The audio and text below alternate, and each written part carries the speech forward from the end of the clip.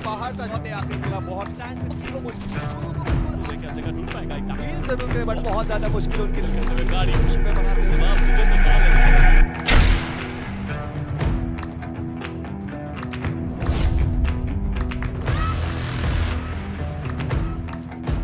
बाकी के साइड से फाइट है वो भी देखनी पड़ेगी, जो बाकी के एंगल से वो भी कवर करने पड़ेंगे। But team line versus team GOG, Williams वहां पर एक नॉक निकालेंगे, निक ओपी इज डाउन, एक ओपी को स्पॉट करके डाउन किया, वो हेड कनेक्शन, वो रेड मार्कर जो आया है वो वहां पर संकेत देता हुआ कि जो प्लेसमेंट था वो काफी ज्यादा बढ़िया। ये जो स्मोक्स करके मूवमेंट करी गई थी, देखिए काबिल तारीफ होती है, बहुत बार हमने देखा है, बहुत सारे प्लेयर्स इनफैक्ट बाहर की तरफ को भी हमने देखा कि प्लेयर्स करते जरूर है, बट यहां पर करने का भी वो फायदा नहीं मिल पाया और उसी के चलते दिक्कतों में आई जीओजी। एंड जैसे कि आप बोलते, खैर उनका यहां पर जीजी जरूर हुआ है, सबसे पहली टीम गई है इस पूरी लॉबी से बाहर।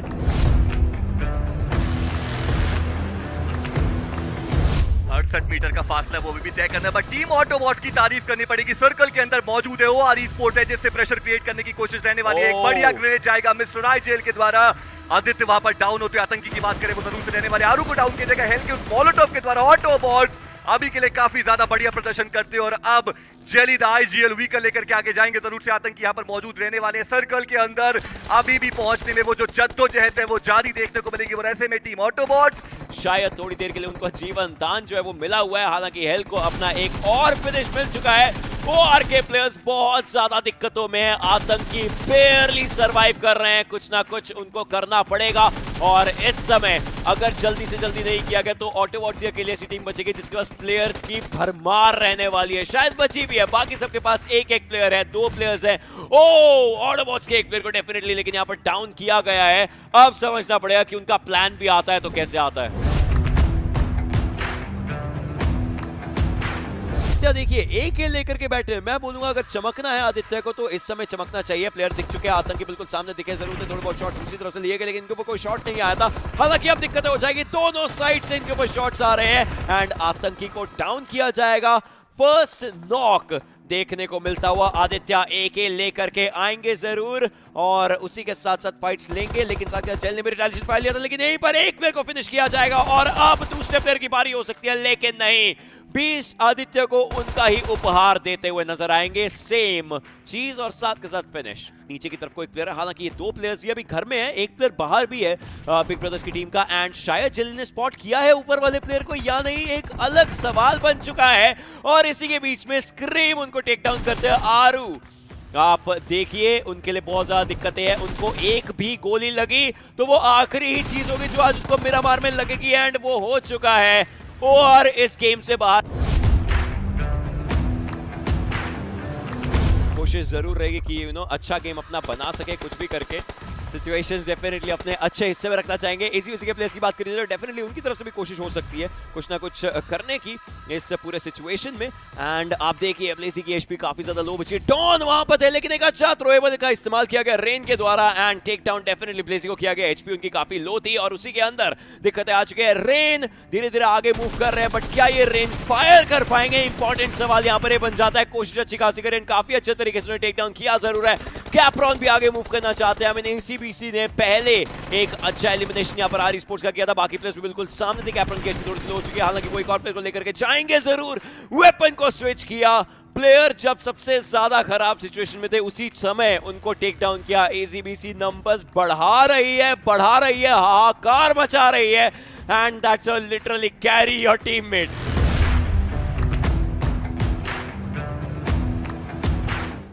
हाइड्रा की बात हम कर जरूर रहे थे और हाइड्रा प्रभावित करके गया था जब राउंड 4 में आया था, लेकिन आज नया दिन है, नई चुनौतियों का सामना करना पड़ेगा टीम हाइड्रा को। जैक्सन एक नेट जरूर करते हैं, कहीं ना कहीं 7C की जो पोजीशन है वो रिवील्ड है और इस एरिया पे अगर हाइड्रा ने कब्जा कर लिया तो बहुत फायदा मिलेगा उनका जोन का।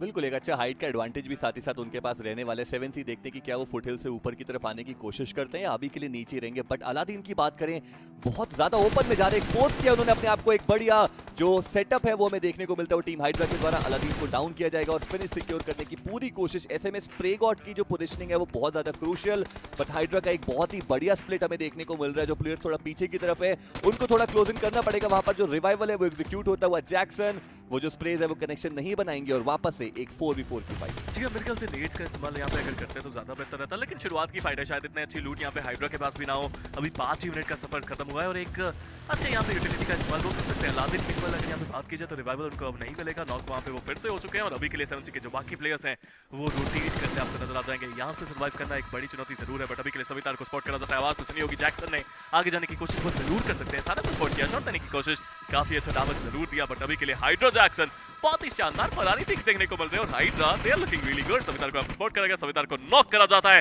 टीम 7C अभी के लिए पूरी तरह बैकफुट पे। बिल्कुल मात्र 2 ही प्लेयर्स उनके बचने वाले और साथ ही साथ एक अच्छा हाइट का एडवांटेज। जैक्सन आगे की तरफ जाएंगे, जरूर से फियरलेस गेम प्ले वो दिखाएंगे और उनको एग्जैक्ट लोकेशन जो है वो पता है कि उनके ओपोनेंट्स कहां पर मौजूद है। सारंग मीनवाइल एक बढ़िया ग्रेनेड करेंगे, जोरो को डाउन किया गया, सवितार उनका फिनिश भी सिक्योर हो जाएगा। मात्र 2 प्लेयर्स बचे हैं एंड इट्स अ 3v2। कुछ यहां पर ओवर एक्सपोज नहीं कर रहे, ओवर कमिट नहीं कर रहे अपने आप को, अभी भी जो थ्रोएबल्स का उनका इस्तेमाल करने की कोशिश, लेकिन Parvez down. 7C they are back, Dynamite is the only man, but he is down and out.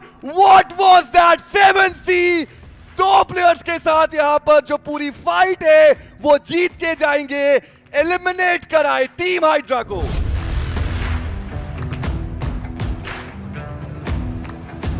देखिए ज्यादा मुश्किल नहीं होना चाहिए, काफी आसान एक चिकन डिनर आपको देखने को मिल सकता है, स्पेशली अगर ये जोन पूरा माउंटेन पे चला जाता है। टीम सोल के पास कोई रास्ता नहीं होगा जोन के अंदर जाने के लिए, लेकिन जद्दोजहद तो जारी है, वो अभी भी कोशिश कर रहे हैं यहाँ पे किसी तरह जोन के अंदर चले जाए। हेक्टर यहाँ पे हील बैटल शुरू कर चुके हैं, 28 फर्स्ट एड।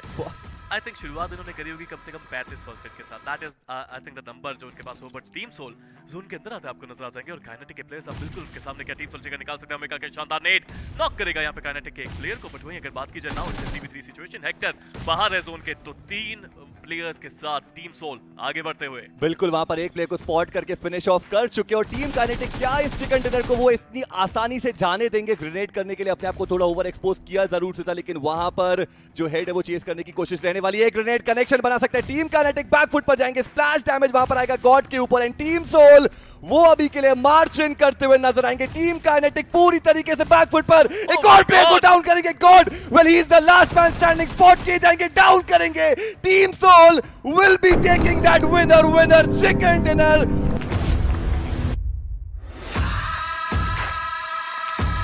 हाइड्रा के प्लेयर्स डेफिनेटली एक प्लेयर को तो टेक डाउन करना चाहेंगे और लीडर अभी टीपीपी एंगल्स ले रहे हैं, थोड़ा बहुत अपना साउंड सेंस रखना चाहेंगे कि क्या हो रहा है। हेक्टर ने एक प्लेयर को फिनिश कर जरूर दिया। हैदराबाद हाइड्रास इनफैक्ट काइनेटिक के प्लेयर्स के ऊपर आ चुके। सोल पीछे वाले एरिया में, ये एरिया वो रहता है जहां पर क्लासिक में आप रिकॉल करने जाते हैं, बट यहां पर अगर प्लेयर गया तो खत्म। पूरी तरीके से हैदराबाद हाइड्रा से एक बार फिर से एक बेहतरीन परफॉर्मेंस दिखाते हुए काइनेटिक का 2-2 का वो स्प्लिट था, 2 प्लेयर्स दूसरी पोजीशन पे वहां पर भी स्पॉट करके डाउन करेंगे। एस ब्लैक मेरे ख्याल से शायद वो जो प्लेयर थे वो मूवमेंट उतना उनका स्मूथ गया नहीं और वहां पर डाउन होते नजर आएंगे। ओनिक्स अब वो एक आखिरी खिलाड़ी बचे हैं टीम काइनेटिक।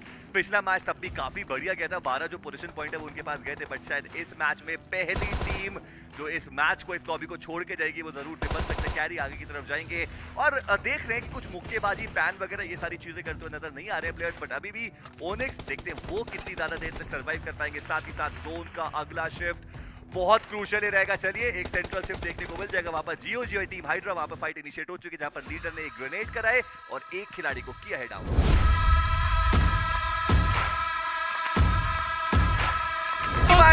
ऑटोबॉट के ऊपर वो स्लैम इन करने की कोशिश, एक एक करके 3 प्लेयर्स डाउन, मात्र 1 प्लेयर बचेंगे।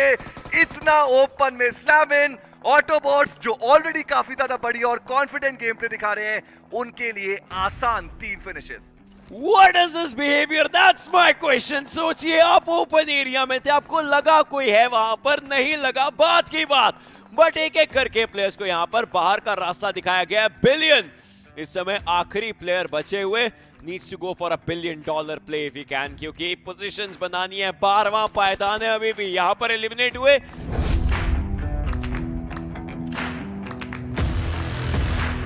देखिए ओआर फंस चुका है, उनके पास कोई मौका नहीं है यहाँ से बाहर निकलने का। एक तरफ ऑटोबॉट से दूसरी तरफ आयरनेस है, और ओआर की जली ने यहाँ पे आयरनेस के जोकर को नॉक जरूर करा है, बट ओआर भी फंस चुका है, आयरनेस भी फंस चुका है। It's clear as daylight के यहाँ पे जो चिकन है वो ऑटोबॉट्स के खाते में ही जाएगा, अंटिल अनलेस कुछ मैजिक यहाँ पे देखने को मिल जाए। बट ओआर हार मानने के लिए तैयार नहीं है, प्लेयर नॉक होते हैं, रिवाइव करा जाता है। टीम आयरनेस वो हार मानने के लिए तैयार नहीं है, प्लेयर नॉक हुए जरूर है, लेकिन गाड़ी का इस्तेमाल शुरू करते हुए और के प्लेस यहाँ पे बाहर फंसते हुए शेन यहाँ पे गिर के खत्म हो जाएंगे। आउटसाइड प्ले जोन जेली यहाँ पे नॉक हो जाते हैं। आरू को खत्म करा जाएगा। Autobots they are looking good for a winner second dinner. आतंकी अकेले बचे हुए इस पूरी सिचुएशन में, उनकी एचपी भी देखिए काफी ज्यादा लो हो रही है, उनको थोड़े बहुत शॉट्स पड़ रहे हैं, बट देन साथ के साथ उनको यहां पर बाहर का रास्ता दिखाया जाएगा। OR had a good game.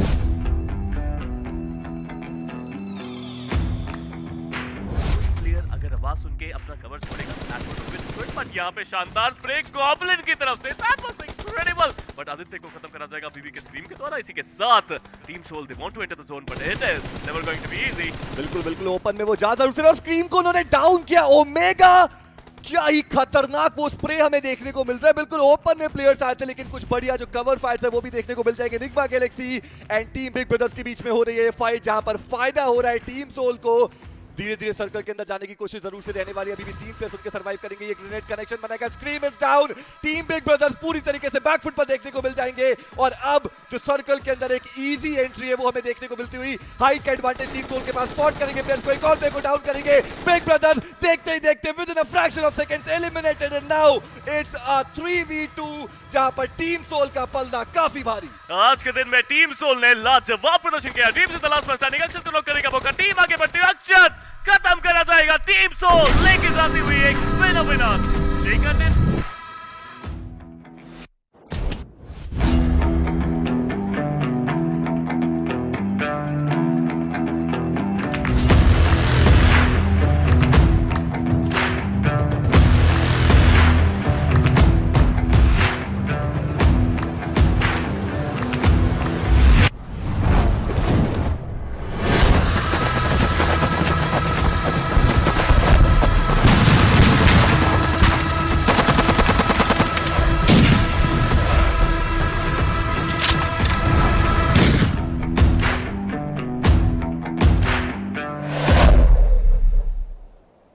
Hello and welcome once again to the iQOO Battlegrounds Mobile India Pro Series powered by Loco. My name, of course, is Angad Singh Chahal. I go by the Experiment, and well, I have a ray of sunshine with me right next to me. It's Arka, the sun himself. Arka, how are you doing today, buddy?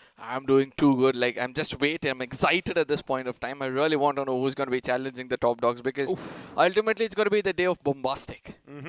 It is going to be a bombastic and fantastic day indeed, because, well, yesterday we did have a lot of ups and a few downs, but again, it is just the beginning, of course. This is day 2 of the first week in the league stage, and, well, you know, none of this would have been possible without these bad boys in our hands. I, of course, am talking about the iQOO Neo 6. Now, you know, we can go on and on about this device, but we're just going to tell you one thing. The thing is, when you have this in your phone, right, it's like you become a pro gamer automatically. Exactly. But don't take our word, because, well, we have some stats on our screens, and Arka is going to tell you what stands out for him.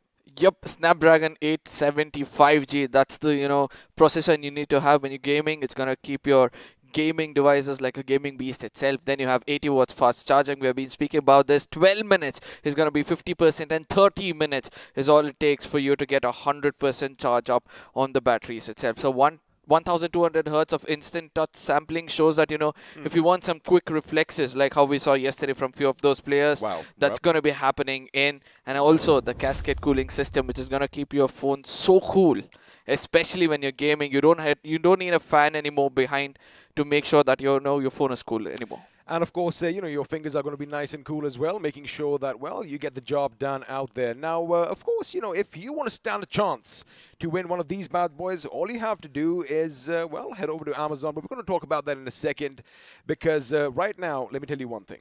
Yep. You know, it's been a long road for a lot of these teams making it to the Pro Series. I mean, we had the BMOC, and now, of course, it's day 2 in the BMPS. And, Exactly. you know, if I just ask you a general question, how do you think the teams are feeling right now? Now, let me just break it down. Of course, the teams at the top are going to be happy with their position right now. What about the teams at the bottom?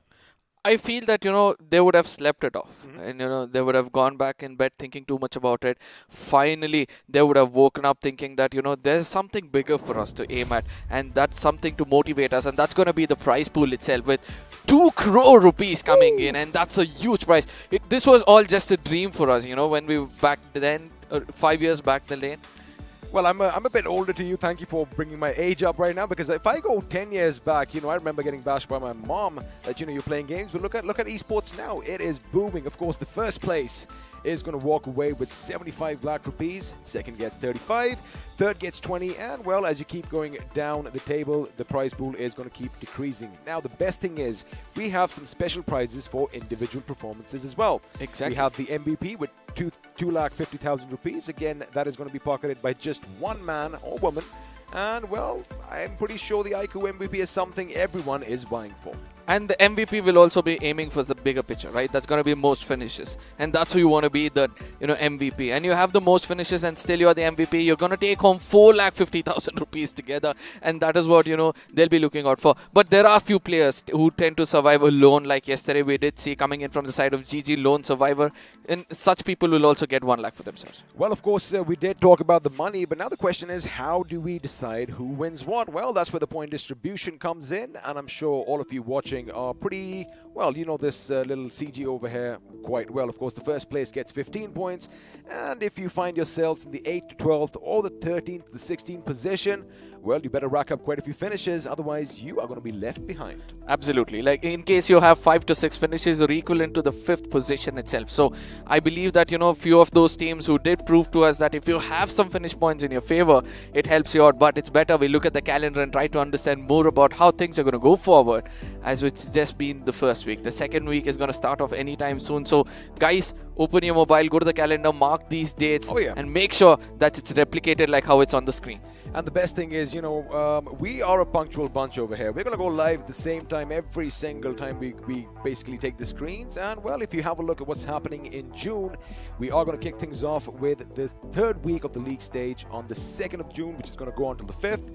And, of course, then you have your grand finals starting from the 9th all the way through the 12th. Now, the best thing is, Arka, that, all these teams, all 24 teams still have 3 weeks to basically make it or break it. So, the pressure is definitely not mounting right now. But, again, it's always good to have a little kickstart to the action. Yeah, that's what we've been speaking about from the get-go, right? Do the heavy lifting in the first few weeks and, have a peaceful journey up ahead.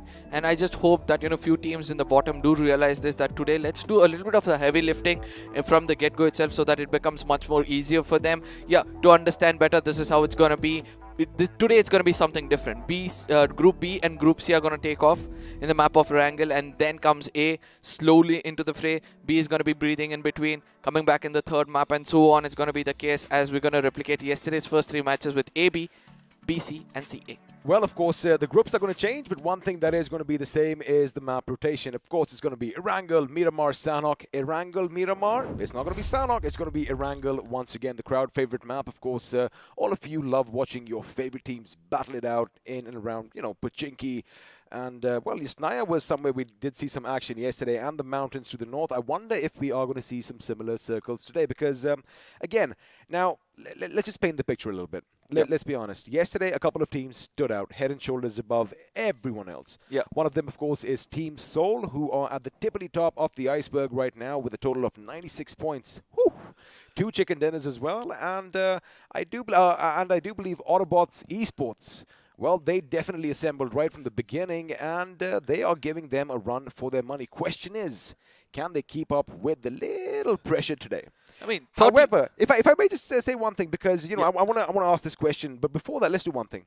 Let's have a look at something new. Let's have a look at the pre-match segment powered by Loco, because, well, let's see if you can spot your favorite teams, while Arka and I are going to discuss about Seoul and Autobotz. Yep, they're going to be playing in the first game itself, right? So that is something which I'm looking out for. Autobotz on the other side, they're not going to be present in the first game, but it's fine. But I really love the way Seoul has taken that notch higher. They've already put 30 points difference between the first and the second position. So they'll have, if you're taking an average of 10 points in each game to make sure that you cross the line, they're 3 matches already ahead. So 3 matches they can experiment, see what they can do about things. I just heard my name right now.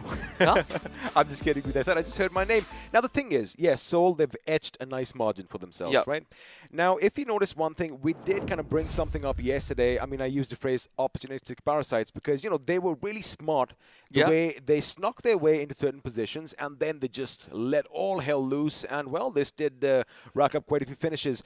are the teams going to be ready for this today? Are they going to try and stop them in their tracks? I don't think so. It's going to be easy for them. Like how, the other devices, it's going to be hard for them to stop this beast hitting up the market anytime soon. Yes, ladies and gentlemen, it's going to be iQOO smartphones. Smartphones, they have a word for you. So you guys go enjoy that, and we're going to be back. To make every day the best of my life. To strive for more. To beat my own score. To get that encore. I've got this. I've got the power. To do more. See more. Be more. I've got the power. To win. You know, Arka, the best thing is I'm kind of just imagining myself playing on this device right now, and I like another thing which hasn't been mentioned as much. It's a really light device. It's a really light phone. It's not heavy on your hands, and well, I think a lot of people aren't going to be happy about this, but you could be playing games for up to hours at end, but make sure you take a few breaks because, well, health definitely comes first. But again, that is all about the iQOO Neo 6. Thank you for making all of this possible. But oh boy, the action is going to be underway sooner or later, but coming back to the question that I asked you earlier, is Seoul going to have a little bit of a target painted on their backs today? I don't think so, because they have nothing to lose. They know that they've got the right kind of get start, right? But at the same time, the way they're controlling the center of the circle and still not getting tagged off by anybody, that shows that, they exactly know the topography so well. They know exactly where to place themselves in the center of the circle so that, one side of their complete, circle is completely covered by, it's either a hard cover, it's a building, it's a ridge or something. So if they continue to think the same and nobody's going to be coming and challenging them right to the center, I think Seoul is going to be unstoppable even in the first day. The second day. We keep saying this thing time in and time out that, you got to do your homework. Yeah. Right? And it looks like all these boys definitely have done their homework. But before all the carnage is going to be breaking out on the map of Erangel, let's take a moment.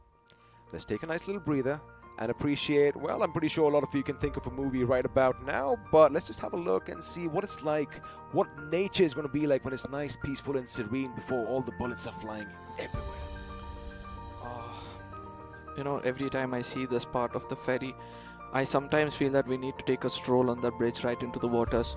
And then I realize that if you're in the game and you're trying to do that, well, it is going to be problematic. However, I like that it's crystal clear water right now, but sooner or later, oh boy, let's see if we have some water circles coming up in Erangel because, well, that water is definitely going to turn red. But for now, all your favorite teams, all your favorite players are on the spawn island trying to psych each other out and, well, psych each other up as well because, well, the action is going to be underway shortly, and boy, oh boy, I'm waiting. I wonder, however, if just like the last game on day one, we did see action break out right at the beginning. Yep.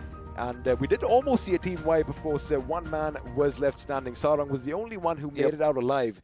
And I wonder if that's going to be the case today, or do you think teams are going to take a bit slower because, they have an idea as to where the other teams are dropping?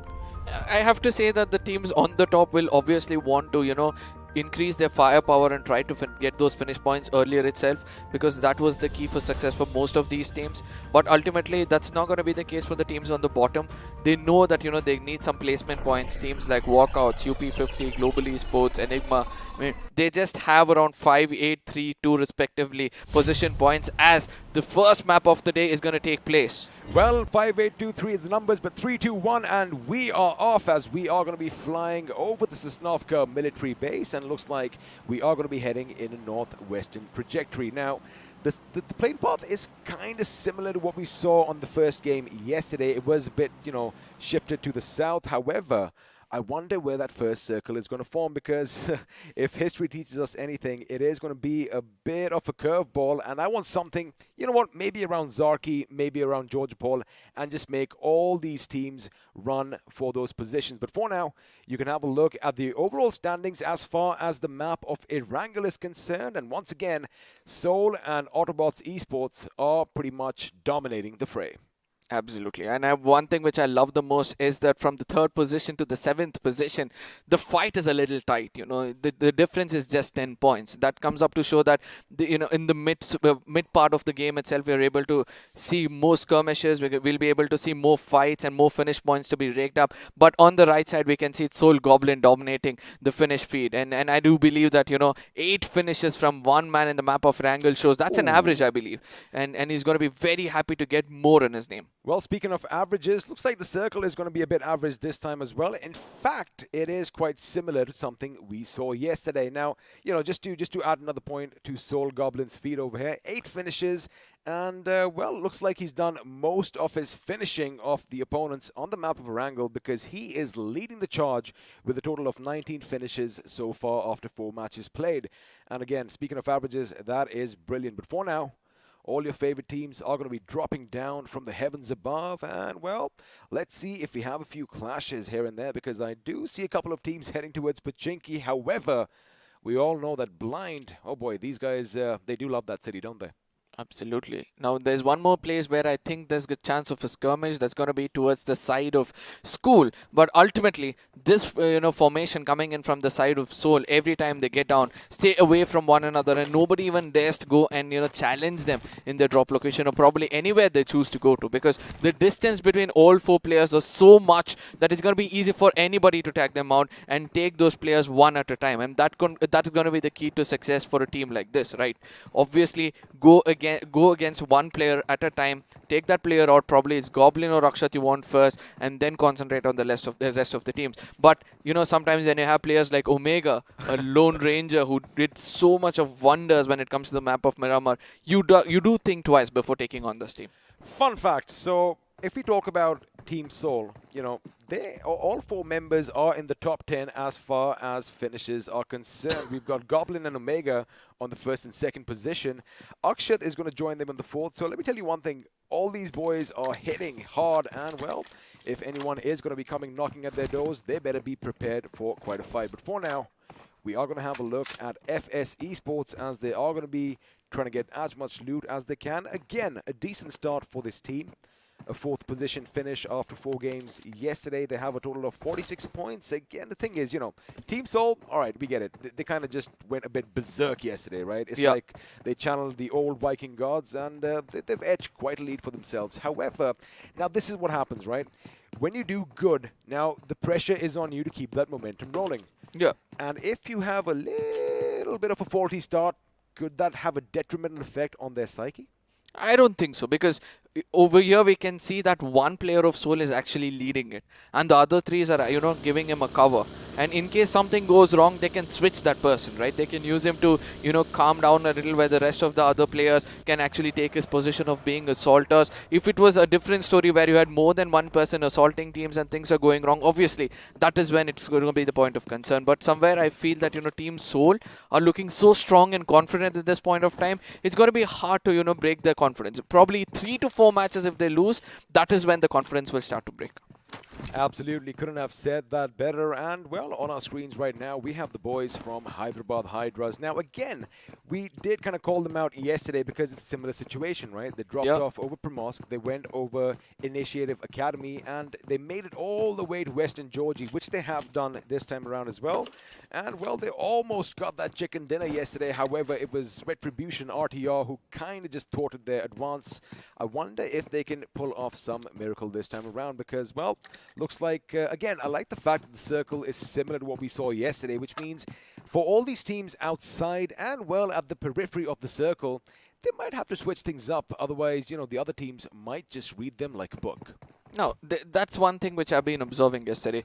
Those are on the peripheries who have a very good chance of gatekeeping are actually not doing it. They're rather prioritizing the zone, try to get to the center or probably a hard compound close by and avoid those skirmishes which is leading their way, because they're playing for placement points, and which is giving an opportunity for the people outside the circle to somehow make it to the corners and then wait it out. And this is the best part about Team Soul, right? So they go to the dead center of the circle. Somehow, the IGL is able to place them right to the dead center of the 5th or the 6th circle. And from then on, when they start to dominate, there's no stopping them. And I really want to see who's that one team who's going to be doing the same. There's a lot of opportunities, right? Looking at this guy on the screen right now, Sensei, he's one of those persons who can also do it, right? He can go dead center of the circle of the 5th or the 6th one and then assault everybody, allow his assaulters, unleash the beast of the assaulters itself. Man, speaking of Team EXO, Sensei, of course, you did mention him right now. Snacks as well. You know, I've seen them hold their own against hordes of enemies coming their way. Yep. And the thing is,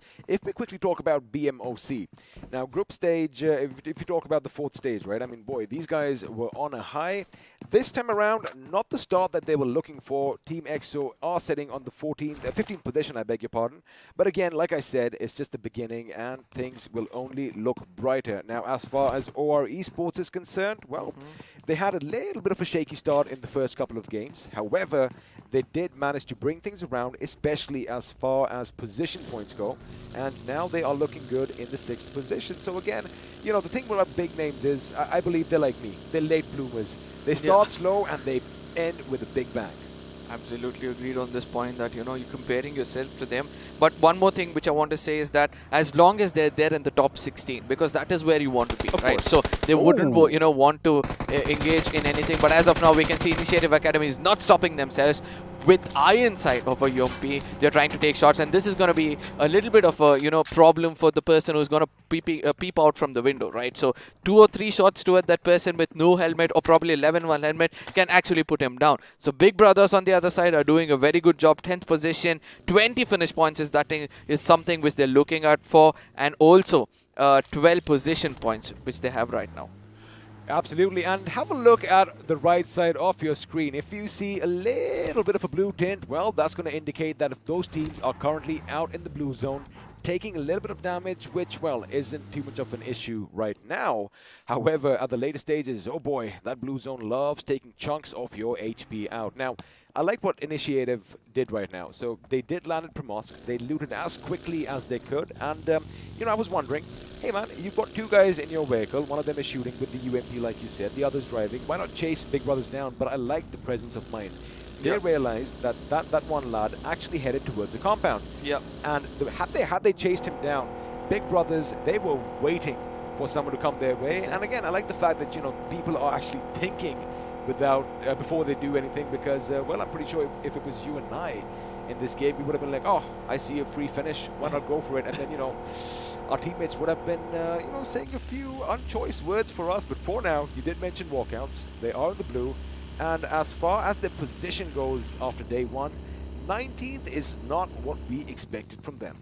Yep. And now one important thing which we have to look out before any fight starts off is this: what kind of mindset are these teams coming into the game? For example, we can see that Team Soul is still outside in the blue circle, right? So they know that yesterday gameplay was so good. They're going to be holding right to the center of the circle. They know most of the teams will be trying to take the same equation, try to go to the center of the circle, and most of them won't be on the peripheries. And that's why they're going for a late rotation, probably try to hold the peripheries at this point of time, allowing the rest to fight out in the center and take advantage of it. This could be one mindset. You know, I was thinking about the statement you made earlier. Now, of course, all of you can have a look at the map. Hyderabad Hydras are presumably going to be the last ones to make it into the circle. As usual, for now, action is going to break out. It is going to be IE who are going to be, well, on their knees first, as 7C Esports are playing a little bit of a different game this time, a little more confident. And, well, looks like SprayGuard knows where the enemy is. He is going to try and lob a grenade. However, that is not going to be the right tree. I love the fact that we have a fight breaking out a bit early this time around. Grenades are going to be chucked. Mollies as well. Oh, That could be devastating. nice. There you have it. Lazy is going to be brought down in the blaze of shrapnel as 7C Esports are looking good so far. But now SprayGuard, he spots the enemy in the distance. He aims, he shoots, he connects. Down goes Ayush, and well, IE, oh boy, their days looked numbered. I mean, one man has taken 3 people down at this point of time, and it's good to say that, you know, 7Cs have taken this very, very seriously on the day 2 itself. And one more thing which we have to look out for is 7Cs are not separate at this point of time. They're sticking together as a pack of wolves. And we all know it's better you stick together rather than staying from one another. And you'll get a chance to revive one another in case you get taken down, right? Well, of course, teamwork makes the dream work, and that is what 7C Esports are kind of just, well, we are witnessing on our screens right now. Elsewhere, Seoul and Hyderabad Hydras are still out in the blue. They're going to be making it sooner or later into the circle. But for now, again, it is something similar to what we saw yesterday as far as the circle goes. And looks like we might just have some more promotion drive-bys, in fact, as Blind Esports are taking pop shots at OR and, well, Walkouts. They're not walking by, they're driving by as if nothing's happening around them.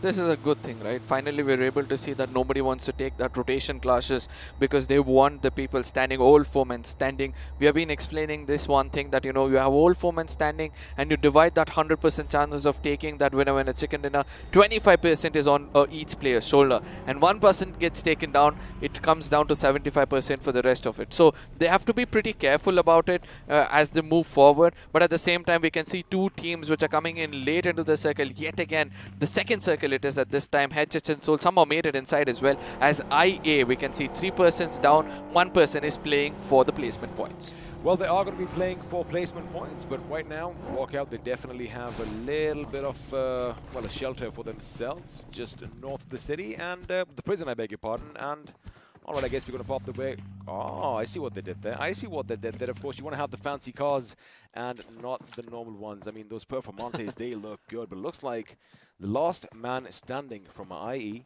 he has found a little bit of safe haven for himself, but looks like FS Esports, they have an inkling. I think they smelled something down below.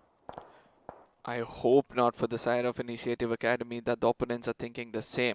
But I do believe that, you know, it's going to be much more easier in case we are able to see, you know, some rotation clashes happening in the southern side of the map, because ultimately in case the zone shifts there, which I knew that it might, towards the side of Milta, it's going to be a lot of ruckus, as we all know that all the teams will right now prioritize. Look at that. Everybody are in the vehicle and nobody is right now thinking of coming in late into the circle, and that's the best part about it. And again, you know, the thing is, everyone is going to have their own vehicles. So unfortunately, if you are fans of drive-bys, well, you're not really going to see a lot of them today unless you are going to be shot at from a static position. And it looks like ACBC might just do that right now, as they do see a couple of vehicles whizzing past them real quick. Now, the thing is, let me pose a question to you. Yep. Now, you know that, wait, I think action is breaking out. I'm going to have to hold on because Hyderabad Hydras are giving another team a run for their money, and it looks like Team MG is coming under fire. There you have an Aces Black is going to be taken down by the Greek god himself, Dionysus, making sure he hits hard, just like his father's. But now Carry is going to come to the rescue. However, Team MG, they have a nice little position. They are nestled in. They are barricaded, and well, they can see the enemy, but it looks like Hyderabad Hydras have no idea where the shots are coming from. I mean, split gameplay coming in from the side of MG from the get-go itself shows that, you know, they're ready to go a little more aggressive comparatively, because it's defensive. You have to stay together, make sure that you have each other's back. But when you're aggressive, you go looking around for more finishes for yourselves. Yeah, Hyderabad Hydras at this point of time, they got a small opportunity to revive one of their teammates. But on the other side, I just hope that MGs would have had the same kind of a, you know, scenario. I think that they did revive their teammate, right? I do believe you are correct, because if you have a look at your remaining members, we still have 60 and only, oh no, I think they did lose one. There you have it. I love the fact that we have these stats to help us out so that we do not sound like, well, a couple of fools over here. But for now, again, as expected, Hyderabad Hydras, despite taking a little bit of a fight, are still going to take their sweet time making it to the circle. Elsewhere, Deadpool, well, looks like he's lost his regeneration abilities because he's taking it easy, making sure no one sees him in this house. But it looks like he has an idea that someone could be lurking just north of his position. Elsewhere, Team Seoul in a compound all to themselves, but looks like Team Kinetic could be a little bit of a thorn on their side. Again, you know, you did kind of mention that Team Seoul, each and every member has his own job. And looks like Omega is trying to get all the information, but elsewhere, the big brothers are going to open up, and, well, Shadow is going to bite the dust.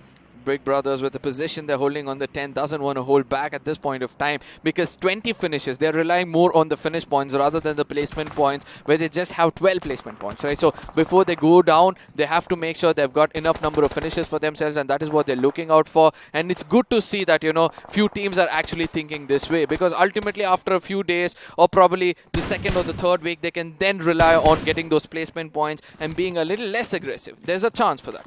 There's a chance, but let's see where the circle is going to take us next, because if it's north, well, it isn't north. It is still going to be in and around Milta. Of course, we have a couple of compounds to the north that can be up for grabs, but teams like Big Brothers, they are going to be happy with the position so far. Of course, they are going to hope that the next circle comes their way, but again, we're going to have to wait for the BGMI gods to decide their fate. Elsewhere, Soul is going to take on a fight with Kinetic sooner or later, but if in case you missed the action just moments ago, we have the instant replay. There you have it, Shadow.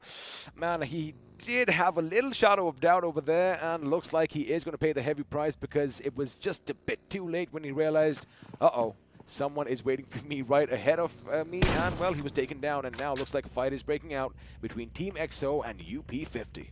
Now, these two teams, these are the teams on the bottom of the table. I wouldn't say EXO is over there, but still, you know, they're almost to the bottom of the table, and these two fights are these two teams, this fight is pretty much important for them. UP50 on the other side, they come out in the open at this point of time, but somehow get into fire. No, the vehicle gets stuck, due to which they had to pay the price. One person also gets taken on. Aditya is immediately going to throw some smokes over there to avoid it, but Team EXO has got a hard cover for themselves. They're going to take advantage of this hard cover and try to get as many finish points as possible from far away. It's ACBC versus OR. OR all stuck inside one compound, had to pay a heavy price. As ACBC, it's the last nail in the coffin, I believe. That could be the end of OR in case there's no man alive. Well, I think OR is going to be out, but right now another team is going to follow suit. Wait a second, ladies and gentlemen, this is breaking news. Hyderabad Hydras have been wiped out in the blink of an eye, and well, we did bring up FS Esports moments ago that they had a nice little niche for themselves, and looks like they defended it to the last man. Now, we do have Team MG's Pav Kilo, I do believe. He's trying to make sure that, you know, he gets the better of Soul Goblin, who seems to be in a precarious situation. He is going to deploy smokes. Ooh. I think his position might be given away, because he is lobbing a grenade. If it comes in, that is going to be brilliant. Unfortunately for Goblin, that blew up on the other side of the wall, and well, looks like this is the best wood you can get for your walls, because Pav Kilo is still alive and kicking. Yep, he's depending on his weight, he's depending to make sure that, you know, he instills himself properly and has the right kind of cover. And it was good to see that, you know, he did go in for the throw. The projectile was visible to Goblin, and slowly that doubt in Goblin's mind made him move away. But at this point of time, he's cooking up a right kind of grenade. This time it's going to be connecting for sure. Let's see whether that's going to be the case. Yes, that is the case. Pavkula gets taken down. Now, what kind of a backup is he going to receive to get revived is going to be the next big question, as at this point of time, Goblin exactly knows the positions of the other two players, and he's going to take advantage of the smoke and, you know, get all those throwables for himself. Well, the thing is, as far as Team MG is concerned, buddy, they only have one man standing. Ghosty is the last man alive, and looks like his position is given away again. Goblin is up to his previous ways. He hears the vehicle in the distance. He doesn't need sight. He just needs his sound. He lets loose a few shots, and I have a little bit of a question. Now, I want to talk about Pav Kilo right now. Yep. He knew that the grenade that was chucked at him previously just missed him by a matter of inches, yet he still stayed in that shack. I mean, maybe he should have, you know, gone around it, but again, you know, buts and ifs, we're not going to do that right now. We're going to leave that for the analysis later. I do believe they could have avoided that situation, but now Ghosty is in a ghastly situation, as he's the last man standing for his team, and well, let's see where the circle is going to take us, and the boys from Big Brothers are still going to be a happy bunch. Not only Big Brothers, it's going to be Blind, Kinetic, Team EXO. What did we speak about Team EXO, right? It's Sensei always allowing his teammates to come in the 5th circle or the 6th circle right to the dead center, or probably have more terrain for themselves to fight around with. But yeah, we did think about this, right? We did know that Soul today is going to be playing on the peripheries, and we were able to see that they are actually playing in the corners itself, due to which they're paying a heavy price. One player already down for them. There is Team Connected right in front of them, who kind of have a vague idea of, you know, there's a team pushing in towards them. keep an eye on one thing. Now, of course, we do see a couple of members of Soul, but one of them is missing. Now, Goblin is going to be making sure he takes the charge.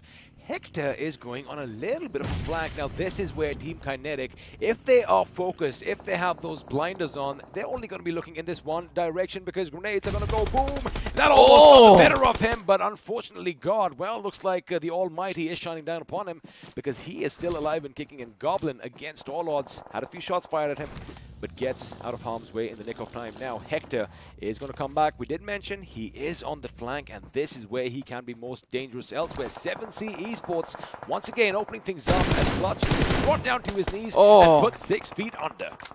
BB on the other side are being a blessing in disguise for the side of Team Soul, as Creep has taken it up against the side of Team Kinetic. He has done the damage. I did see that, there was one person getting taken out, but somewhere far away we can see another fight breaking out. It's Blind versus UP50. UP50 at this point of time in a very vulnerable position, as Deadpool knows his exact location. He's waiting for those pixels to come out. He sees the projectile, eventually falls back. He's got some hard cover for himself, right? So now he's going to heal up for to his fullest potential, re-strategize himself and try to come in, but BBs have a little bit of a view to this fight. They can do the third party. Well, they are done. Speaking of third party, another one is going to bite the dust, and Blind Esports are going to be the ones who get the last laugh over here, as they do get that to themselves. But now the thing is, Hellguard is going to be opening up on their position. That is a good grenade. Oh my goodness, 2 members of Walkout could have been down on their knees. The Canary is going to be singing about Rockstar and Jadu does have magic in his fingers because he blew one up while Canary burned Ubra to a crisp, and looks like another one is going to go out this time. It is going to be Team MG, I do believe, if I'm not wrong, who were taken out. But again, all carnage is going to be let loose. Jadu with another grenade. He knows someone is going to be hiding in that broken down cafe. The enemies are going to go around. There you have the push. Oh, nice. Jadu gets one. Now there's only one man standing inside. Can he do something? Unfortunately, they aren't walking out this time. They're going to go out and coffins elsewhere. 7C Esports once again, buddy, holding down the fort, making sure whatever comes their way is going to be decimated. 7 finishes is what they've got so far. Savitar and Sarang still on their feet. Is going to revive their teammates, and this is what happens when you stick together in the map of Erangel, right? So I was wanting this 7Cs to be visible yesterday, but I know it's not late for them as they've started off in a very good way. They're prioritizing the zone again, respecting it. We can see them already. Spokes are going to be coming in. The vehicles are intact. They're going to eventually take those vehicles and make it inside the circle. But Kinetic at this point of time holding that corners. They know that there's a team right in front of them. They're still not let go of their backs, and that's the best part. Team Soul also knows that they can strike them when the time is right. They still have Goblin alive. The throwables which he can use off and give that initial knock if required. That's going to be the case. But God on the other side is going to be lofting a grenade at this point of time, in which Goblin gets taken down. This is an opportunity for Kinetic to also obviously revive one of their teammates, but also go in for a fight, as Soul is going to get third party from far away. Well, they better be careful because now Soul is going to come in, and looks like Akshay is going to take the fight. Unfortunately, he jumped a bit too late to the vehicle, and well, Hector goes down because Bayo is going to be charged with some kinetic energy as he makes sure he keeps the momentum going elsewhere. We're going to come back to that because 7C are now taking the fight to Blind. One of the members is going to be taken down, and as well, Savitar, he is still on his knees, but now Zaddy knows exactly where he is. He throws that low toss grenade, and well, Savitar, you better move away quick, otherwise you are going to be blown to smithereens. Still surviving, and now Sarang is going to be putting on the pressure. There you have it. Zaddy is going to be taken out of the equation. That means only one man stands. That man is Deadpool. Well, that's Deadpool's down too. Oh no! There you have it. A pop shot connects, and well, you said it, buddy. 7C Esports are here with a vengeance. 10 finishes is what they have so far, but still they're not stopping right now. The best part about them, one man keeps standing, is going to be reviving the others, but EXO is trying to come in. Sensei is kind of toppled at this point of time. Can Spray God take advantage of it? Probably he did, but he's going to be welcoming the rest of the teams of Team EXO at the vulnerable point. I know Team EXO is going to strike when the iron is hot, and they do, as they get 7 finishes for themselves, 7 Cs.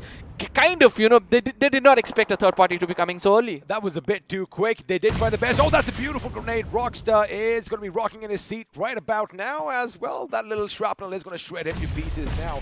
Zen Opie with the follow-up grenades. Canary could be in trouble. Canary's HP is a bit too low, and if he is caught in the crossfire, well, looks like it's not going to be a grenade, but Fierce from Team EXO, who's going to be shooting him in the back, and that means only Jadu is the last man standing for our esports. Once again, ladies and gentlemen, 4 teams alive, 12 people still vying to run away with that chicken dinner. And Team EXO on the other corner, we can see in the minimap, they have the more of the real estate. They're trying to spread around. BB taking the advantage of the man advantage as well as the, the whole of terrain itself. And Fierce knows exactly the location. They know nobody's going to backstab them. So obviously it's the frontal battle they'll be looking out for. They have Kinetic from one corner. They have another team on to the left. But look at this. Jadoo could be that unwanted thorn. He's got 11 medkits for himself. He's going on healing himself until the final one will be coming into the question. That is when he'll be trying to take that fight towards the side of Team EXO. And at that time, if Team EXO is taking another fight, it's going to be turned wrong for them. But they have a vague idea. They have a vague idea. Also, have a look at the terrain, right? They have the nice little ridge to play around with.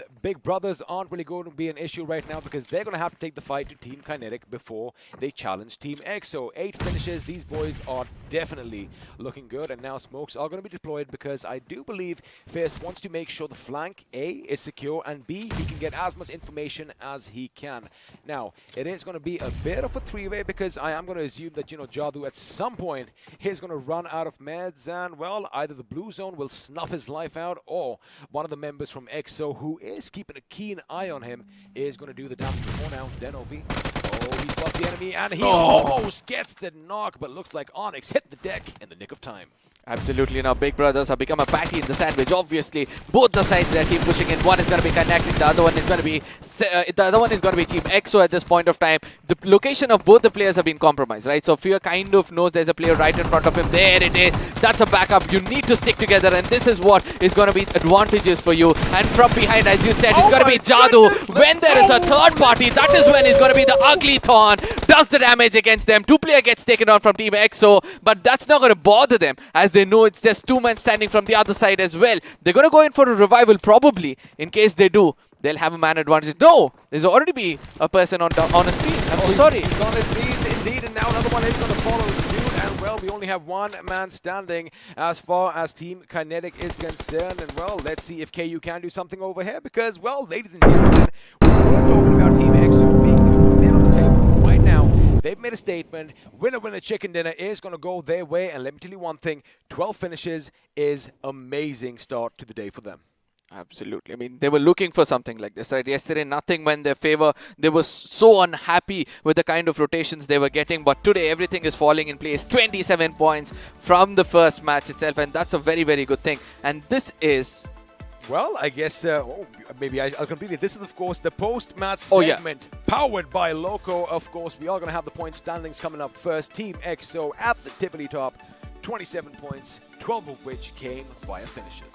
Now, 7Cs on the other hand, they relied on finish points, and that's why they placed themselves on the 4th position. With just 6 position points, they're able to put up 16 points, and this is what finish points can do for you. Speaking of 7Cs, let me tell you one thing. They were looking good. Now, of course, they had 3 men down on the knees, and, one can only do so much when a team like EXO comes your way. But again, that's what the game is about. You've got to be vigilant 24/7. But if you have a look, our Esports, boy, oh boy, Jadoo does have some magic in his fingers because, A, he did get a finish at the end, and also, you got to keep in mind, he propelled his team to the 3rd position, which means they walked away with 10 position points. Now, that's the best part about another lone wolf, which we keep speaking about, like a lone ranger who wants to make sure that, he's got the right kind of medkits if he's outside the circle. Somewhere I felt that, he had got down 2 players, and I was pretty confident about it. But ultimately, the retaliation coming back from Team EXO, they exactly know because of the man advantage. All right, I want you to guess right now, who is going to be crowned the iQOO MVP from this game? Oh, well. Before I could spill the beans. I heard I did hear maybe you were going to say Sensei, yeah, probably. From Team EXO, 6 finishes for himself, 704 damage, and boy, oh boy, I mean, again, efficiency is what we are seeing from these lads. I just love the way this man was able to take this team inside the circles, right? Exactly when it was a most vulnerable point for the side of Team 7Cs. They made a big mistake. They had to put up a smoke or 2 before they went in for the revival. They did not choose to do so, and due to which they had to pay a heavy price. If you notice one thing, they didn't have the time because remember that Buggy kind of backed in down, so he thought, wait a second, they're coming to finish me. Again, you couldn't really do anything, but now what we can do is show you the top 5 leaders from this game, and I like one thing. Of course, at either end, you have boys from Team EXO. You have Sensei leading the charge with 6 finishes, Punk at the end with 3, and, well, we have newcomers on our screens this time. Scream from BB is going to be finishing with 4 finishes for himself. 7C Spray God has 4, and, well, K47 has 4 for himself as well. I like the fact that it's evenly spread out. Yep, but the damage is also almost pretty close to one another for the first three. But in the final two players, on the other hand, they were more clinical comparatively to the first three players. We do understand, but we can see that the survival time is something which is different over here. FS on the other side have just got 17 minutes for themselves. Where Spray God has got 22. Yeah, we'll be looking at the match summary to understand much more better, as 61 finishes is what in total came out over here. 12 grenade finishes. Finally, we're able to hit the double digits when it comes to grenade finishes. In due time, I'm pretty sure I want to see another kind of stat coming up on our screens. I want to see grenade knocks, because that is where numbers are going to be just skyrocketing. But again, you have a look at everything. A lot of healing done in the map, of course. No vehicle finishes, which is all right. It's just the beginning. But now let's have a look at the finish and damage graph over here, because, well, we do have a couple of tall buildings over here. A lot of damage is going to be dished out pretty evenly. However, a couple of teams not really making that much of an impact. OR Esports and Initiative, to name just a couple. I would like to say that, let's talk about the brighter picture over here. Like Team EXO and BB, right? Oh, yeah. So both of these squads have done a lot of hard work, right? But 7Cs on the other side was more clinical compared to these teams. 1,540 damage for 10 finishes comparatively to the side of BB, who had a high ground advantage because of the 3-story for themselves, and also they were dead center of the map itself. And speaking about 7C, they did hold down that one compound in which they did take out 2 teams. IE was the first one, and I do believe, well, I don't want to be wrong, but there was another team that went and, well, met the same fate. Now, we are going to have the overall standing coming up on our screens, and let's see if somebody's cracked that big century, because, well, we can't expect it. There you have it. Oh, baby. Team Seoul right at the tippity top with 101 points. Finally, we have hit that 100 mark, and, well, that is what we expected from them. Now, the question is, can they hold on to that lead? I think they can, right? Again, there's a very good balance of finish points and placement points. 50-51 is what we saw. So they are balancing it out unknowingly or knowingly, and they're going to be very happy about it. The second thing is that, as we already read about the strategy, right? Team Seoul thought that, somebody is going to be walking in our footsteps. So let's not go to the dead circle, but rather let's play in the corners or the peripheries of the circle, due to which they had to pay a heavy price. I just hope that they stuck on to the previous strategy, which was working out for them. Again, we did kind of mention this early on, that usually when you are at the periphery of the circle, right, you can gatekeep a lot easier. But the thing is, the moment you let loose a few shots, everyone inside the circle is going to be I hear something in that distance. So, your back is going to be exposed, and chances are you might just get shot, well, in your back. So, again, you have to take that little gamble, right? You've got to be ever present in this game. But again, boy, I love the fact it was a good start to the action. The action indeed did start a bit earlier as compared to Erangel yesterday. And, well, they've set the bar high once again for day 2 on League. Well, the stage, the first week of the league. I am fumbling right now. Looks like I just forgot how to English. I think it's the same with me at this point of time. There's so much of action. There's so much of thoughts running in our head. You want to bring out. Especially with the statistics, with the kind of strategies these games are bringing out, especially when we were speaking about Team Seoul itself. I know that I'm being like a broken record, always taking their name, but still it was necessary for us to understand what went wrong for them, right? So they're relying too much on Goblin yet again. They want his grenades to actually do that initial knock. They were not, supporting him enough, I believe. I'm going to disagree with you on that, because again, yes, Goblin is the one who is going to be stealing the show, right? If you get the most finishes, you are going to get all the glory. But again, it's a team game, right? The fact that, Hector did try and go on that flank, which we did kind of bring up at that point. Now, nothing fructified from it. We do get that. However, it could have been a little bit of more pressure. Maybe he could have gone over the ridge just a little bit. Again, they just started out today. They still have 3 more games to play after this. And, well, let's see if they come back stronger. However, a couple of teams, I love the fact that, well, 7C Esports, they finally stepped up to the plate.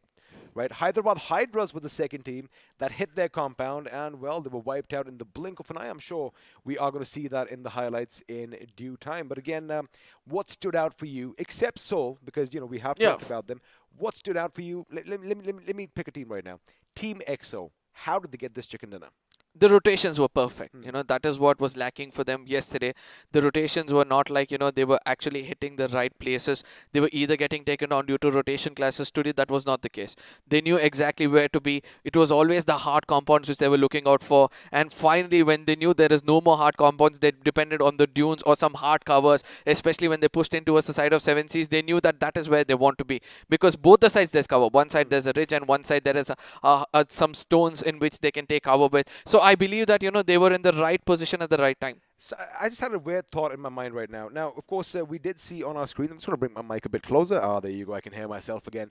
Now, you know, when I do believe it was Sensei who backed his buggy down. Do you think he did it on purpose? Because, of course, you know, you have that metal plate at the back to protect you from whoever was shooting from atop the other side of the ridge. Team Kinetic had that position. I don't know. That thought just popped in. Could that have been the reason?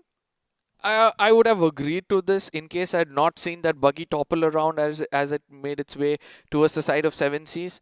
But rather, as soon as he knew that, you know, I've come over a ridge and now the shots cannot be connected from the side of Kinetic, but still, he did not have control over his buggy, which became a blessing in disguise for him. And suddenly when Spray God was trying to spray him down, it's just that it was going all berserk that he went and landed in a very good position. And that gave an opportunity for his teammates to come in and strike. But at the same time, yes, just in case there were one or two smokes lying around for 7Cs, the story could have been a little more different. Probably he wouldn't have dared to go spray around, but rather, you know, revived his teammate and allowed for them to go in for more revivals as he would have used the throwables or so. I'm just trying to figure out how much time elapsed between the squad wipe as far as 7Cs is concerned, and when that first buggy came crashing in. Because of course, the sound, he had a visual as well, right? Yep. He saw the buggy come down, and he was trying to revive his teammate, but again, he's like, here he comes. So he gets up, aims, lets loose a few shots, almost gets the knock, but then the remaining members from Team EXO came atop and, well, finished 7C over there. But again, you know, buts and ifs, and maybe a couple of smokes could have helped, but I believe there wasn't really enough time. Probably it was no time or no resources. No proper farming also. They did not have any kind of throwables. Or his teammates would have had those throwables and he was asking them to drop one or two before going for it. And later he realized that, no, I'm wasting time. Let me go in for a revival rather.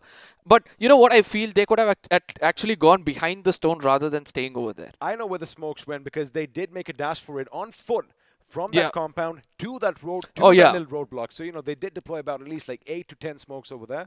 So, you know, maybe the utilities could have been depleted. And maybe, of course, you know, they were relying on the fact that, hey, we're going to wipe out an entire squad. We are going to loot their corpses. But again, like you said, you know, Team EXO didn't give them a little bit of a chance. Nothing. Nada.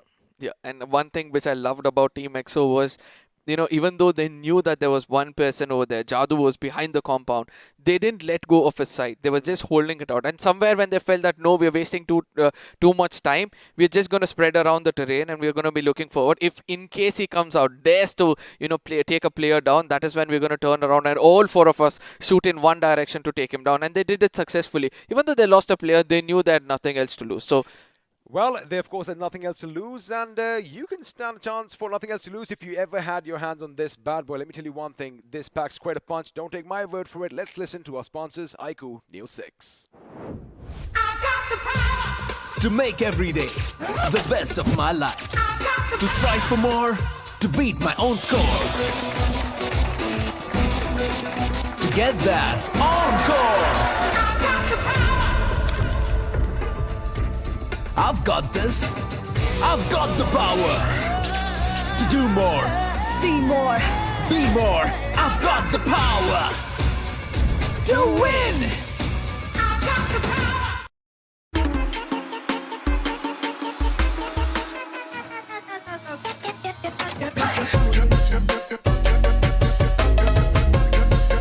Watch it, earn it.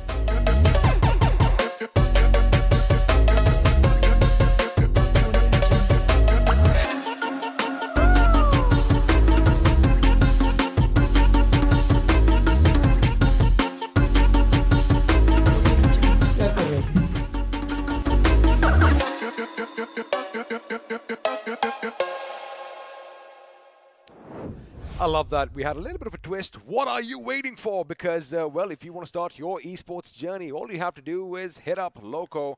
And, well, maybe you are going to make a lot of fans go Loco as well over you. But again, I love the fact that, you know, we had an amazing action-packed start to the day. And the next map is going to be in the deserts of Miramar. And, of course, you know, one of us is going to be stepping away. And there's a guy who we all know, again, you know, he likes calling himself daddy. But again, he needs to get over that, right? Obviously, like, Why but do you think he does that so much? I keep wondering why. I've still not got the answer for I can myself. see him from the corner of my eye right now, just giving me the stares. But, you know, in case you missed any of the action, keep in mind, we are punctual. We are always going to go live at the same time. But there you have it. We have the highlights coming up. And it looks like IE have that one man down over there. And 7C, they came in hot. Oh, this was the moment where I really loved the way Spray God came out of his comfort zone. He knew that today his crosshairs and his recoil was working perfectly, and that's why he dared to come out. One grenade, one side, and then it was a knock with the bullets as well. But ultimately, it was Hyderabad Hydras over here, you know, almost losing a player. But ultimately, they had a very good backup from the other teammates. It was MG on the other side. One off-angle player did all the difference.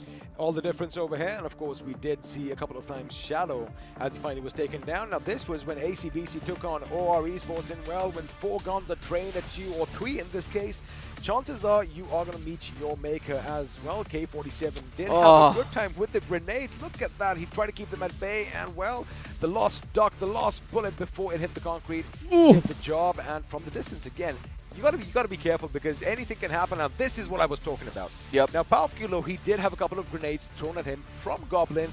Maybe, what do you think? He should have moved a bit further back.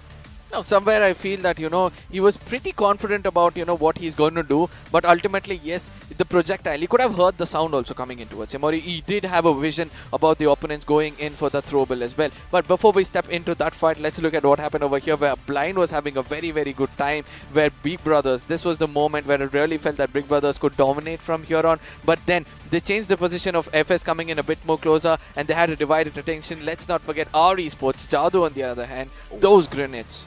We did see grenades and Canary with the follow-up Molotov, making sure that Walkouts, well, like we said, they are going to be living in coffins in this game. Now, there you have it. This UMP shot is going to be perfect again. Teamwork makes the dream work. He almost got knocked out, but this is what we were talking about. Now, in comes another team, and Nigma 7C Esports, Nigma Galaxy, I beg your pardon, were the ones that they wiped out. They held the ground. Aladdin was brought down. However, Savitar and the boys were on hand to make sure they were still a 4-man roster. Now, this is where Soul Goblin, he does get that little bit of a knock over there, but I do believe he overstepped just a little bit, exposed himself, and, well, that grenade was already coming his way because, well, sound sense is something each and every player can have.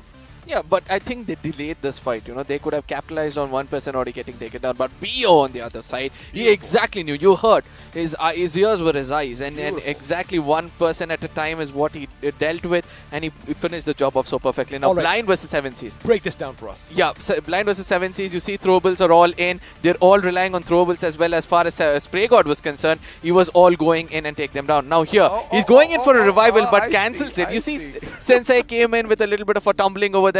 Then ultimately he said that there are players right in front of him, and one person snacks just goes right into his face. And then eventually it was not only a cover fire, but also his teammate from far away finishing things off. Well, that is how the cookie crumbled in this case. And, well, the last few fights taking place over here, Canary and his teammate were brought down. And, of course, Jadu, keep an eye on him because he's going to be all by his lonesome behind cover of that wall.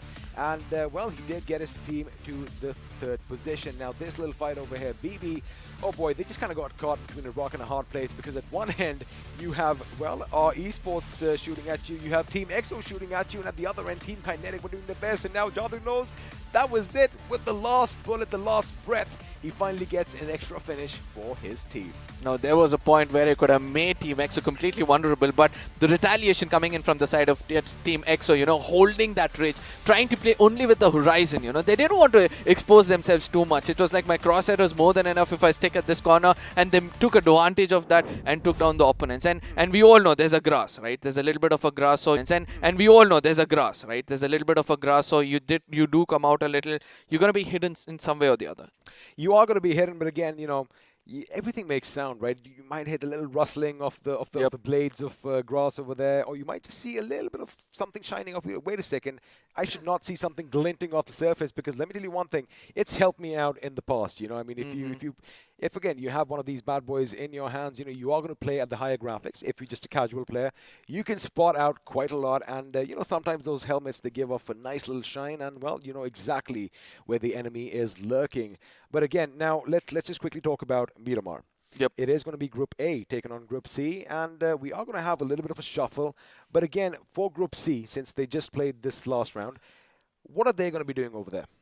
I think that they're going to continue domination, because that is the most important thing. Most The of group these looks teams, good. yeah, most of these teams have not performed that well yesterday. So all of them have picked up the pace. You know, they've hit the pedal properly. So they want to continue racing through to make sure they cross the line by the first 2 games itself. So that with that heavy work done in the first 2 games, the rest of the games they can kind of chill out and play for placement points and try to bring that balance of finish points and placement points.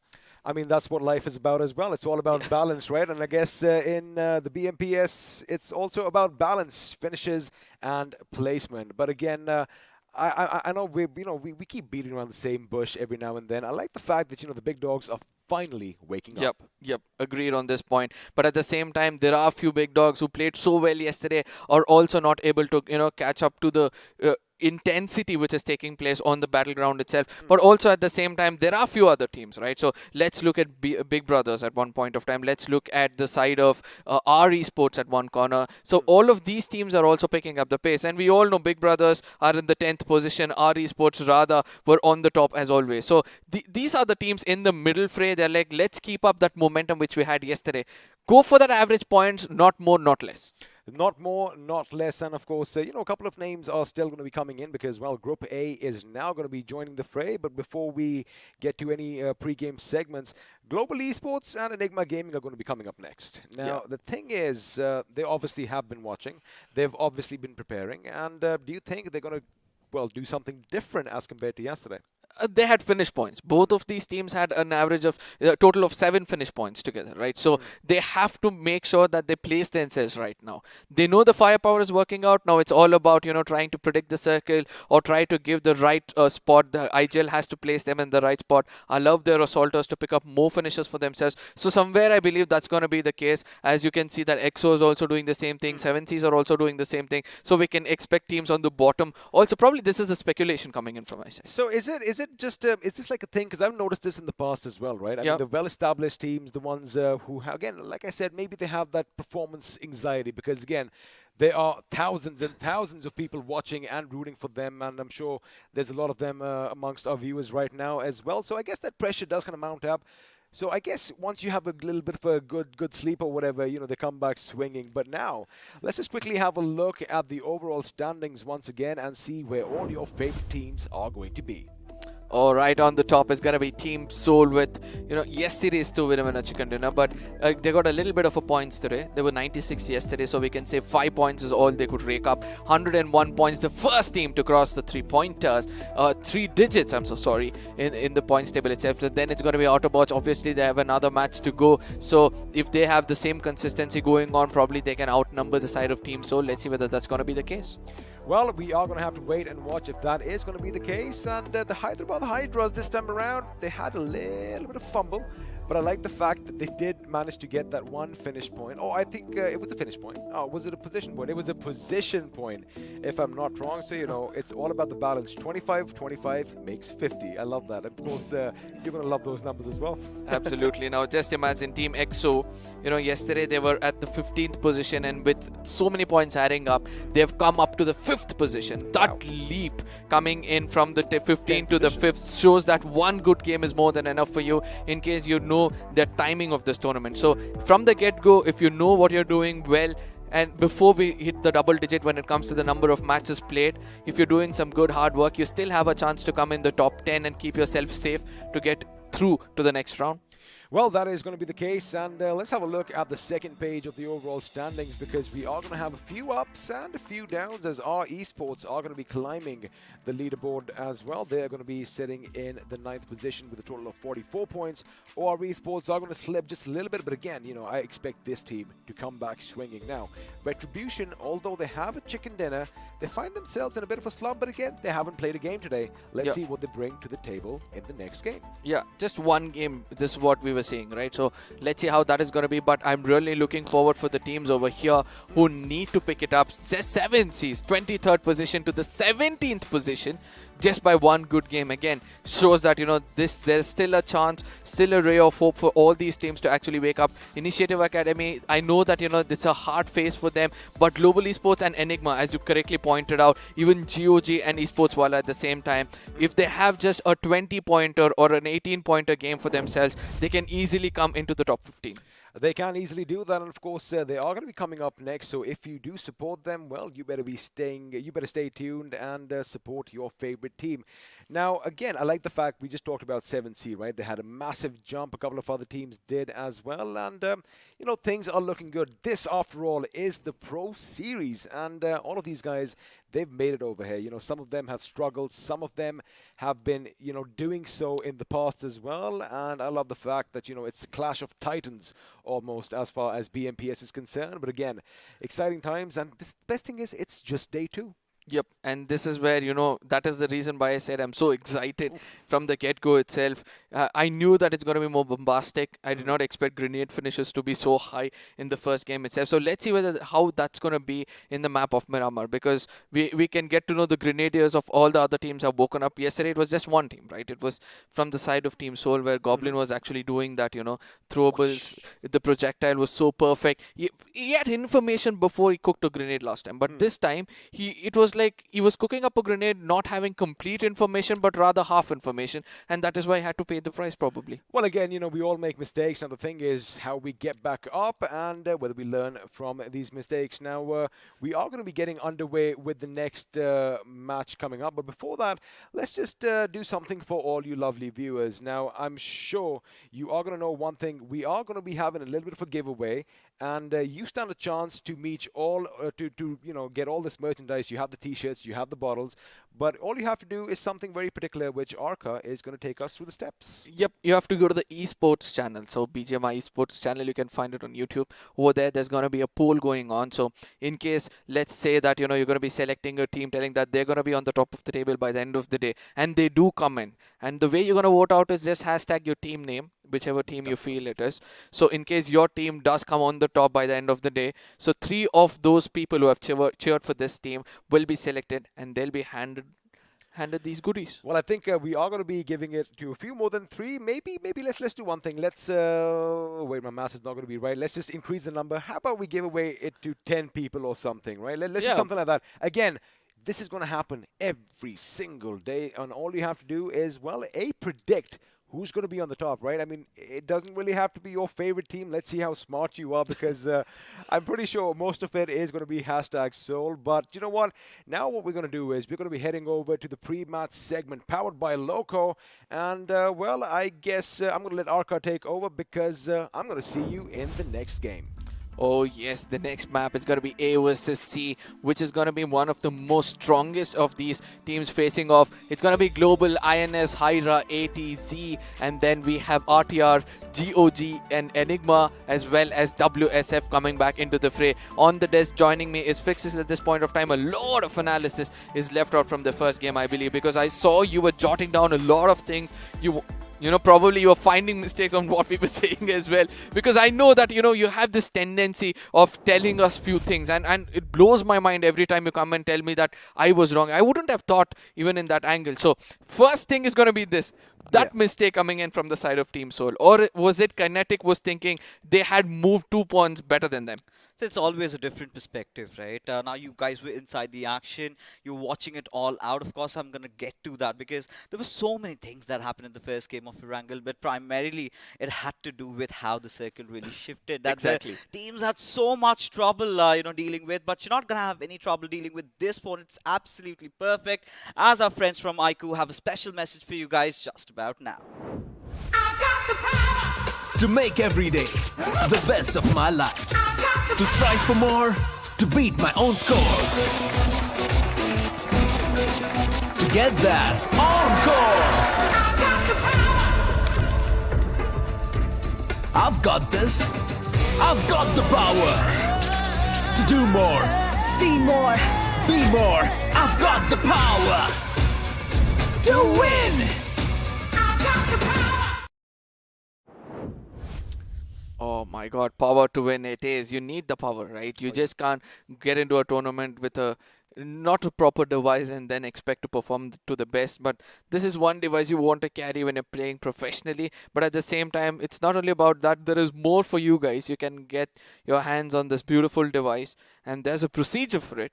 And I believe that, you know, today you're going to be doing the honors of telling us how to do it. Of course, this time it's going to be on Amazon. All you've got to do is onto your app, search for iQOO Neo 6, and then you've got to click on Please Notify Me, and 3 lucky winners, I must say, are going to be declared the victors, the recipients of this beautiful device, which is premium at the same time, feels premium, and once you start getting into the battlegrounds itself, does give you that nice feel. But at the same time, talking about what really happened, of course, Team Soul made a few mistakes, but this was something that I really speculated, right? Today is going to be the day of comebacks. There were a few mistakes made here and there, but I really loved how 7C and Team EXO approached the circle, especially Team EXO, right? Whatever wrong things they did yesterday was fixed tonight. And yeah, a little bit of a complacency, not looking out for that one last bugger from our Esports. Jadu had his fair share of those finishes out there. But even for the big brothers, I mean, considering how they've been playing lately,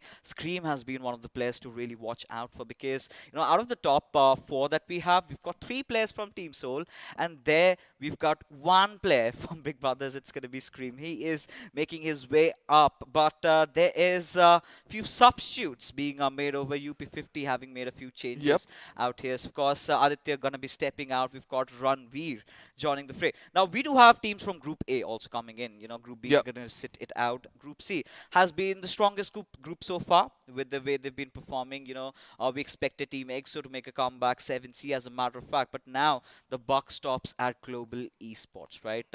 It was a horrendous day 1 for them, and today is where they need to recover a few points. Yeah, it was not only Global Esports, it was also Enigma, right? Oh, yeah. So even they both are together in the rock bottom itself, and we can expect them to perform much better. I'm waiting for Eggy to, you know, pick up the pace as well. Yesterday there were some snipers. Yeah, exactly. Yesterday there were some snipers which he did use. Probably not the right kind of cover fire coming in from his teammates, or the kind of backup he was expecting. But we all know, right? It's very hard for us to perform every single day. So let's see what's going to happen next, as we're going to be stepping into the map of Miramar, looking at it one last time. And one thing which can learn just by looking at is, you know, to understand how the topography actually is. Oh yeah, I mean, the beauty shots, right? We've been witnessing this from the iQOO BMOC, and it just keeps getting better. The big city of Los Leones, we do have Team EXO dropping off there, and yesterday, you know, they were quite uncomfortable while they were rotating, while they were taking those fights. That one fight against Team Blind, were completely blindsided by what was really happening, with Team MG also pushing in on them. Snacks did whatever he could, but I feel, you know, today's the EXO that the fans really wanted to see. And yeah, we do have a little bit of a giveaway for the fans out there, and again, a little bit of a reminder, right? Who's gonna win it? You know, Team Soul has a huge lead, but we're gonna be fair and square, right? We're gonna see who stands on top just in day number 2. So, you know, Team EXO has had a really thunderous start, right? I'm pretty much imagining, you know, them to be ending on the top spot. Sure, that's my speculation. So if you've got those hashtag EXOs, you might have a chance to win all those beautiful merchandise that we have, a t-shirt and a sipper. And yes, the count has increased, the numbers have increased. We know you fans are quite zealous towards your teams, and you are showcasing that. But one more thing that I have got to tell you guys, right? There's a little bit of a description on our screens right out there. You've got a form. You've got to fill that one up. Otherwise, I'm going to take it all away, because if we do not know where you live, it's going to come to my place as we set Uncharted into the lands of Miramar. Well, a desert especially, and a flight path trajectory going all the way from the eastern side, from Los Leones to its Torrejón. And well, Arca, the teams dropping off on the western side are going to have a really rough start. Yeah, now we have also seen a new, I wouldn't say meta coming in, but still you could consider it if it continues to do so. That is, few of these teams who tend to go a little long journey but tend to drop down in between where there's some hard covers, pick up guns quickly and make sure if they see some birds up in the air, try to tag them out and push their luck in getting those finish points. But for now, we're going to look at the map of Miramar, who's been doing the hardest of the job. MGX. This is going to be one man to watch out for, right? We all know Goblin has always been in the fray. Deadpool, Capron, oh my god, Omega. Most of these players are over here and I'm waiting to see who's going to be getting that first blood as well.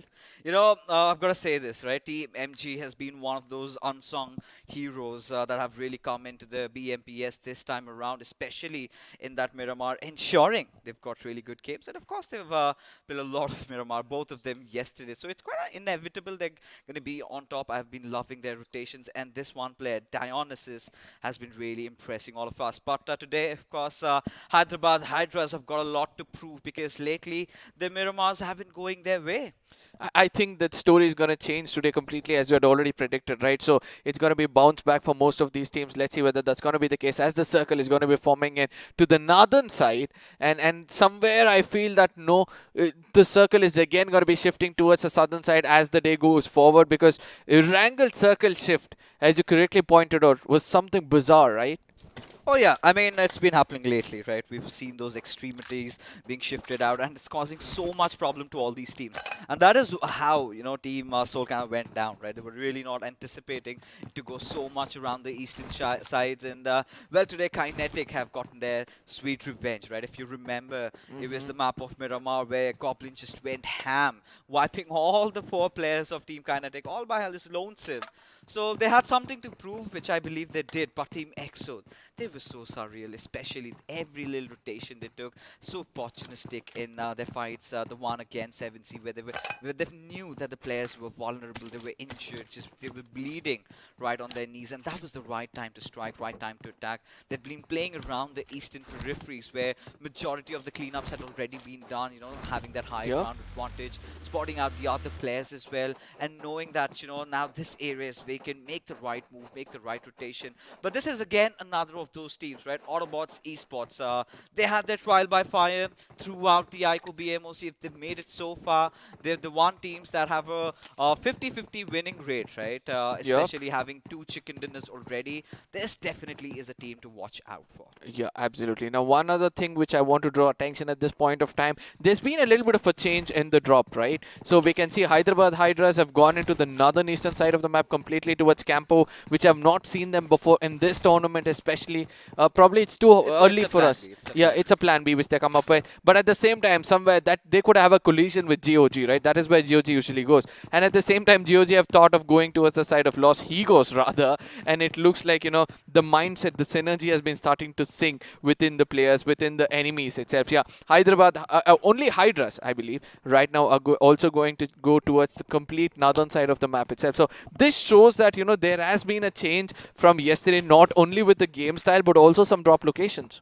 You know what? I think there's a little bit of a truce being called between Hyderabad Hydras and GOG, right? You do not mess around over there. It's been there. We've been dropping off. You're going to come. We're going to fight it out. And you might win it, but we're going to make sure that you have some casualties. So it's better to, still give that equal amount of respect to both of them and steer off from each other. So it's fair and square. But for global esports, man, I think I was the most disappointed yesterday with how they played, especially considering the kind of a quality of players that they've nurtured, right? Especially Mayavi coming into the roster, building this team from scratch. All these players picked up from different customs, different scrimmages that keeps going on outside the official tournaments, and they've picked up a team that is destined to perform, right? They're meant to win. They're hardwired to do that, go for the finishes. But the start hasn't been quite pleasant, right? This is where they turn the tables around. This is where they kind of stage a comeback, like something that Team 7C Esport or Team EXO did in the first game, right? And how do they do that, right? Play like Team Seoul, of course, right? You've got to try and look out for the circles. If you have a fight, then take it, because these players do know how to take those fights. These players have got what it takes to go in and win the fight. fights. It's all about applying that extra bit of pressure, and the proper usage of grenades has always been instrumental in Team Soul wiping out all the squads that they've been doing. Yeah, and that was a reason why, you know, they came a little weak in the previous game as well, right? Goblin never expected a grenade to be cooked opposite to him. Oh, yeah. But let's see whether, you know, all the other teams have also picked up to this point that, you know, they'll be starting to find weakness of one another. We all know as soon as day one is done, everybody are going to sit and do their homework, you know, trying to counterattack one another. And it's not like they've all met each other in the path, but they do understand that in case we were in this position, what do we do next? And also depending on the terrain.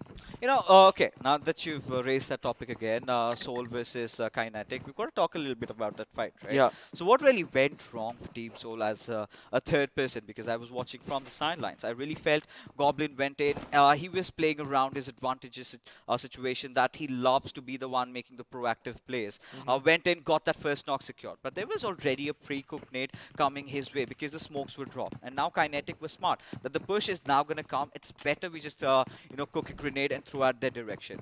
Akshat instantly was in a very dire circumstances. We're going to talk about that a little bit now as we've got a substitute from UP50 finally in action. Ranveer had a chance, could have gone after Retribution RTR, but yes, coming back to the discussion that we were having. So in that moment, you know, it was also players of Big Brothers fighting it out from the right side as Ranveer does have a little bit of a view, rattles all those bullets from his AKM at Retro S24, but his Lamborghini does survive, but is Craniacs gonna make it out alive as this play it keeps on going? But it's just one play, it's gonna be Oh, it Sarkar does! from the other end. Draws first blood, and UP50 finally get a little bit of a respite. But yeah, coming back, you know, Big Brother Esports, Yeah. they had the perfect angle. Now Hector, he wanted to go in that situation, but he was getting shot from elsewhere. Yep. Eventually got finished down.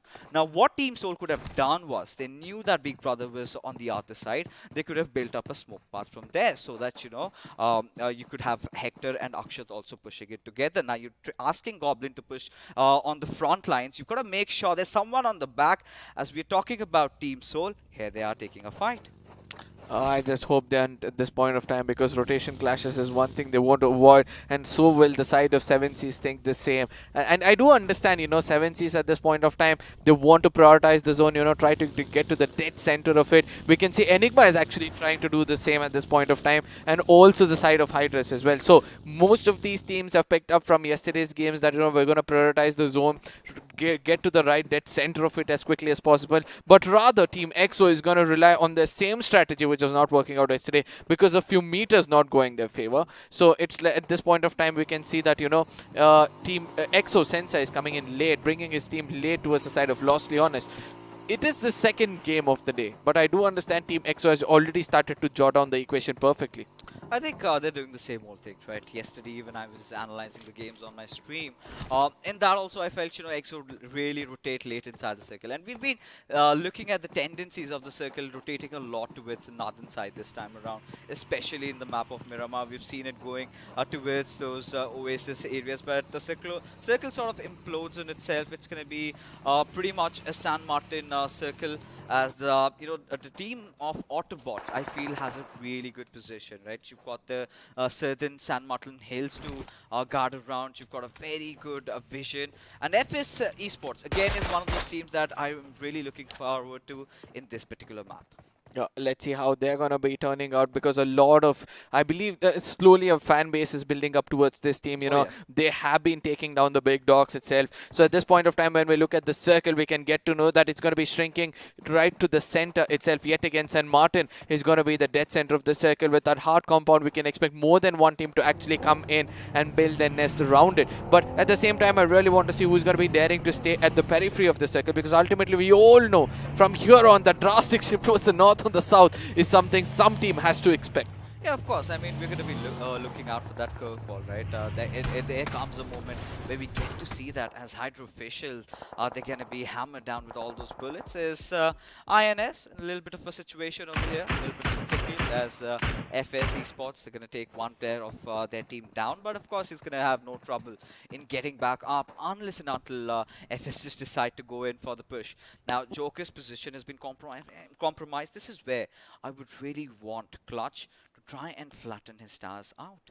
Absolutely. Now, one other thing which I want to find look at right now is going to be Clutch's background, right? He's got that map and he's got some colors written on it, the red and blue and all those things. So they exactly know they're doing their homework, and these are the few things which we observe to get and see, observe to get and know about how things are playing it out. But on the other side, it's going to be HH versus the side of WSF, where we can see that HH has got a little bit of an advantage.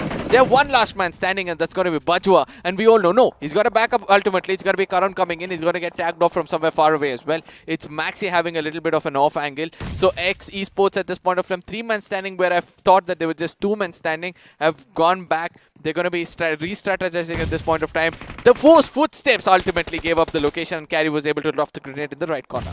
But there you go, the nades are being traded off, and this time it works out in the favor of Esports Wala. WSF strike already taken down. Carry cooking yet another grenade. Oh, beautiful! Succeeds as Karan goes kaboom, as Ace Black, understanding where Taco might be hiding, snuffs it out of his hiding spot as Bajwa, the last lonesome survivor. Now he's going to be pushed onto direction. Oh no! Still puts a very valiant effort before getting taken down. But mind you, Arka, there was a team trying to shoot from elsewhere who can also join the party right now. I agree on this point, but Hyderabad Hydras on the other side have equated everything so perfectly that they have 3 men standing and they can retaliate very, very easily. So we do understand that, you know, sometimes when you're going in for a third-party push, it's not at the initial circles, but rather in the final circles, where at the heat of the moment you can take it to your advantage. But I want to see which are the teams to the dead center, which are the teams on the corners, as UP50 at this point of time have just made it inside the circle. Enigma on the other side holding the hardest compound in the circle, making sure that they have height advantage as well. Does the damage with Evo. I mean, Mini 14 with 8x has been that new meta in the map of Miramar.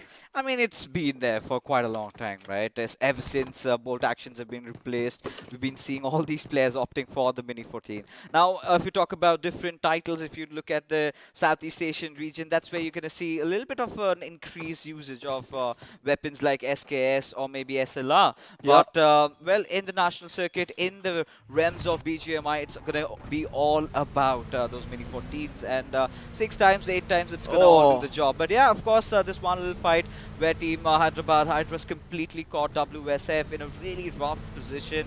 Nades were being exchanged, and this is the Hyderabad Hydras that we were all wanting to look out for. And this is about the fact that, you know, Team Enigma was constantly pressing upon on the players of Hyderabad Hydras. Now with the players having their helmets cracked, it's going to be such a tough task surviving till the very end. Now, Team Soul again staying to the corners of the circle or the peripheries of the circle is something which is still intriguing for me, because I really want to see why they're choosing to do this yet again, where they know that, you know, yesterday's strategy is working out. You only go to plan B in case your plan A starts to fail. But I don't know why they started to go with plan B from the get-go itself. Because they were having really rough games yesterday in Miramar, right? Every single time you ideally expect Hyderabad Hydras to be the victors, to sort of try to make it in the top 3, where Miramar is their strongest suit. And they haven't really reciprocated it the same way. But for now, Enigma Gaming, they've got a lot to prove again. They've had a little bit of a split. And this is the curveball that we were talking about, ladies and gentlemen. If we could have the map reads in front of us, would give you a more clarity of what's really happening at 7C, continuing their domination from game number 1, as they have one player of GOG knocked out. Now, they're pretty far away. This is not going to be the fight they want to sustain for a long time. I know they're a bit more closer to the circle. They can just go in and try to gatekeep. But at the same time, we have been understanding this, that once a team gets to know that in our path is another sport waiting it out inside the circle, they tend to go in for a longer rotation. And that is what, you know, 7Cs want to capitalize on. They've almost, they've removed a vehicle as well. So with 2 players on their feet at this point of time, it's going to be hard for the side of GOG to avoid all these things. But Sarang on the other side predicts the right corner, tries to spray them down, does do a chip damage, but ultimately he feels that, you know, all the 4 players have escaped and he's putting his back against the enemies. You know, this is what I wanted to see from 7C, really, because I know these players are young, they've got that little fire in them, just waiting to burst out, and it's going to be Inferno all around as COG. Now they've got in a really rough spot over here. Nick, he's got to make a run inside the circle, but how does he do that with 7C? close watch at them as we've got Soul again entering into the fray. They're going to be spotting out the players of BMPS. Rage God is going to be rained down with all those bullets. Till the point that his buggy flips over as eventually gets taken down. Courtesy to Wakshad as Ranveer. He's going to be making a run for himself in that little coupe he had. And he's going to succeed, but for how long? Oh my god, on the other side, it's going to be GE trying to pick it up as they eliminate the side of INS and get themselves some finishes. 4 finishes exactly is what they've got. Immediately taken to vehicle, even though it's on fire. They know that, nobody's going to be tagging them out and they're going to be making it inside the circle. But let's not forget, 2 teams are right now outside the circle. That's GE and GOG. Both of these teams love to play for some placement points at this point of time. But rather, Global on the other side looks a bit more offensive today. Oh yeah, this is what I wanted to see. Esports, right? This is what I had predicted even before the start of the evening. I really wanted to see EXO, Global Esports all making their comeback, and this is what I was talking about, right? The curveball finally hitting, going directly to the certain sides. Now all those teams like Team Soul, 7C, Enigma, UP50, they're going to be battling it out like cats and dogs, while EXO is just going to be waiting for all these teams to come inside the circle. They've got a lot of defending to do as well. They've got a team right beside them as Goblin gets on his marker, find a player out of the players of FS, but now they've got to focus on the objective, right, which is to get inside the circle. But they're still not bothered about it. They're like, we want some finishes as we're going to make it inside. But at the same time, I see that GOGs were outside the circle itself rather than making it inside. Eventually, are going to pay the price for it. They're going to get 2 players have already got out of the lobby itself. So it's going to be a pretty hard for them to take any kind of fights from here on, but Soul on the other side wants to pick up some finishes and make it inside. Now it's almost a battle which has broken out. It's going to be Enigma versus the side of Kinetic. It's all about throwables initially. Now Avi has got a kind of a vague idea as to where Kinetics are placed. He's going to come in and wait for them to make a mistake as BOE sees that location, sees that player, but eventually late. He was a little late. And that's why he had to pay the heavy price. Yeah, whips the shot and had to pay that hefty price as Avi wanting to just flush out the players of Team Kinetic. KU still safe and sound, but now they're under pressure, but eventually has to burn as RE getting the better out of Team Soul. 2 of the players knocked out elsewhere as God is going to try and lob those grenades, try and stop the push coming in from Team Enigma. This is a really good retreat from the players of Kinetic as they're giving that space, but the shrapnel's coming out, getting the finish secured as Enigma are turning the tides in their favor. Absolutely. On the other side, GOG was able to put an end for the side for another score. I believe it was FS, if I'm not wrong. But ultimately, Enigma still relying on this throwable, which was not connecting for them yesterday. They have a vague idea, not just a vague idea. I believe they have exact locations of where these all the opponents are placed, and they're trying to put the throwables over there. Eggy on the other side are going to boost up, wait for it. They've lost 2 players amongst all these things. Now a divided attention as well as it's GE trying to tag them out. A very, very good chance for Kinetic to pick up this fight and turn things around. Well, I mean, the teams that we thought would perform are finally stepping up. Global Esports are off to a really good start. And this is what we needed, right? This is what the G fans needed. As the circle takes yet another ludicrous shift and directly comes into the laps of the players of our Esports as they've got the better out of the players of Team Soul, and this is where even EXO need to move out from their nest, right? They've got Hyderabad Hydras to deal with. Even Team Hydra officials, as a matter of fact, are right beside them. It's going to be a rough move, but Fierce seems to have already caught a really interesting spot as Sensei is going to be battling it out against HH. Now this is what I love about Team EXO. Immediately respect the zone, try to hold a hard compound or try to push one person, send a person to look out for the best spot in the circle and eventually go in over there. We can see Snacks and Punko is also joining them in, but on the other side, G is going to take advantage of this game which has been longing for a really long time. Throwables are going to be thrown in from their side before they can make it inside the circle as well. I do believe that they're pretty much inside the circle at this point of time. Oh, look at Eggy. Just beside God, and still he has no idea. It did not break a muscle over there, but look at this. Global Esports finally chiming in together as a pack of hyenas in search for blood as they are hungry from yesterday, quenching their thirst. 6 finishes already to their name, 4 players still alive. As now Hyderabad, the Hydras caught in a very precarious position. Striker just tries to come out, a desperate effort, but it's still not a battle done for Team EXO, as Hydra officials are going to be charged right after with Team EXO absolutely going ham at them. It's going to be Sensei making those magical big brain plays, trying to keep them in a sandwich situation. Now, at the same time, he's given out the information that there's a team over here. Most of them are together, and that is how Team EXO will be concentrating on their next assault towards the side of Team Hydras. Look at that. He's damaged almost 3 players at this point of time. Fierce is going to be cooking up a grenade because he's heard that vehicle coming in closer. He does do the damage, but ultimately it's going to be Sevens. He's probably... No! Sensei yet again coming in, brings down Diamond at this point of time. Another grenade coming in from the side of Punku. They're going to converge towards them like an amoeba and make sure that they pick up all those 4 finishes lying around Hyderabad at this point of time, on the verge of getting eradicated, as EXO is going to be pushing in towards them. Oh yeah, they're just waiting to beat their makers, pushing in from 2 sides. Hydra, the numbers are dwindling one after the other. Parv enters inside the corner 6. Oh, is he going to explode? Yes, he does! As Team EXO are relentless. 6 finishes already to their name, as 7C still surviving. 3 players, though, Sarang already knocked out. Spray God lobbing those grenades at the direction of Autobotz, trying to deny them from yet another chicken dinner.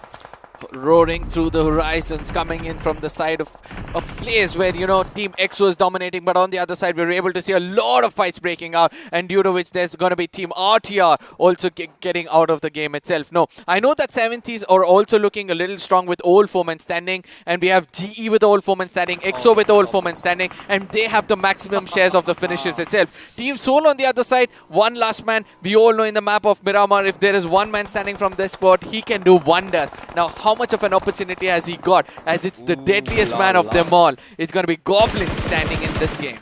Oh yeah, I mean, they've been surviving from the last 5-6 minutes, right?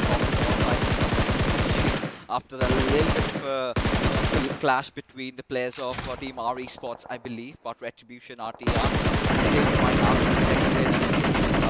Don't have enough numbers to really back it up though. But now they're being shot at, creating so much commotion. EXO, they are angry. They're boiling over there, as finally Goblin will be stepping out of his cover. Does he know that Chonu has kept watch over him, as he's getting shot from the players of EXO, eventually to finally meet his makers? Goblin is going to be blessed at this point of time, obviously, in the eyes of Team EXO, as they've eliminated the only threat he could have had at this point of time. But let's not forget, Global Esports on the other side is trying to push in and make sure that they get a little bit of a hard compound where they can compete with one another. Goblin is going to be cooking up a grenade, reveals his location at this point of time, as Manya is going to be the next person. It's the smokes which is giving out their location. G is looking very, very vulnerable, as R Esports, one good grenade or a spray coming in has put most of the players down. Another grenade comes in, and eventually it's going to be hard for them from here on to recover from this, as RE Canary is going to be very, very happy to pick up those finish points. Oh, he certainly will be, but he needs to get that revive really quickly, because it's already Team EXO joining the party, as Manya is going to be coming and rescuing his teammates. The grenade timed absolutely to perfection, just annihilating the entire squad of Global Esports. And look at Goblin survival, making his team reach the top 4 out of all expectations. Here he stands. I love that little change of pace, right? Ideally, you want him to be really aggressive, but when the time came, he had to slow it down a little bit, had to ensure that keeps Soul still in contention of that top spot, still gets them those valuable finish and the position points secured, as now EXO looking out for a back-to-back. Look at the spread that they have throughout the map. Oh yeah, this is the best part about them. They did this in the previous map as well, right? So when it comes to the final circles, they know that Erangel is going to place them perfectly. Kinetic also gets taken down, and there has been that last man standing from the side of Team RE Canary. He's going to be detected as well, and he knows that he'll try to do his best with the throwables, which has been working out in his favor. Just 2 finishes. He's lofting one. He might find one person over there. He does. Oh, with the spray, finds another one. 2 finishes is what going to be raking up, but from 2 directions comes in 2 players. It's going to be Snacks on his left. He's got 2 seconds to heal up. No, that's not going to happen. It's going to be hitting the final nail in the coffin, with the winner chicken dinner going in favor of Team EXO. The second time in a row, can they do the hat trick? Oh, they certainly can if they keep on playing like this, keep on marching like this. It is going to be hashtag Let's Go everywhere as EXO. There you have it, the the pro segment of this game. Of course, powered by Loco coming in as we head into the post-match standings. EXO this time 11 finish points to their names, 26 points out of this game. But yes, Global Esports talk about a comeback, and here it is. You know, I just counted numbers in my mind, if I'm not wrong. 50 plus points in just 2 games. Just imagine where EXO is going to be placing themselves by the end of the day if this is the case. I think they're going to outnumber Team Seoul and make sure they take the top spot. But let's not forget, we have to give the spotlight to Global Esports for that 15 finishes with just 6 position points. As we all know, all those squads which are not having a very good time in the first day have already kicked up their leg. Forget about the placement points. Let's go in for the finish points, and that was Global Esports today. Oh yeah, this is what we wanted from their side. You know, this is how I wanted Global Esports to play, right? Do not think much. You spot a squad, really go after them. You've got the firepower to back it up. But yeah, of course, Team Kinetic again trying to survive for quite a long time. After that little Sanhok game they had yesterday, managed to get that P2. This time also getting 13 points will of course propel them a few points higher, as our Esports yet another consistent game from their side. But Team Seoul has to be Goblin everywhere for the kind of tendency he kind of showed, and this time the little patience, the little resilience paying him off, because had they been eliminated when 2 of the the 3 of the players of Team Seoul were eliminated, had he gone then would have been just a 1 point on that position points. Got them that extra 7 points secured, and of course the finishes were there, in turn managing to get Team Seoul to 13 places, 13 points in fact, as the iQOO MVP is going to be Snacks from Team EXO. He had a lot to prove, especially being benched out in the iQOO BMOC's round 4, and here he is back with a banger. I strongly feel that they did it wantedly. They didn't want to give away the best player out. They didn't want to give the best strategies, and that's why they're held back. But ultimately, yeah, clinically he is with 100 damage on an average, with 5 finishes for himself. Let's not forget G is domination in this game. 6 and 4 finishes coming simultaneously for Knuckle and Manya, where we were able to see they were even more clinical, especially for Knuckle, right? 446 damage and 515 damage coming in from the side of Manya. Sarang was not left out. 7Cs have also picked it up. I know that they were trying to do most of the damage. They were trying to burn the resources of the opponents, try to put them down, but ultimately they're going to be happy with what they've raked up. Oh yeah, they're going to be definitely, right? Especially, we've been always talking about the iQOO BMPS to be a long game, right? This is where you've got 3 weeks of action. It was just that one bad day, and that tomorrow could be a new start, and that indeed it has been for all these invited teams out there, especially for the ones of EXO. Then of course 7C being consistent along with Global Esports every single time. As we take a look at the match summary, ladies and gentlemen, as not a lot of feelings, it's been pretty standard. Some might argue it's even less than what it used to be in the iQOO BMOC, but Snacks making those long-range finishes. Not quite the Snacks type, but hey, we're up a few changes. Yep, 311 coming in, setting up the standards for the first time in BMPS. 7,000 healings, a little less comparatively, but 4 vehicle finishes, right? Oh, yeah. Because we have seen in the map of Miramar, it was always an average of 9,000 for healings, if I'm not wrong. Oh yeah, it was around that 9,000. Like you said, even 4 vehicle finishes did catch my eye out there, right? Something which we do not often see. It's always around 1 or 2. As we take a look at the FD craft and the circle, man, the way the circle has been, changing colors, changing its strides, it kind of baffles me as to what's really happening, especially for all the analysts out there to figure out where is the next circle shift gonna be at. And I love it, right? It kind of throws you all back and throws you thinking what's gonna happen next, and that is where I really liked how Team EXO performed today, right? They were kind of playing around the peripheries, maintaining that certain spot, still waiting for that one curveball to hit, and even after that we had another where they had Fierce stationed a little bit ahead from the back, where he really capitalized and had Hydras in Hyderabad. Hydra is in such a clumsy spot. Now look at this, coming to the second position Oh. is going to be Team EXO. 2 good games, 2 chicken dinners for themselves, and eventually they're going to be on the second position themselves. I know that, you know, the difference is still 40 points, but I don't think so it's going to be impossible for them. It looks over the horizon. They might grab it up anytime soon, but let's not forget the downfall coming in from the side of Autobotz. 5 matches played. They have a chance to come back to the second position for themselves, but our Esports is also picking up. Hyderabad, Hydras kind of going down. It's not going to be a disappointment. They're in the top 5. So I think that, you know, they'll play much better after this. You know, disappointing by their standards, right? Especially again another match of Miramar where they kind of messed up. They're not going to be happy about it. As we transition into the second page, of course, this is where we're seeing well, few new teams come in. Global Esports, look at them, you know, finally just stepping up. As it felt, you know, they were kind of languishing down, right? And here they have 31 points collected overall. Just before the start of the evening, they were sitting somewhere around the 10 points marker. So that's a really good thing. Of course, Team MG, you know, I would have expected bigger things out of them, but they still weren't playing in this game, so it's absolutely fine as we head on to the final game, final page, ladies and gentlemen, to find out the ones who were struggling. And this is where we're seeing a majority of the teams that did come in to the BMPS from the qualifiers of the iQOO BMPS. I'm very happy to say this, that Global Esports slowly jumped up into the 16th spot right after a good game, but ultimately Enigma is going to be suppressed to the 23rd position. Initiative Academy still not able to find the fire for themselves. UP50 on the other side slowly picking it up, and we all know that, you know, sometimes we can see a very good comeback coming in from their side. If they go a little offensive like how they were previously, I think that, you know, they can also come into the top 15 itself. GOG again getting suppressed. 7Cs on the other side, where I really felt that, you know, they could make a little bit of a difference, especially after such a good game in the map of Erangel. Probably it's the finish points which again did not go in their favor. It's all right, you know, for 7C. I'm kind of happy with how they're playing, right? Yeah. If they keep on continuing playing like this, I'm pretty sure they're gonna get yet another. They're gonna get the first chicken that they've been prying out for so long, right?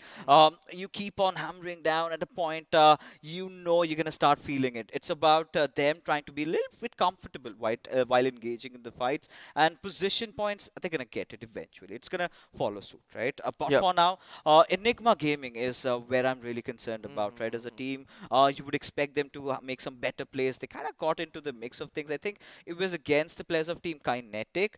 They were trying to engage, and they did make a few trades, and just for Global Esports to come out of nowhere and finish everyone off. Yeah, and Global Esports over there struck really hard. Oh, they took yeah. down both the squads, and that was Both the of them. best part. It was not like a blessing in disguise to anybody.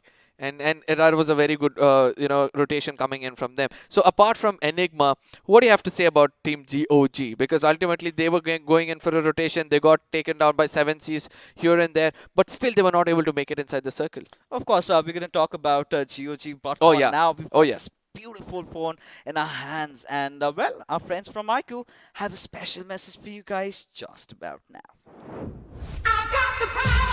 To make every day the best of my life. To strive for more. To beat my own score. To get that encore. I've got this. I've got the power. To do more. See more. Be more. I've got the power. To win.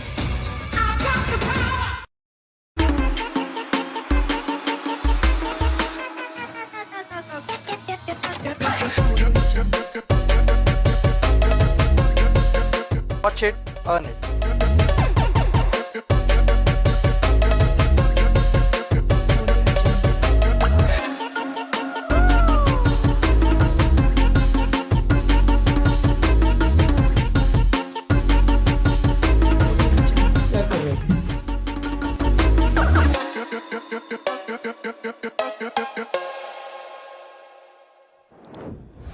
Oh, welcome back, ladies and gentlemen. This beauty, I mean, I'm just not over it yet. I just want to learn more about this. I know very soon that we're going to be giving them more information about this. Yeah, we're going to be welcoming you back to the post segment powered by Loco. And post analysis segment, to be specific, because that is now is when we hit the numbers, we tend to understand. So yeah, we were speaking about GOG, right? So what do you have to say about GOG? You know, before we get into GOG, you mentioned Loco, right? For the viewers out there, India's yeah. biggest gaming and live streaming platform, right? You've been catching out all the plays coming out from Sensei. You've been looking out at Mavi's stream, looking out at Jonathan Scout. They're all out on Loco.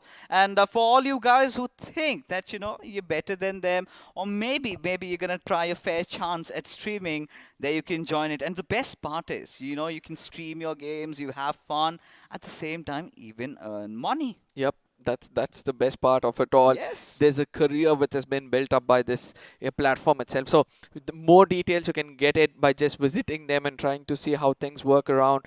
Visit few streamers as we have already explained about. But yeah, we're going to be coming back into the game itself. In the map of Miramar, there were so many good moments to witness. We're going to be witnessing again in the highlights as we discuss further about the downfall of several teams, as it started off with RTR getting tagged off. He knew that, things were not going fine, but still dared to travel in the same vehicle. Oh yeah, of course. I mean, Retribution RTA kind of out of options, but now I'm gonna finally address your question, right? Fall of GOG, change drop locations, and yesterday the only one good Miramar game we found them to be, at par with all the other teams inside the lobby was Bullet really, stepping on the gun, right? The way he was playing. But today again, it's the same old thing. It's just a lousy start for them. I'm pretty sure if they start getting a little aggressive, because I've always considered GOG to be a very versatile squad. They've got what it takes to be consistent. They've got what it takes to be really aggressive at the same time. And them trying to rotate right from the very bottom. Either you rotate very late, like what EXO does, or you rotate pretty early, right? If you're doing something like that in between, you're gonna get caught and picked off. Yep, UP50 on the other side had a very, very bad, rotation where Soul, concentration of all 4 players against 1 man was also pretty much clear. But GE, I just love the way they took down INS. They had nowhere to go because the sprays of all 3 players or probably 2 players were going in towards one place and they did not know. They were panicking, and due to which they had to pay a heavy price. Now Team Soul on the other side, this is where the 4th and the 5th finish came in as well. But Enigma and Kinetic, somewhere I really felt that, Enigma could actually dominate with 1 knock with the gun and the other one coming in with this molly, but still they were not able to capitalize on it. I really felt they could have pushed, right? They could have dropped lots of smokes, just trying to hinder the vision from the other outside teams to kind of try and third party, and should have gone after the players of Kinetic. But not deciding to do that, they had to pay a heavy price. But Hyderabad, Hydras, look at the kind of situation they were in. They kind of knew that they had already met the makers. Hydra officials again a little late to the party. They tried to capitalize on the Hyderabad Hydra situation. Little did they know that it was Team EXO who is getting everything for themselves. But for now, of course, Team Autobotz, weren't quite visible throughout the map. But yeah, special commendations going out for Goblin, the one player who survived till the very end. But Global Esports, this is the sort of a punch that I expected from their side, and yes, they delivered. Yep, completely agreed on that point. But at this point of time, this is where the downfall started off, as our Esports, Hero did the initial, and then some grenades came in, and they were so perfect. We can see that Rockstar from far away was also throwing some grenades. Canary at the nth moment was like, I'm going to land this and see whether it's going to work out with the vehicle coming in to perfection, and GE was out of the game. Oh yeah, I mean, at that point, it was all about them anticipating, right? There's someone going to come and try and go for the revive, and they knew it. They knew it. Canary waited for the right opportunistic moment. Oh, and look at this. He knew he was going down as well, and again managed to pick up 2 knocks out there. Did not have enough time to heal at this time. You can see how the 2 players of EXO are pushing in, right?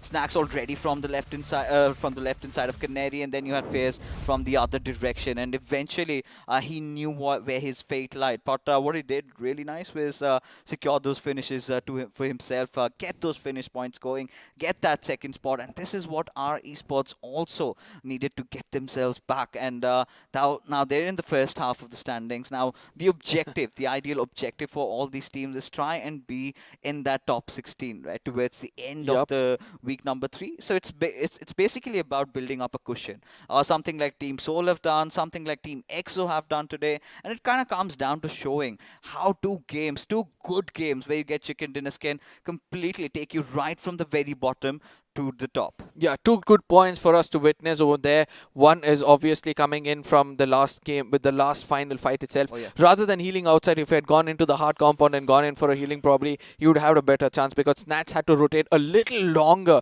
to Yeah. get inside, right? Because Eventually, Snatch, he would have bought time, right? If he had gone Yeah. inside, Snacks would have just bought time. He wouldn't have pushed and let his other teammate also come in and go in together. yeah, but the other teammate was so far away. I mean, I'm just Buying speculating time, that, buying, ifs and buts. Yeah, again. ifs and buts. Oh, that was one thing which was coming in. And also, Sensei trying to be away, that split position, 3B yeah. split That was the position, beautiful play. that was so good against the team. Just imagine if Sensei had got taken down, the story would have been so different. But ultimately, Sensei knows to be a slithering snake, even in the deserts. And he was able to, strike and give information. That was his major job, and he did that to perfection.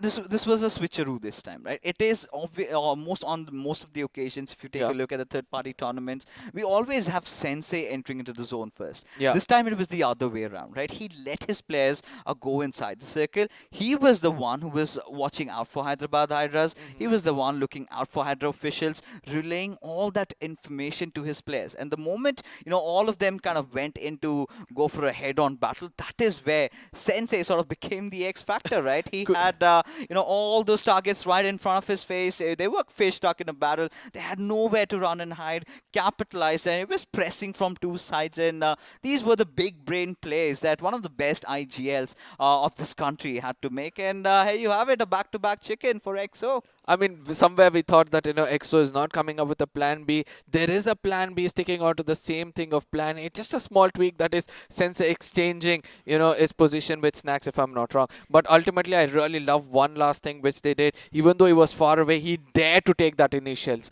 And that is the best part about that fight completely. Now, talking about changing matchups, we have a little bit of a switcheroo with the caster's desk as we transition into the pre-match segment powered by Loco, of course.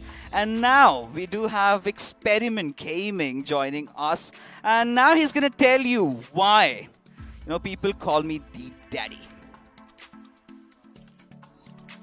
Wow. I mean, of course, settle down, settle down. Now, we do have, of course, teams from Group A and Group B coming in. And, I was waiting for that moment, right? I was waiting for the moment to come up. Now, what do you have to tell, right? You were watching the match from the sidelines. Group C, they're performing out of their minds, getting back-to-back chicken dinners. But yes, appreciate. No, can we address the whole daddy situation first? Because I think it's getting a bit out of hand right now. What about Not you right. watching at home? I mean, this guy is up to his shenanigans as always. Of course, I'm just kidding. It's always a pleasure working with Fixes. But, I'm going to come back to your question in just a little bit. Oh, yeah. This guy. All right, let's do one thing. Now, this entire tournament has been possible because of iQOO and Loco, our official sponsors, and BGMI Crofton to make sure that everyone has a level playing field. Let's have a message from them.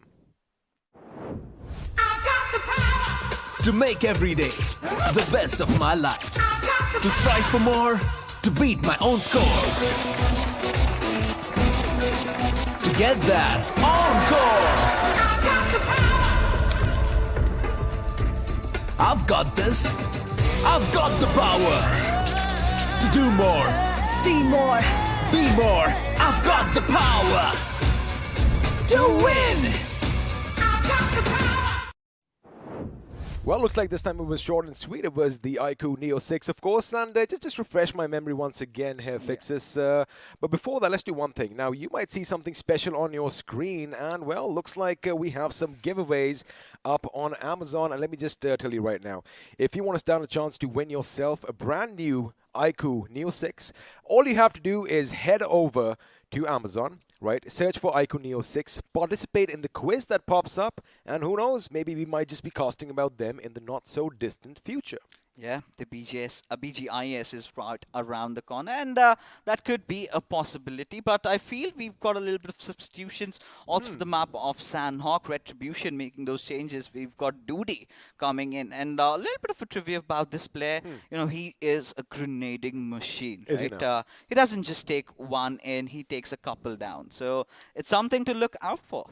Well, we have seen one grenade take out 3 yesterday, so again, we have a little challenge Even for today. the grenadiers even today. today. And also, Esports Walla, We Support Farmers, WSF are making a little substitution as Invader. Let's see if he's going to be invading and conquering all the other teams, is going to be coming in. And Karan, well, we're going to see you in the next few games. But now, again, I'm just going to come back to your question, but I believe you might have a message for all our lovely viewers. All right, we do have giveaways this time from the BGMI gods themselves, right? You've got the sippers, you've got the t-shirts. How do you participate? Team EXO has already been winning 2 games back to back, and it's all going to decided with just today's match results, ladies and gentlemen. If Team EXO, or if you think there's going to be a comeback from any other team, hashtag them. If it is hashtag EXO, keep them spamming. And one more thing you've got to do is on the BGMI official esports channel, you've got to head out to the description area. There's going to be a little bit of a form that you need to fill up, because no matter if you win, if you haven't filled up your forms, well, I'm going to take it all away. And you know, I love my t-shirts. I love collecting them all.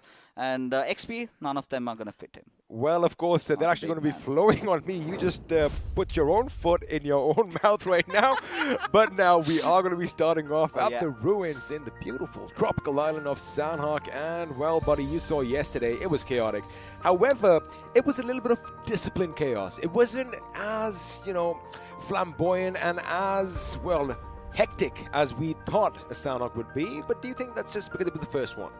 I think it was, again, a different Sanhok, and lately, like, I've been always harping about this. We've got this little new update. It was a Western Sanhok circle, right? Something that we're all privy to. We know how you've got to approach, and it's always been the go-to case with Sanhok. You have to take the center. Try to play around the edges, you would literally get cocked over there, and there's no way out you're going to survive. Well, speaking of taking the center, we saw one particular team yesterday take the center in the form of Team Kinetic. However, along the periphery, in comes some mischievous goblin, and well, threw their plans out the window. Let's see if something like that is going to happen. Oh my goodness, the definition on that elephant is just beautiful. Again, are you predicting some clashes early on at the Paradise Resort? Are we going to see, well, all that water turn red? No, all my predictions have already been thrown out the window, considering how teams have kind of made truce with themselves. You know, you're not going to mess up with us. We do not want any sort of vendetta building up from the very start, which is eventually going to come up though.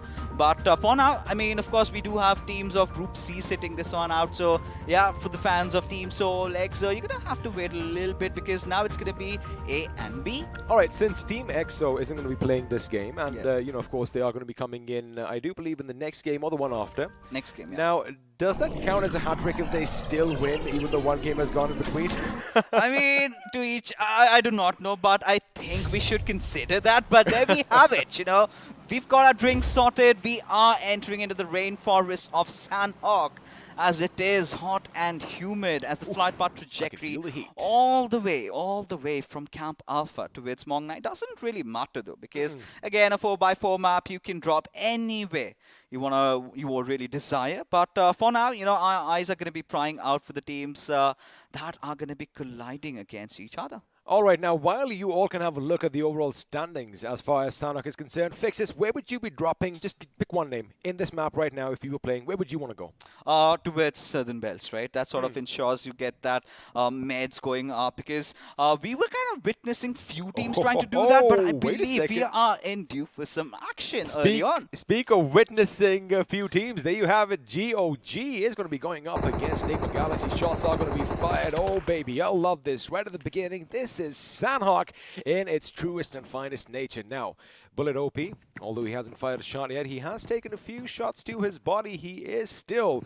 in this game. Now, the question is, how do both teams traverse around this situation? Because, well, we know that either side of the compound is going to be occupied by them, but it looks like Enigma Galaxy might be on a bit of an advantage here, Fixes, if they can isolate one man and get one person. Wait a second. Looks like Wixie definitely heard something.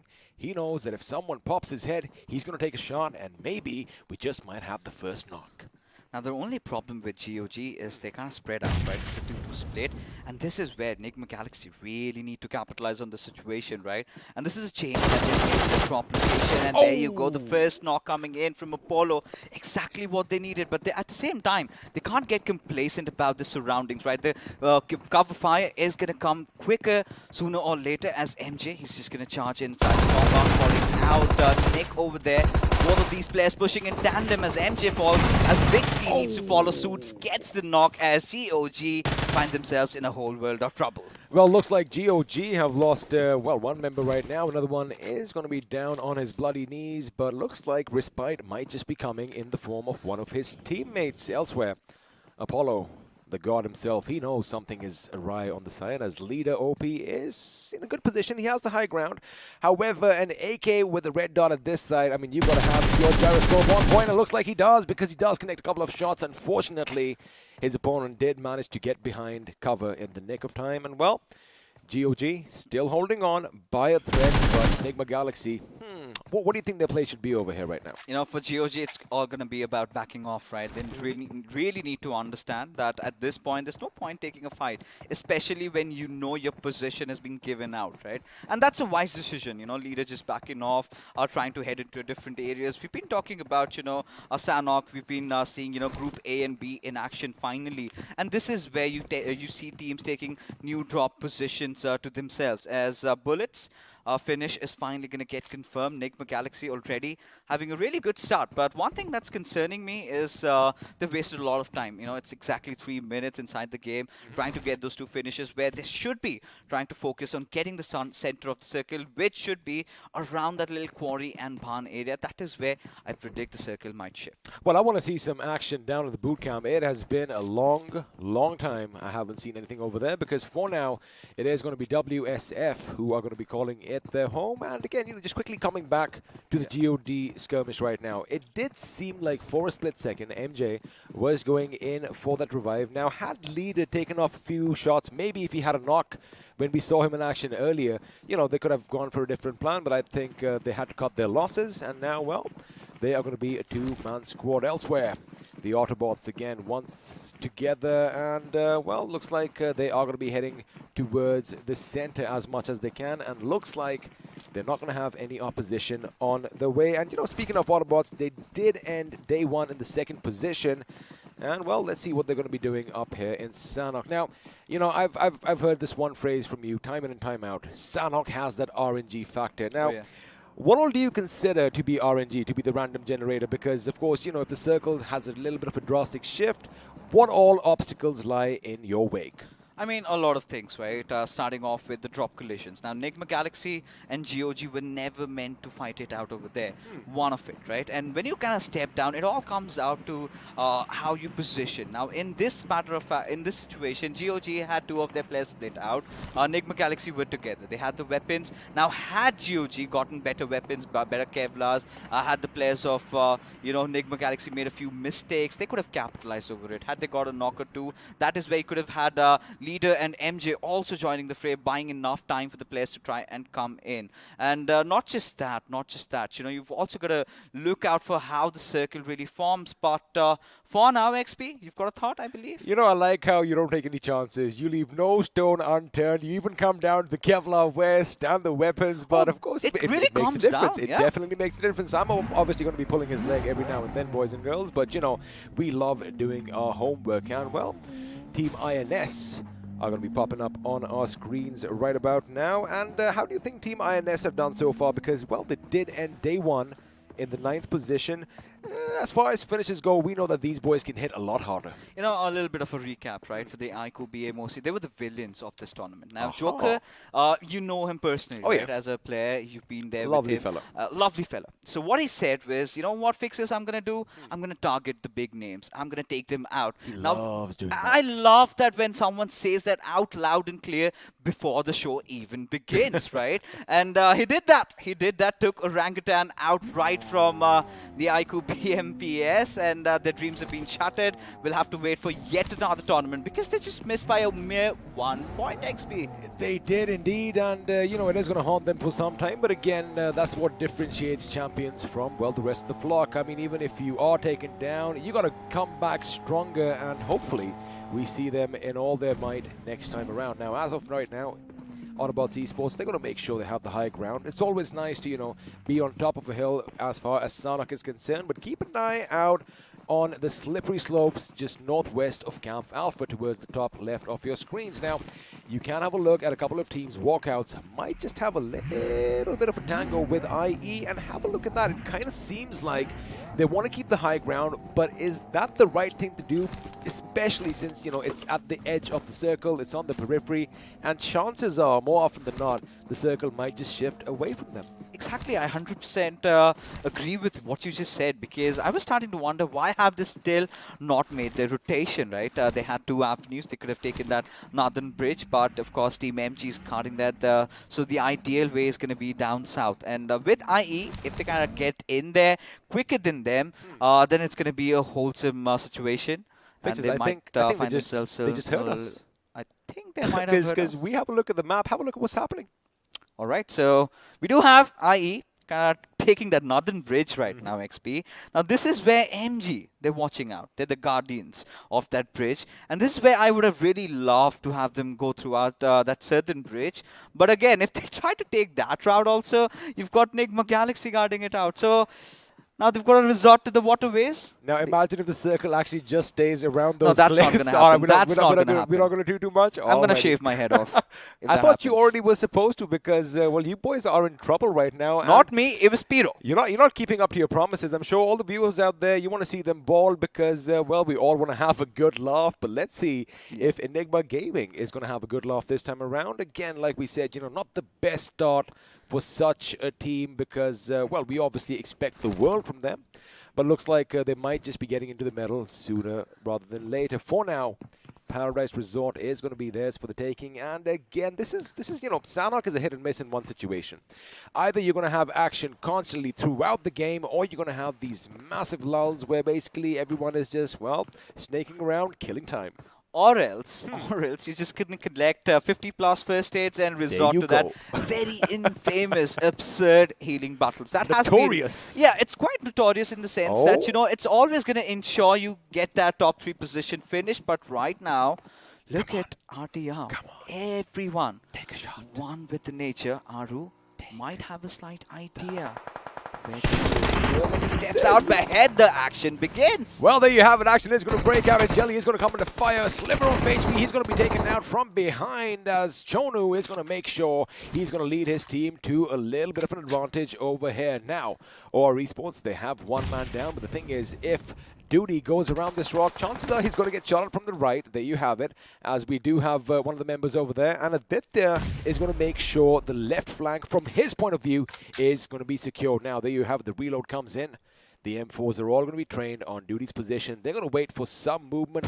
Chonu is going to be lobbed at with a grenade. Fortunately for him, it wasn't enough, but hey, you have it. Aditya knows his position. He chucks it. It's going to be a bit to the right, but it will do a little bit of damage. Nope, it doesn't do anything for now. They are still going to be on a little bit of a stalemate. That smoke isn't going to connect. It bounced off that tree, and I like what RTR are doing here. They're keeping their patience. You know, what I love about Team OR Esports in this situation is they cut out the flanks of Team OR, right? Of Team RTR Retribution. Having Coops out of the picture gives them that little bit of breathing space as the grenades are exchanged between Duty and Aru. Both of them taking substantial amount of damage, but it all comes down to who gets knocked out faster. But Duty is going to get a revive. Well, he is going to get a revive, and again, I like the fact that, you know, like you mentioned, OR, they definitely had the flanks, Aditya at one and Aru at the other. Now, it's all going to be a waiting game because none of them want to make a mistake, but looks like Coops kind of did something, and RTR are going to be losing one of their members early on. So now, OR Esports, they definitely have that man advantage. But again, have a look at how patient they are. The trigger discipline is there. They want to make sure they have all angles covered. And even have a look at Chonu. He hasn't budged since, but now action is going to break out elsewhere. But for now, Aditya gets the better of Duty. Of course, now RTR Retribution just being survived by 2 of their players. Now, the moment Aditya kind of sniffs out Chonu's position, he's going to put an end to him with Craniacs watching out from that little wooden shed. Does have the perfect TPP angle though, but now OR Esports are going to be pushing from the bottom. And once they do that, I think that's the right way to approach, right? You've got multiple angles secured. They knew the moment they took Coops out over there, they have that little bit of a freedom to move around, and they're making those longer runs. See, what happened is they're basically complementing what you said earlier. They are isolating them one by one, and there you have it. The shots are going to be fired. Aditya is going to get the better. No, it's going to be Aru. Well, it's teamwork that makes the dream work. Even though Athanki did go down, well, one team is going to beat us. us a due early on, and Retribution, well, they aren't going to have any redemption this time around. Elsewhere, we have another fight breaking out. There's going to be Joker and the boys leading the charge, and ACBC are going to come under heavy fire, and, well, looks like they have lost a couple of their members as well. Of course, ACBC, not to be confused with Akadaka. However, you know, I really like that name. It kind of grows on you. I'm going to make a mistake one of these days, buddy. Especially when you are from Aussie. all right. But yeah, I like this version of INS, right? You have to play as you have nothing to lose, but just as we were complimenting them, it was raining all that bullets from above. Could get a lot more than what he bargained for. Has managed to get one more player knocked out. Let me just point something out. Now, ACBC, what they did good was, now, yes, they had a couple of members down in the compounds below. INS had no idea that they could be raining death from above. Now, they did get the better of one, but looks like the revive is going to be coming in. This grenade could be devastating. If it's time to perfection, it's going to go down. It's going to go boom. Unfortunately, Crazy is still going to be standing. And, well, looks like another team is going to join the fray as Blind Esports from the distance are going to be laying down some lead in their direction.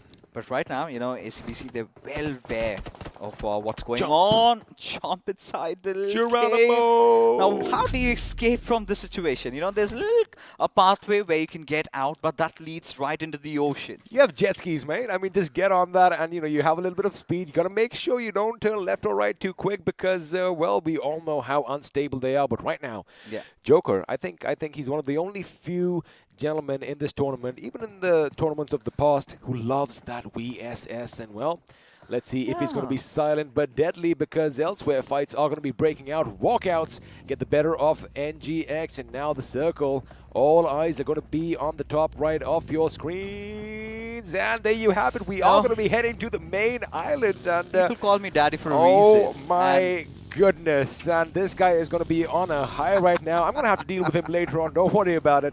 But there you have it. Fixes. Finally, you have a win. Congratulations. Maybe you're not going to go ball soon, huh?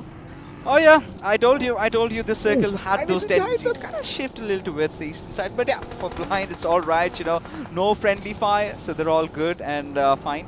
As they're going to start quickly rotating, right? You're talking about the objective fights. They realize there's no point, you know, wasting your time taking down the players of ACBC while you have to instantly convert a good rotation for yourself. As OR Esports, they've had a really good start into the game. We are still waiting for some big games from their side. Now, what's going to happen is, you know, we saw that the circle, there you have it. Oh my goodness, production, you just read my mind. Now, the circle has had that shift towards Bootcamp Paradise and, of course, all the hills in between, right? The thing is, Blind is going to try and go for the center right now, which is already occupied by Autobotz. But my eyes, Fixes, are going to be a bit to the left of the circle. Have a look at that. A few teams, we did mention early on, Walkouts are trying to make their way. Well, they're going to swim across. They can't walk on water just yet. But IE could be potentially in a good position to, you know, make up a few finishes and finally get a few placement points for themselves. You know, this is where I love production. We do have the map feed. We know where the players are, but they do not. Now, if Walkouts resort to the waterways, they're basically done, right? They're going to be fish stuck in a barrel over there, just waiting to meet death. But what they could ideally do over in this situation is, had they had vehicles, could take that northern route. But for now, well, Esports Wala WSF find themselves in a little bit of a situation. It's going to be global esports. Now, I really love how Manya's positioned himself aloof from the pack, right? Has got a little bit of a rocky cover, has 3 of his teammates around those compounds. He's going to make sure that all the information is relayed, and every finish he can possibly get, he's going to take it. Now, the only issue is, of course, global esports. They do have their backs against a wall, sort of speaking, right now. There you have it. You have a massive boulder popping out from the earth. The thing is, they are making a lot of commotion, and just beyond them, we have the boys from Autobotz Esports. Elsewhere, INS's Crazy Soul is going to be brought down because fights are breaking out again. ACBC are going to be getting the better of them this time. Joker goes down. Abrar goes down elsewhere. Fights are going to be breaking on all across the map right about now. But the question is, are the boys from ACBC going to get the better of INS? Because we've been having a look at this fight for quite some time now. The thing is, there's only one man standing from each team. And I do believe Rain has a little little bit of an advantage right about now. But doesn't really matter though, because even if either of them kind of comes out as the victors, what do they get from this fight? Oh, they're far, far away. Oh, they're far, far away. They do not have any vehicles to get inside. Objectively, they've both lost. Now, Well, for Billion's Billion, got a vehicle. Billion, he's got to cut on his losses, right? Not the right vehicle though. A Ronnie pickup truck, it's a delicate darling. It instantly explodes. Yeah, but it's a It's lot a better single than man. actually running towards the circle, Yeah, because if I makes have a sense, look, yeah. we've got about 500, maybe 600 meters to go, but right now, wow, looks like Walkouts are going to be walking on water, as Abrar has apparently channeled How do you do that? one of the gods. I mean, we're going to have to talk to them about this, because I wonder if they can convert water to wine. But anyway, the circle is going to be shifting in sooner or later. It's going to implode. I want to see something drastic. I want to see something go to the north, maybe Paradise Resort. That would be beautiful, but nope. It is going to be that massive hill and, well, that little valley right next to Nigma. Now, shots are going to be fired. Initiative Esports, we did talk about this. They have an opportunity to rack up a few finishes at the expense of Walkouts. This is where I'm really getting concerned about the Autobotz and Team MG, right? But for now, Walkouts, they have their location spotted out. Mr. Spray, he's going to try and create that little trail of smokes before he tries to make a move inside the circle, but just getting peppered down with a couple of bullets coming out. It's going to be Blazy, who somehow secures that knock. Well, he did secure the knock again. You know, we did kind of mention they were anticipating that a couple of teams are going to be coming in behind them, and this is exactly what Initiative Academy needs. They needed this Initiative to basically get a few finishes and hopefully get a few position points. And Billion, I thought you'd already left the building. I thought you were already out. But again, you know, Fixes did say that little pickup truck goes boom really quick. Not the ideal vehicle to hide behind, but looks like ACBC got the better of INS in this skirmish. At least, you know, they're going to have 4 points to their name. If not, if they can't really make it inside the circle. But right now, XP, we do have two big titans colliding against each other. One a slithering snake and the other right in front of our screen. They're making a wholesome noise. They've got a bit of a problem right now because they did get a lot of points, especially with that vehicle. As a result, two of the members of OR are going to be brought down to their knees. They are going to win as that he's brought down. Shadow, he needs to patch himself up real quick because, well, he's going to be taken down as well. Now, it is going to be even Stevens on either side. Two members on blind up against two members of OR. But the thing is, Fixes, ooh, the Autobots are assembling behind them. They know something's happening and they could be a thorn in their side. But right now, Atanki, he has that big MG and now he's going to be moving in 150 rounds at his disposal. He's going to zig and zag his way around the rocks for now, just trying to jump and get an idea of where the enemy is. And, well, looks like the enemy are going to be getting obliterated from elsewhere. Oh, yeah, that was bound to happen, especially when you know both the teams are outside the circle. Now, Blind, they've got to make a run for it. They've got to ensure that they stay alive as GE find themselves in yet another fight, this time against Esports Wala. WSF trying to lob all those grenades into perfection, but nothing really seems to connect. Well, nothing is connecting so far. Those grenades were just a bit too short, but for now, WSF are looking good, and all Global Esports are doing is waste some much-needed utilities, but looks like Bajwa has other ideas. Again, I like what OR are doing because they are taking chances with their vehicles, and against all odds, you know, they had two members down. They still got the better of the opponents, and oh my goodness, looks like Walkouts are taking a little bit of revenge out on IE. It is going to be a 2v2 situation. One man on low end, OB is going to be the one that we know of because he knows where the enemy is, but they might just set up a crossfire. He shoots, he does not connect. Yuba gets breaking down, but Beard Barber is going to be right behind him to make sure his teammate gets their revenge. Yep, and it's a really well-executed fight coming out of Walkouts considering the dire circumstances they were in. They recovered pretty well. That crossfire Oh, setup, that I was thought that was perfect. it, but right now looks like Jelly is going to be caught in the crossfires of Bajwa, and now he's going to patch himself up, looking for something else. Oh, did he spot leader over there? I think he might have.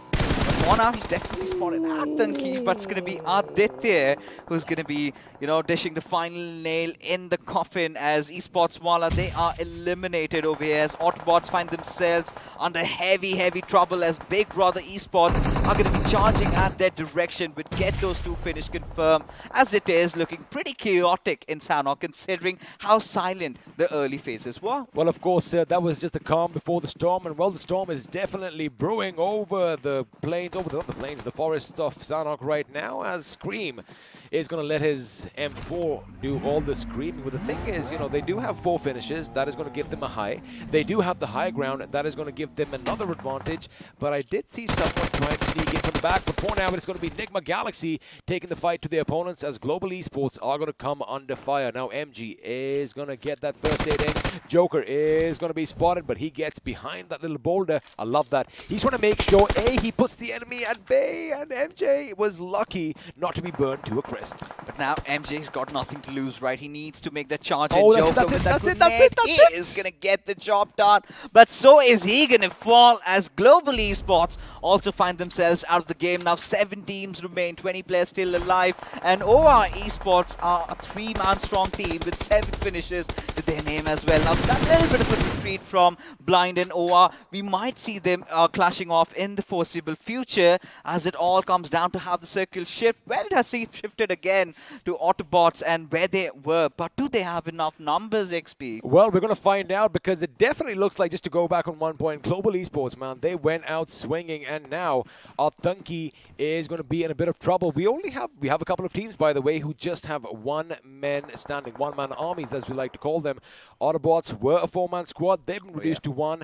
Walkouts, we did see them fight it out with Initiative, so, they have a couple of victories as they did get their revenge. But now, we have a couple of teams who are still 4-man squads, and in Enigma Gaming, buddy, they've been quiet so far, but now they are literally fighting an uphill battle. Pretty sure they do have the plan set out, right? One of their players must be having those 30-40 first aids, considering other ones. There you have it. Avi is going to try and resort to that healing battle while the other 3 try to make a dash for the circle. The nearby threat, however, XP is going to come in the form of Team MG, who are also trying to get in, and a few of the players have already made it. Well, a few players have made it, and a few, like you said, are already using the contingency plans. Wait a second, Hellgod tried to hit, he did hit the deck right on time, as the bullets are going to be whizzing past him. And, speaking of contingency plans, looks like Blind Williams is already putting himself up in the distance, and, well, outside the play zone. Bear Garba is finally going to go down to the 16 now. The shots are going to be fired indiscriminately right in the direction of Team MG, and looks like they are going to connect. The vehicle goes boom, and the Greek God himself have fallen. Oh, they certainly have, as now there you go, Team Enigma under a whole world of trouble. Big Brother Esports capitalizing on that little bit of a high ground situation. They have Scream. He is trying to rush in, but he is not looking at the right spot, not at the right direction. But OR, they joined the fray. But look at Don's position. He's going to try and create some trouble. No, is going to be the answer. It all comes down to Coasty and what he is up to. There you go, a little bit of a trade coming in from his side. But can he make it to the circle safe and sound? Yes, he does, but it's going to be Xenop who puts an end to him. Well, there you have it. Xenop is going to make sure that Ghosty is, in fact, going to be turned into a ghost right now, as Big Brother Esports are looking good. 10 finishes for themselves. 3 members still alive and kicking. Now, of course, on the other side, OR Esports are trying their best as Enigma. We called it 6 first aids left. Well, let's see if he can get his team to the top 3 position, because for now, it is going to be a battle between Big Brothers and OR, and well, we do have the IGL from Autobotz lurking somewhere with the enemy. And speaking of that, wait a second, I think he knows where Aditya is. Question is, does Aditya know that there is a mummy amongst them, or maybe he just might think that's a corpse? Because, well, how many times do you see bandaged people and a little thing go raw right next to you, but shots are going to be fired? I think he has an idea. The grenade is going to go over. Now, if Aditya runs forward here, fixes, ooh, he might just be caught off guard. Oh, he certainly can, right? But Mr. IGL making sure does not give enough out of his position. But with this Big Brother Scream, he's going to make those big plays already. Those nades, those Molotovs, all to flush out Aru as he's going to get to and burn to crisp. There you have it. Big Brother Esports out of nowhere. XP will get the winner chicken dinner secured for themselves with a lot of finishes to their names, and this is what we were looking out for. I've been talking about this new kid in the block. Has to be Scream. The way he's been playing, I see an iQOO MVP right out there. Well, we definitely could see something. Scream might just be screaming to the top, but for now, it is going to be Big Brother Esports with their first chicken dinner. 14 finish points to back them up, and a total of 29. OR Esports, we did talk about it. The sleeping giants have finally awoken, as they're going to be the second with 21. Oh, I love this. I love what OR Esports did. Every single time, if you take a look at how they kind of were playing, they were around the edges, they picked up fights, they were not really shying out. They kind of cut off those flanks when they were going against, I think, Retribution, RTR. And that was the moment I really felt that that was the confidence they needed. Now, twice we thought that OR are going to mess things up, right? Oh, yeah. A, when they came in towards their position with their vehicle, giving the sound to everyone, because what happened then was shots were just fired in the direction, and 2 of them went down.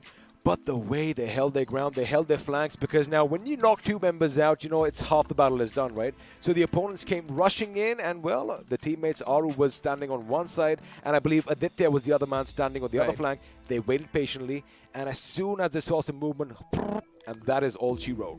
I think it was a picture-perfect game for OR Esports, considering the situation they were under. Well, of course, they could have done better in the final circle, but it's all right? You need that little bit of a resurgence from their side. Now, let's have a look in the post-match segment, powered by Loco. Who is going to be the iQOO MVP? There you have it. We called it Scream.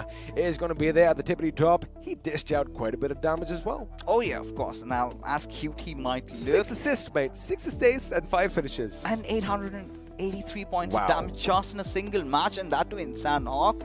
That is some big numbers being racked up. Now, Big Brothers Esports, they were not really aggressive from the very start. They were patient, is what I must say, right? They respected the circle. They ensured they got into the zone, had that little high ground secured, did everything right, which was needed to win this game of Sanhok. Well, because of that, and the top 5 leaders, they have their members on either end of our screens.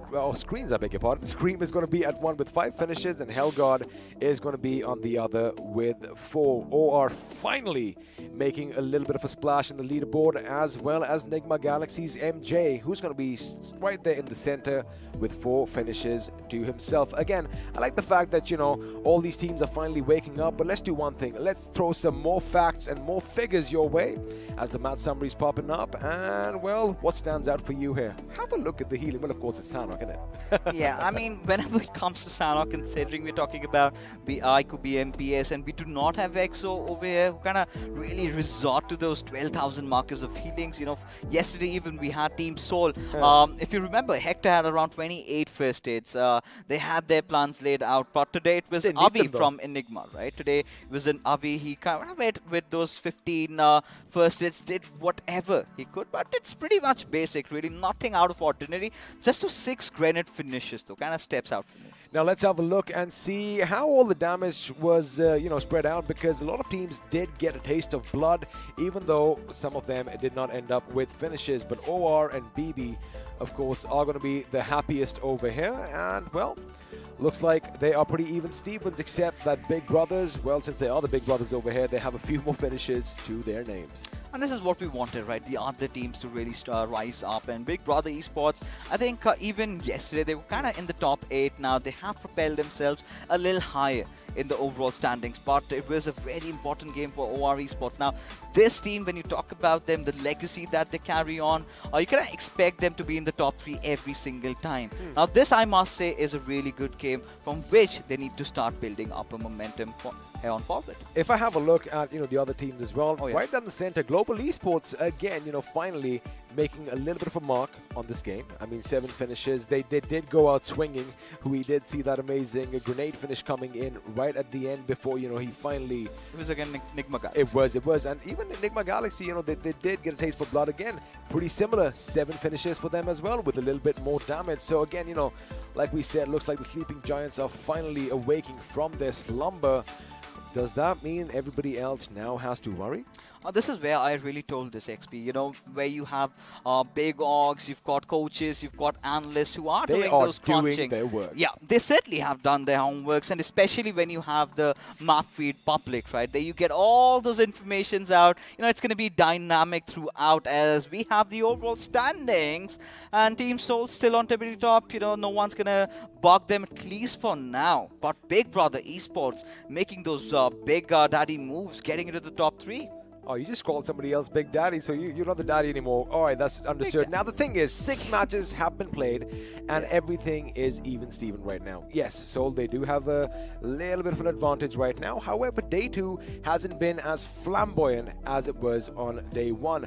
Or Esports finally making it to the top half of the table, and of course, as you mentioned, Big Brothers in 3rd, just 1 point behind the Autobotz. You know, this is where the discussion really comes down to even team Autobots, because once the circle was kind of breaking down, we had that radical shift where we had all 4 of the Autobots players in the center of the circle. That is when even the discussion was raised that how are Autobots going to survive with so many teams trying to push in from every direction. It was just Mr. IGL. He kind of survived till pretty late into the game, made it to top 3, ensured at least the position points were secured for his team. Again, you know, I mean, basically, yes, you know, on paper, the center point in that situation does look good, but again, it's like every man for himself, because you got to fend off people from... Had he had covers, could have been a different story. If we had a few rocks over there, it would have made a difference. But again, let's have a look at the second page, because again, we do have a few ups, and well, Global Esports are going to be climbing the ladder, as is Team MG in the 12th position with 39. And again, you know, even though they have X amount of points right now,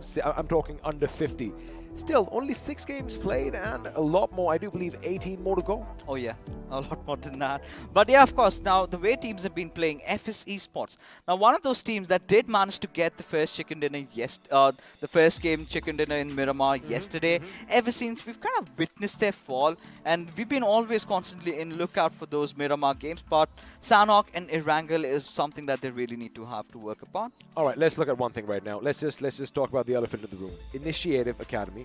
Now, we've known the players for a while. We know that they can do something. Again, maybe it's the nerves, maybe it's, you know, all that just weighing them down. 5 finishes, fine. I'm not going to talk about that. They need to basically get a few position points and, you know, get that little ball rolling in their favor. Now, I did kind of like they did take that fight early on in the boot camp itself. Unfortunately, revenge was not theirs to be taken, and, you know, they were wiped out. Maybe again, so how does the team like that right now after 6 games? I know it's early. How do they get out of the slump? Start taking fights again, you know, just start engrossing yourselves, because you're gonna fall once, you're gonna fall down twice, maybe the 3rd time you're gonna get a little conditioned, right? You're gonna be aware of how the situations are, and that is where you're gonna start winning that one squad fight that you were looking out for, and have that little bit of a global esports story going out, right? One squad fight, then, you know, keep counting up, keep climbing the stairs, and eventually you're gonna be there. Are you saying all this deliberately because you know that my leg is a bit messed up, because you know it's a little difficult for me to climb the stairs, but again, this guy. So, you know, I mean, of course, that was the map of Sanhok. We are at the midway point. Once again, thank you to BGMI Crofton for making this possible, but let's have a word from our sponsors, iQOO and Loco. Let's see what they got to say. To make every day the best of my life. To strive for more, to beat my own score. To get that encore. I've got this. I've got the power to do more, see more, be more. I've got the power to win. I've got the power.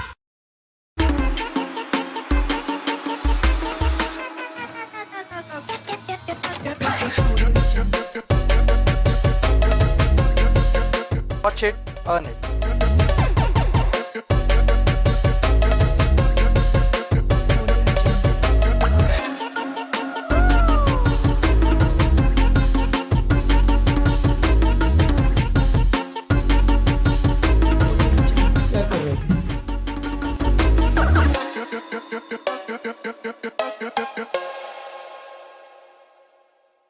Now, you know, Fixes, I think this is the perfect combination. You know, I mean, we all love BGMI, and we all know about this bad boy in our hands, the iQOO Neo 6. So what happens is, if you get a chance to win the phone, oh my goodness, the timing could not have been perfect. Because, well, all you have to do is head over to Amazon, search for the iQOO Neo 6, and a little bit of a quiz is going to pop up. Now, participate in Easy that one. quiz, it's going to be pretty easy. I mean, this guy took it, although he did take it twice.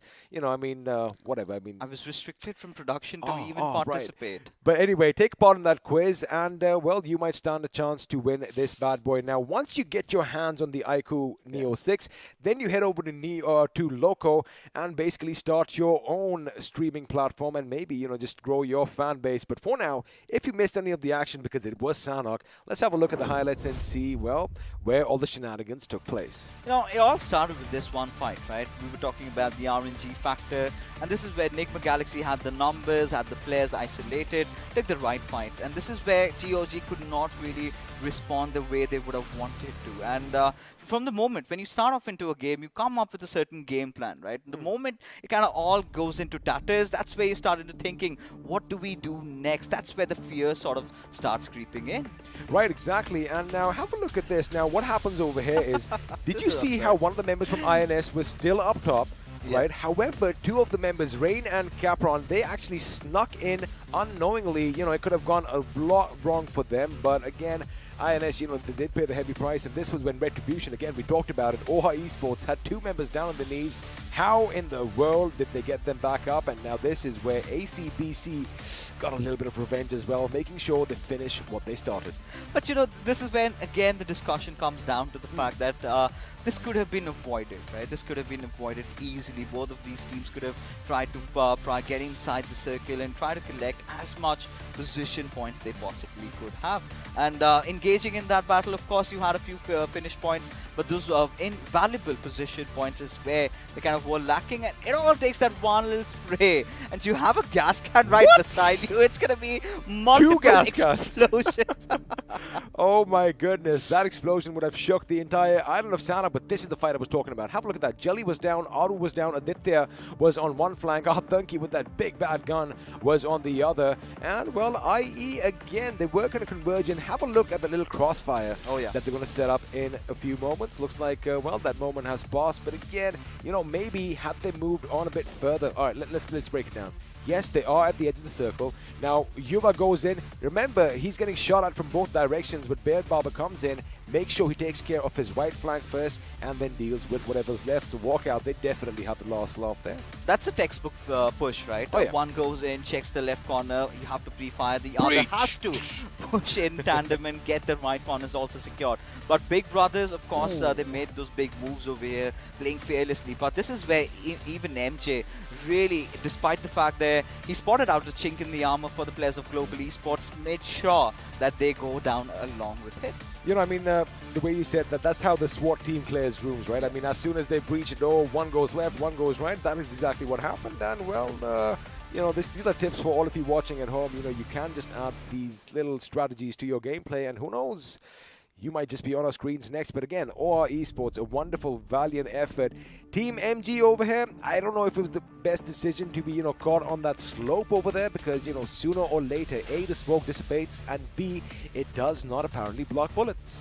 And you know, the best part is Big Brothers, they had a really good spread over there. They rotated early on, they were present, they were looking out for MG, they were looking out for Enigma, eventually got both of them, but valiant effort by Kosti before he sort of fell down. I really felt he could have even pulled out the third. He could have pulled out the third. That grenade took a massive chunk out of his HP, and while he was switching weapons, well, that is where BB came in and did all the talking. But again, a valiant effort from all sides, and despite this fact as well, the way OR now, again, they had the high ground, but BB, they definitely had the numbers, and well, all that fire, you know, you can't really escape it, especially if you are going to be slithering on your belly as it is, and sooner or later, you're going to be burnt to a crisp. You know, it was really good for Autobotz, especially considering how they come in. Did not get the chicken dinner, though, XP, but a top 2 finish is something that they can really live with. And what is lightning not enough that you had to switch on your flashlight? I did, because, you know, I just wanted to make sure, I wanted to actually emphasize on something. I'm going to turn it on because, well, I'm going to figure that out. Ah, there you go. I'm just going to keep it over here for just a second because... Old man, old peeps. Oh my goodness. Boomers. Now this guy's going to go on with this thing again. All right, let me just fix that right now. And boom, it's off. finally figures it out. Voila! It's simple, you know. I mean, this phone works seamlessly. All you gotta do is swipe down, and there you have all the options. But again, I'm gonna turn the phone off right now and not be distracted. But you know, it was your typical Sanhok. Maybe after 15 minutes of time. But again, you know, I was coming back to the Autobotz point. Mr. IGL was right in the thick and thin of all the action, and had Aditya spotted him because he had an inkling. He had an idea that someone's there. He did throw a few grenades. Had it been a bit closer, maybe OR could have walked away with 12 more. 12 but the best part about about Autobotz was they were not even moving muscle right there. And OR Esports had to focus on Big Brother because they were the ones who had the numbers. They were the ones who were creating all the noises on the backgrounds. And you ideally kind of tend to miss out on these slithering snakes, right? There's so much in the hiding. And yeah, of course, now these are speculations. Of course, he should have checked those angles. But provided the situation that he did not even lob a single grenade or fire a single bullet, he did not have any doubt as to someone might be there. It makes sense. Yeah. It makes sense. He did get. I mean, had he? Okay, let's just think about it. Had he taken a few shots, maybe best case scenario, he would have got one finish point. And it would have been out. He didn't take the shot. He got 2 points for placement. So, you know, I mean, you do have to think about that. You know, it's called maths fixes. So not just that. You know, he secured 12 for his team because it was pretty early on. Oh, you're talking about the last thing. I'm compared 10 position points as compared to 12. So, you know, 2 is greater than 1. So, you know, I mean, I guess this guy doesn't have all the answers. We love going back and forth. But, you know, it was a good affair. And, yes, what's on your mind? Nothing. Nothing right now. You're just going to be giving that smile. You're going to give me an earful later on? Oh, yeah, for sure. And something else as well. We're not going to discuss about that right now on stream. But it's Erangel next. Gossip. Yeah, a lot of it. Now, you're talking about Erangel. It's going to be teams from Group A and B again battling it out. Of course, we had the first game. EXO was on a run. And now these two games, they could have definitely hurt the momentum, right? Especially when you kind of tend to have your hands a little cold. You're not playing for 2 games. You're just watching from the sidelines. What do you think? There's always that aspect. You know, I mean, you got to keep making sure that you are heated up and all that stuff. But the thing is, dude, they're on a high. Oh, yeah. Right? I mean, they've got 2 chicken dinners, and they know that they are on that hat trick right now. And, you know, let's give it to them. If they do get the chicken dinner, we are going to consider it a hat trick because, of course, they weren't playing in the last game. But now we have other teams coming in as well. Now, Erangel was the first one that they did win the chicken dinner today. So, you know, a few teams are going to try and switch their strategies up just a little bit to try and thwart their efforts. Now, yes, maybe they had the BGMI gods favoring them just a little bit, you know, especially when Fierce was tumbling around in his buggy. Had he been taken down, you know, coulda, woulda, shoulda, anything could have happened. But let's see if it's going to be the same thing. But we're going to keep that aside because that's going to be on the other side of the break. That is going to be coming up shortly. Not just yet because, well... You know what? I really feel that teams like Autobotz, they're going to perform really well in Erangel. If you consider the 2 Erangels that they played yesterday in, one of which was Chicken Dinner, the other one, they managed to get it into the top 4 despite being under severe circumstances. If you remember that one game where Retribution RTR got the Chicken Dinner, it was that Seoul and Hyderabad Hydras iconic fight where, you know, they had their vehicles even popped off. And despite that, you know, Autobotz made sure they had those position points going in. Now, this is one of those teams that always tells me that, yes, we've got hope for all the qualified teams from the iQOO BMPS coming into the BMPS, the rising stars, as we call them, living up to their name.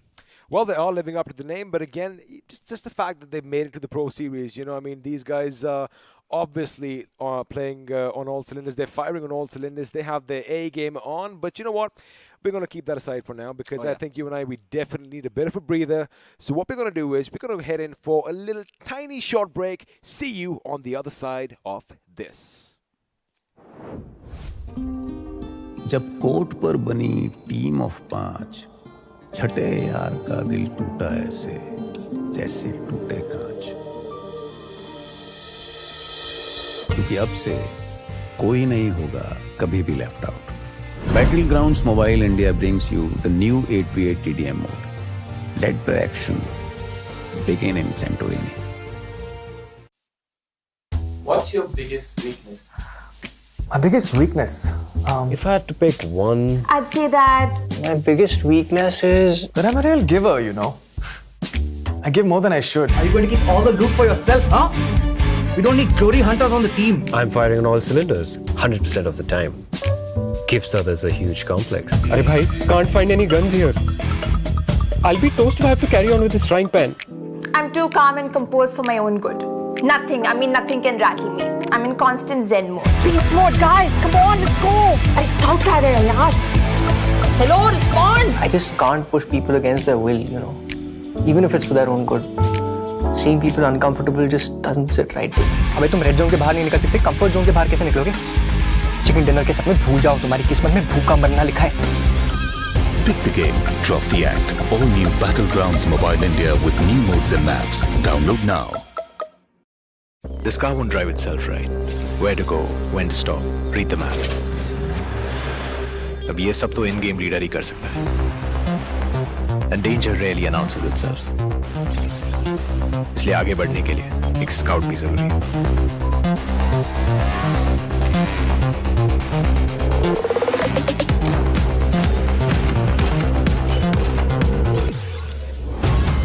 And without the fragger being there to wipe out the enemies, moving forward तो भूल ही जाओ.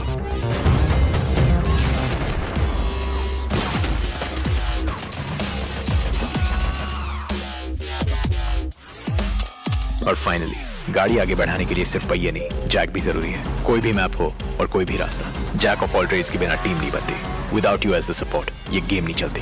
Your friends are waiting for you on the battlegrounds. फिर से अपने यारों के साथ chicken dinner करोगे, साथ मिलके रैंक पुश करोगे. Battlegrounds mobile India, download now. It's not about being like everyone else.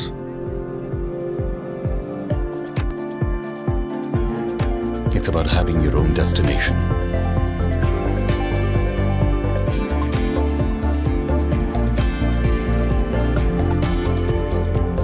It's not about how you fit in. It's about the skin you choose to fit in.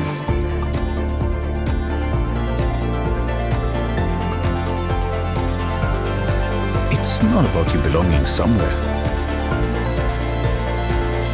It's about you belonging with your squad.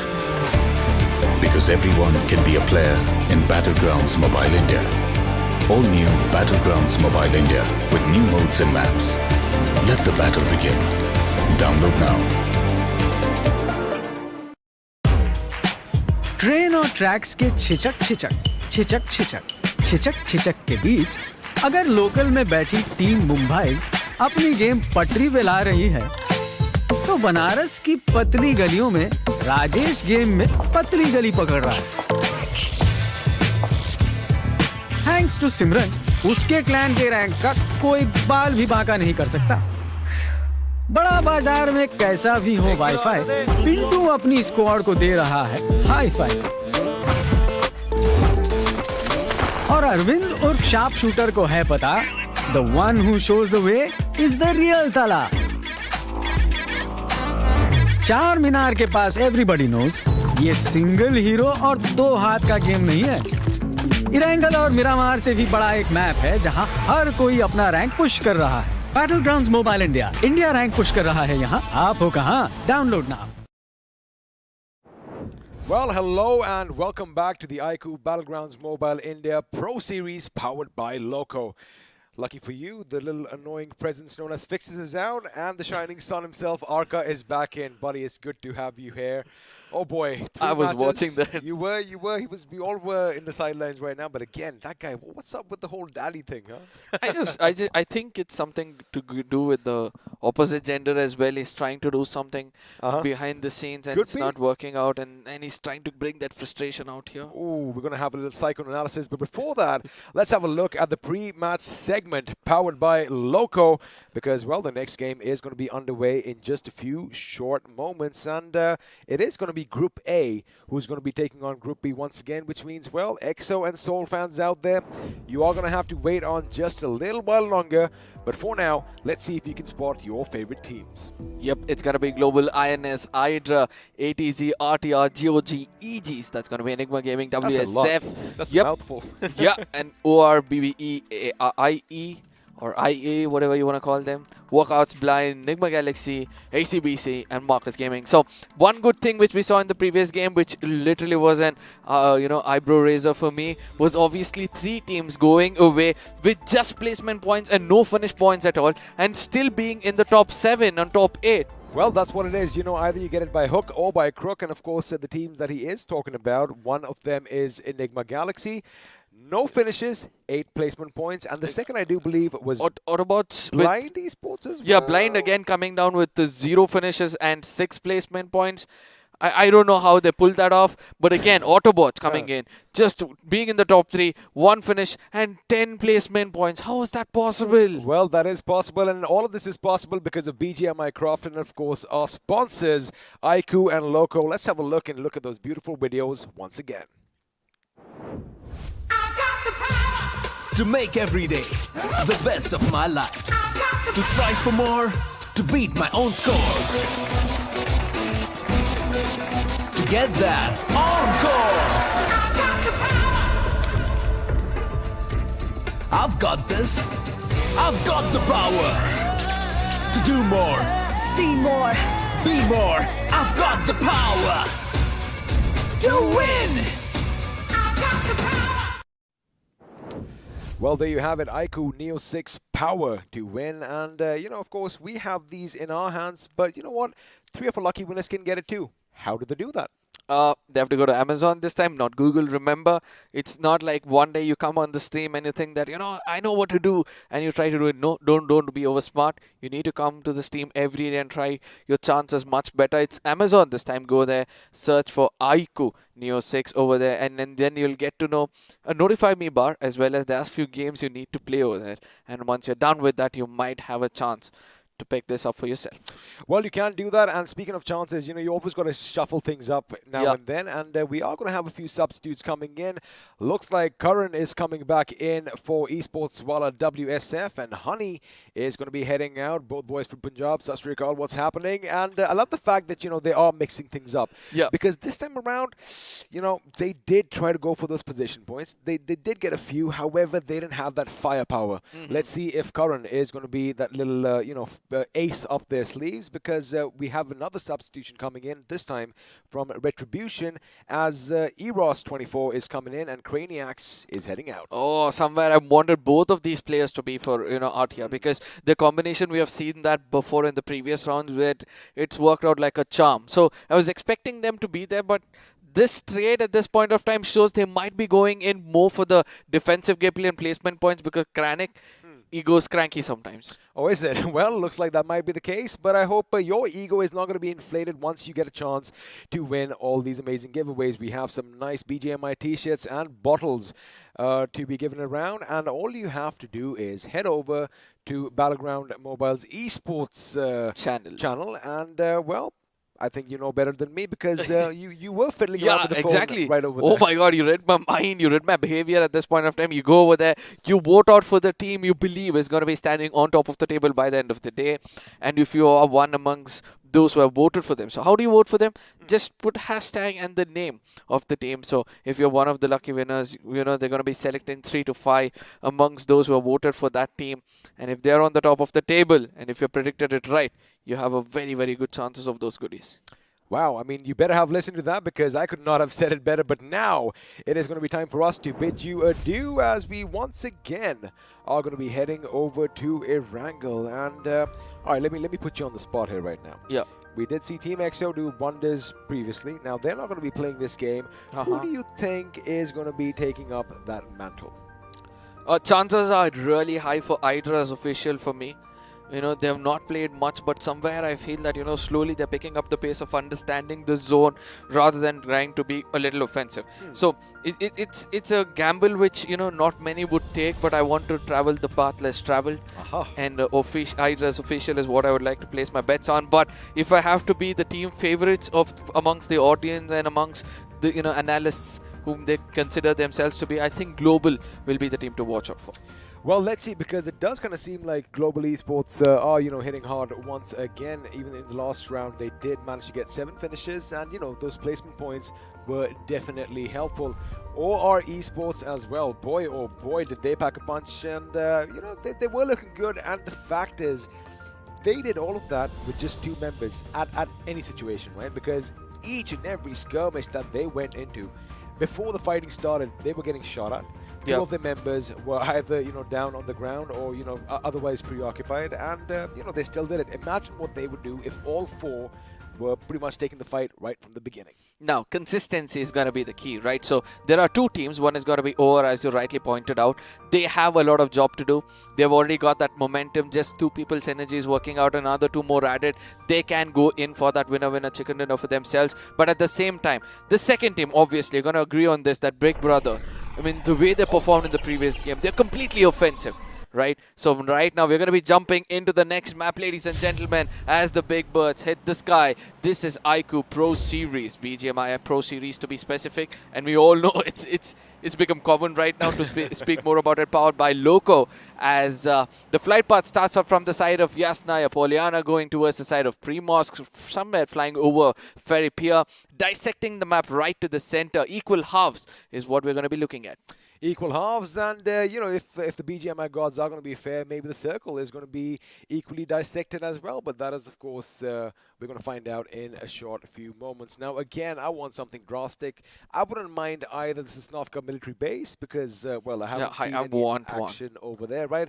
Or let's just throw everything out the window. Let's go way up north to the east, to the west, I beg your pardon, and have something at Zarki. Because when was the last time you saw action take place in Zarki? A really, really long time. It's Or probably I've never seen one in an official event so far. So I would love one in Zarki or completely to the southern side of military base completely. Now, yes, we're going to be looking at the drop collisions. If there are any at this point of time, we can see that, none of them are choosing to go towards the complete ends. Like, no. Oh! Okay. Oh! Okay. It's going to be Stolba, the place you wanted yesterday. Well, it's also going to be to the north. And also, if you have a look, it is kind of dissecting it in half as far as the plane path goes. Oh, I yep. mean, if you draw a diameter, it looks like it's going to be right at the center. Now, the thing is, I kind of thought we might have an early skirmish because it does look like Global Esports and OR landed really close to one another. Of course, Rozhok is something that they like, but looks like they are going to be heading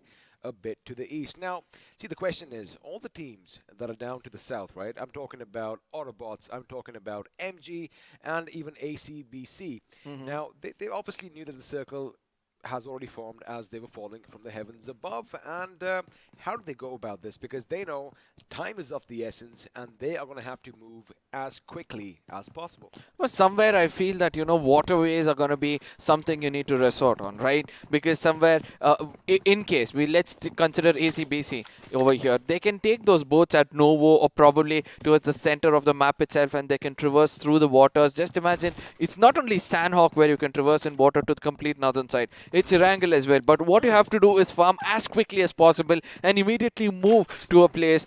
Get to know your locations, especially the spawn locations of all these waterways, and then make sure you hit the waters as quickly as possible. Because in the map of Erangel, not many will look towards the side of the shorelines. Oh, I'm pretty sure no one's ever going to be looking out to the seas. And, you can kind of sneak past them without them even knowing. But again, also you can just have a nice time out on the water, just have a good talk and, make up the plans for the fights to come. For now, we are going to talk at and look at Hydra Official. Again, a team that you did just kind of mention moments ago. They haven't really been doing well as far as placement points go. They have picked maybe a few fights here and there, and the finishes aren't going to be as high as we expected from them, because let me just give you stats as far as day 1 was concerned. So they did finish day 1 in the 14th position. Yep. 17 finish points to their name and only 9 coming in from position. So, I think maybe, and that's again, keep in mind, that's 9 position points over 4 games. Yeah, that's the whole point. Now, that is somewhere I feel that, they're going to change tables. And then look at that, right dead center of the map itself. Yasna is what they've chosen to. So all they have to do is just concentrate on picking up some finishes yet again, because they have the center. Probably, place their bets of trying going towards the northern side of the map, towards the side of Stolba, holding the high ground, complete high ground, because we we have been seeing this, right? Whenever the zone is going towards the side of the northeastern side, it always tends to end up somewhere closer to Stolber. And in case the bets are placed and it works out perfectly, I think they can cash in something really big. All right. I mean, you know, I do agree with you at certain points, but again, at this stage, I'm pretty sure they're not really thinking about that because, as you mentioned, they are in the center of the circle. Yasnaya Polyana is theirs for the taking, and the only team that is close to, you know, be a little bit of a problem could be Enigma. But again, what they are going to be focusing on is getting as much loot as they can in their kitties. For now, ACBC Esports down at the Sanhok military base, and once again, we aren't going to see any action on this tiny island. This is what I've been craving for from BMOC, you know. I really want to see the zone going to the complete southern side of military base where we have not seen these teams fight out with one another. I know the experienced teams on the other end would have encountered something like this when the sister company was owning this, but ultimately, you know, the new teams, they've never faced one another at the most southern side of military base, and that's what the challenge, that's where I feel the challenge lies. But let's not forget again and again that the northern side of the map, Zarki, Severny, shooting range, all of this is always been abandoned. Nobody chooses to go over there. Just imagine one team just places their bets, goes towards the side of shooting range, comes in towards the side of Severny, a late rotation into the circle, but still has control over it, and then tries to dominate. And I'm still waiting for those moments to kick in. See, the thing is, of course, you know, there is a massive RNG factor when it comes to the circle, but you know, we have our analysts. I mean, we also sometimes predict the circle, so I do believe after the second circle we'll have an idea as to where the final zone is going to form. That is exactly what all the teams are planning on as well, because for now, no team is going to try and take a fight with one another, as OR Esports are going to have the school and the compounds and the apartments, I beg your pardon, right next for their taking. And as far as they are concerned as well, they don't really have to budge just yet. So what's happening right now, again, is they're making sure that they have as much loot as they can possibly carry. And look at that, they have vehicles all parked in that little courtyard down below, and the circle is going to pop up. A few teams are going to start moving in. They are going to try and avoid any sort of confrontation, especially if you have a look at Georgia Paul, right? Yeah. We have IE heading up north. We have Walkouts who already are in North Georgia Paul. They're going to be heading over maybe to the shooting range, then maybe to Severny. So they have a lot of options open, just as you predicted. Yeah, I just hope that they do that, you know. Always try to take the path less traveled, because that is where you won't find many of the players. Khalil Gibran fan over here. You've definitely read his works. Yeah, I just love it, you know. It is beautiful. Into the Woods is one of... It is beautiful, yes, yeah, sir. yeah, let's get back to the game. At this point of time, we're able to see that the eastern side of the map towards the side of Lipovka, one good, you know, split gameplay coming in from the side of NGX, right? Two players were towards the side of military base, two players towards the side of Lipovka. They knew that nobody's going to come in as quickly as possible, so a lot of farming. They've already done with the farming. Now try to concentrate that, use those resources perfectly and get some action done. Now, the favorites, according to me, that's going to be Global trying to make their, you know, way in towards the side of, towards the side of Yasnaya, or the part or towards the western side of Yasnaya, towards the bridge. Might be expecting somebody over there, and I strongly feel that there's going to be a fight which is going to take place over here right next to the petrol bunk, because obviously we're able to see that one other team is trying to come in with the vehicles, and they might come into a collision. Also, keep in mind, it is going to be Walkouts who do have that little bit of a higher ground there. You have it, Abrar. Already spotted someone. Looks like AJ's position is going to be known, and, well, I wonder if they are going to skedaddle out of there, because for now, Global Esports, right, they have 3 members on the other side of the water, while AJ is still over here. But again, if Walkouts do try and rush in on that position, which really doesn't make any sense, because have a look at them. They have the high ground, they have the mountain to themselves, and they have the lay of the land in front of them. Now, if AJ makes a little bit of mistakes, it could be problematic. There you have it. Joker's coming in. Is Abrar going to be holding his trigger discipline over here? No, yes. That was perfect. That was brilliant. Joker, for some reason, slowed down, and, well, that is all just going to right now. AJ suddenly realizes, wait a second, people are over here. But the question is, what does Global Esports do? Now, one thing which I love about Abrar over there, he got that knock. He did not wait for somebody to come in and try to get the revival and, trying to bail them out. But ultimately, what did he do? He's going to blow up the vehicle, reduce the chances of him getting revived. AJ on the other side is going to pick up the vehicle. Abrar is not going to stop. He's going to keep spraying, and he's going to be persistent as he's removed the vehicle tires. And right now in the crosshairs, UI is going to pick up that pace from there on, but doesn't do so as he's going to fall back. But somewhere, Eggy on the other side. You're going to love that bolt action coming in, right? And that is going to be one knock. Let's see whether that's going to get converted into a finish. Well, the Mosin Lagan is doing all the talking right now, and it looks like Apollo himself is going to be shot in the head. Let's see if the teammates can bring him up, but now Knuckle from Global good Esports one. is going to try and retaliate in kind to Walkouts over there, but they do have an airdrop for their taking as well. Level 3 armor is going to be taken up, while quite a few teams are still out on the blue. I like this rotation right now. They knew that Global Esports are going to be waiting for them. Ladies and gentlemen, forget everything. Let's stop the press. The AWM has been picked up, and well, let's see if it's going to go boom, and let's see if someone is going to go flying a mile away, because, well, the BFG is finally in the game. But again, as far as Walkouts, just coming to my point real quick, you know, they realize they got that one finish.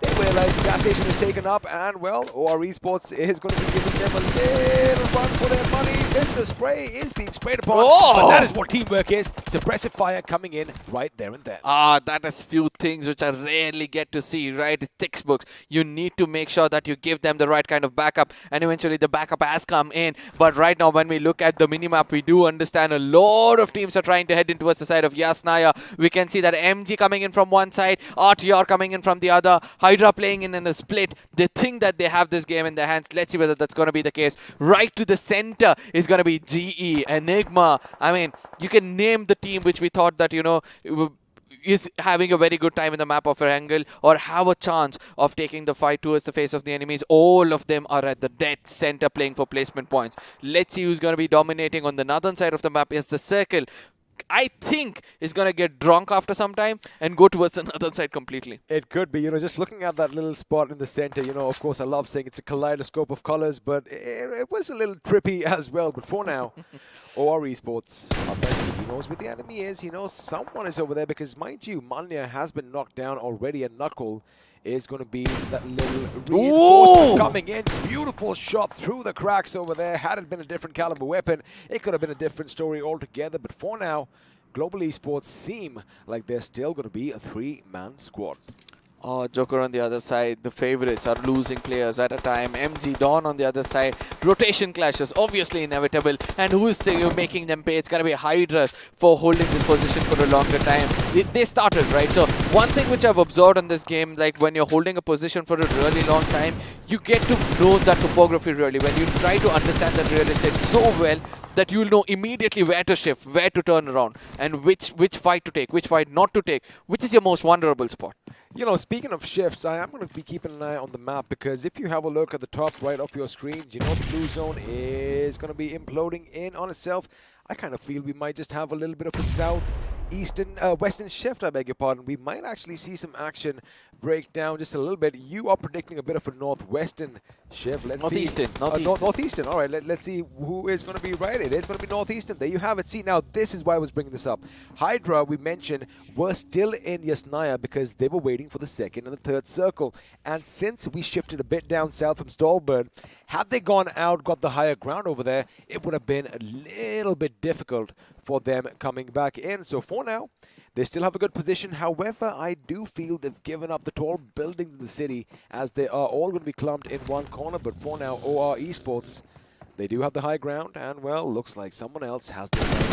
Aru is going to be shot at. Aru is going to hit the deck, and for now, Aru is still going to be alive. I mean, I really love the way Hydras immediately shifted, you know. They regrouped, and that was the most crucial thing, because they know next time the cavalry comes in, they're going to come in as a group. And it's going to be it's going to be so hard for you to take that 2v4 fight. Playing for placement points. We have seen they've been offensive, now time to go defensive and then try to maneuver in a very different way. But let's see whether that's going to be the case. RTR is holding the best spot in the house. Enigma, not too high, not too low. ACBC on the other side is also trying to traverse around. They know BB kind of knows that there's a vehicle which is passing by, but they're not going to do anything much. Yeah, Enigma is holding one of the best spots as well. Oh, Nigma Galaxy on the other side, close to blind, and we can see that Shadow knows information. He's going to be trying to cook up a grenade. He's too late. He goes back inside rather, but on the other side, Zaddy and Williams, they're going to put up a fire trap rather to avoid them from coming up. Well, they are going to try to make sure they keep the enemy at bay because, well, the enemies are not at the gates anymore. They have breached their building. Now, Williams got to be careful because looks like fire is being flung in their direction as well. He does want to, he is going to get up. He does shoot. Unfortunately, he does not connect. This is a good position. He goes down. The man holding the grenade is going to be brought down. Nigma Galaxy in the world of trouble. He switches his weapons. Beautiful switch to the M4. And now, looks like Nigma are going to be cut open. Cut into pieces from every which direction. One man standing who does get a knock, but that is all she wrote, ladies and gentlemen. Blind Esports' Williams take a bow, knocking out 3 of them, and, well, making sure his team is still in the fray for now. Global Esports' AJ. He knows the enemy's nearby. In fact, Evil Sky is going to be knocked out, and Capron seems like he's the last man standing for ACBC. Now, GE on the other side, just 2 men standing. AJ is very, very careful. They know that they have a little bit of a center of the circle, right? So we can see a little draft shift coming in. But finally, I'm going to throw this to you. Obviously, Akar 98. What are your thoughts? I'm just appreciating that big scope, the 8x, the bolt action. I want to see somebody's head be blown up. There you have it. Take your shot. Blazing doesn't matter. It's all right. Take your time. All you got to do is make sure you line it up perfect. And the moment the head hits the center, just let loose that bullet because for now shots are going to be fired. Capron again, remember the last man standing does have a UMP. I'm pretty sure he wished he had an Uzi instead for this close quarter combat, but looks like Manya is going to be taken down from elsewhere as Athanki is going to join the fray. And have a look at this. Capron, buddy, is keeping an eye out on the kill field. Yeah, good one, good one. And at the same time, presence of mind. Look at that. He puts up a molly perfectly through that window, which might help him, which might give him a small space where he can land a grenade on the opposite side. No, AJ on the other side, fear has been stuck in his heart, right? He can hear vehicles, he can hear the person on top trying to put some throwables down below, but somehow he's trying to survive. He knows that if his composure gives up, it's going to be so hard for him to compromise. Oh, you got to be composed in these situations, absolutely. And again, you know, we did kind of think that Global Esports are going to be on a bit of a high. Unfortunately, remember, ever since they lost Joker, you know, everything went down south for them. And speaking of the circles, looks like that is going to have a little bit of a southern shift as well, as Jasnaya is still going to be in the picture, but only a few buildings are going to be in the northeastern hemisphere. But right now, I do believe OR Esports are looking good pretty much at the center, while Hydra official. Now, have a look at your minimap, ladies and gentlemen. They are just at the edge, but again, no opposition for them. They're going to make it in, but the question is what happens next, because once it shifts out, then all the teams that are already out in the open who have those, you know, makeshift fortifications, they're going to see them coming, and smoke can only obscure your vision so far. But for now, GOG are going to be taking the fight well to the winners of our last game as the big brothers are pushing in. Each side is down one member. Wait a second. Looks like a vehicle just went over someone, and Rex is trying to get a few shots as well. But it is going to be Beas who gets the better of GOG as Bullet goes down, Nick goes down, and well, with the help of Enigma Rex, another one bites the dust. GOG out of this game. I mean, they had everything under control. They put a man down, but ultimately, look at this. A blessing in disguise for the side of BBs were Enigma. Now, Enigma also has to make it inside the circle, so they have to be quick in making decisions as there's very few seconds left until the blue zone is going to touch them. Far away, it's going to be RTR versus the side of MG, and let's see what's going to happen next. Something very interesting was happening. Oh, I thought it was going to be a game changer. Avi was heading over for a flank. Look at his position on the screen right now. He came behind, but BB's presence of mind, they heard the vehicle, took the shots, and the flank has been basically dealt with. But now, looks like reinforcements are coming. Oh, locations has been compromised. Eki is going to take advantage of all those things. Beautiful. And eventually, he has an opportunity at this point of time. And that's going to be one of his teammates far away, reviving them. And now, they're on the corners of the circle. Nobody to backstab them. Nobody in front of them. They're going to hold this ground for a long time and try to pick up as many finishes as possible. Have a look at that. Avi's flank might have failed, but it was a massive distraction because everyone was looking at that direction. And, well, somebody came in from the back and, well, planted a few daggers deep down. Now, MG's path killer. He is going to take the fight to the the enemy, and RTR. Oh no. Be a quick grenade. However, somebody is going to come up, and well, Palfkilo is going to be cut down, and Dionysus is now the last, well, god standing. Now let's see whether it's going to be the god or a mortal who's going to make mere mistakes of getting taken down, giving up his location. It looks like he's kind of given up his location. IE on the other side have a vague idea of where he is. Now this is where I would like to say, your solo man standing in to put up a smoke. Obviously that's going to reveal your location, right? So this god is going to hit the grounds, proving himself to be a mere mortal and nothing else, as Retribution RTR are going to be very, very happy with that finish they've attained, and they're going to push forward through the blue zone to make sure that they have a very good spot. Now Hydras have been blessed time after time with the zone themselves. Now they have to fight for it. Now the question is, they have one major roadblock in the way, and that roadblock are the team that is on our screens right about now, Initiative Academy. Now, Initiative Academy, they've had a few issues. Looks like they are going to be coming under fire, but for now, looks like Blind Esports just lost a member really quick right now, and it's down the way out of the enemy. Park, and of course, you can't want to bang into your teammates' cars because, well, chances are someone is going to blow you up to smithereens. Now, Autobotz are going to be coming under fire. Enigma Esports at one end, and even OR could be taking a few pop shots at them from the other, but it's going to be Evo's grenade, followed up by Avi's grenade, which is going to make sure two of them are going to be down on their knees, and there you have it. Evo's going in, and third grenade is going to knock out Mr. IGL, and that was almost going to be friendly fire on them, and now Autobots are survived by one Autobot, I'm supposed to say, and the question is, where is he? I don't know. Probably a split gameplay coming in. Yep, I believe it was a split gameplay coming in, but let's not forget that Enigma on the other side in the crosshairs was OR. OR has got the hot components at the circle. We can see that very clearly, and they know that, you know, with that ridge they have, they can see the whole view right in front of them. Not a specific bird eye view, but it's good enough to take down any team in front of them or rake up some finish points for themselves. As a push comes in against the side of Enigma, it's INS on the other side. They're going to make Enigma taste their own medicine. They are going to make them taste their own medicine, and now how the tables turn, they are going to be trying and finding a little bit of cover for themselves. Lucky for them, they have all these old vehicles nearby, and now Eggy spots the enemy. Eggy shoots, Eggy almost connects, however, it is going to be just a bit too late for him. For now, he and Evo are the two members standing for his team. 8 finishes is not going to be a bad outing. Now, the thing is, we are going to be switching to the other side. Hold on. Eggy's going to make sure he parks his vehicle and has enough makeshift cover. Now, keep an eye out towards the top of your screens.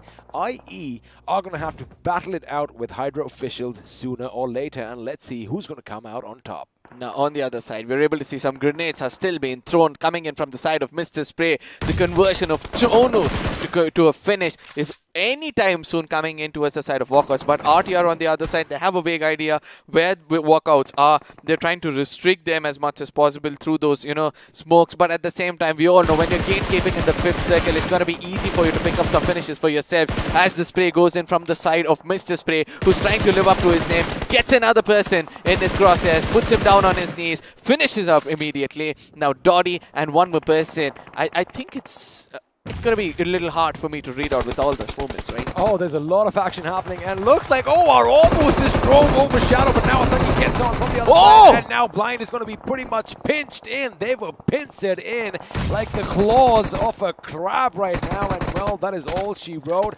as another one is going to be biting the dust. Now, this is the final initiated. Hold on, ladies and gentlemen, have 4 finishes, remember that. Now they have 7. Hydra official, well, normally they say that you cut 1 head off and 2 spout. This time they cut all 4 off at the same time, and looks like Initiative Academy are finally taking that initiative, and well, they are going to have a few placement points, and they are going to have those finishes to back them up. First of all, Hydras let go of a strong positions which they were holding, and they're going to regret for falling back, but rather regrouping in the very building they were holding. But Initiative Academy is going to be so happy at this point of time.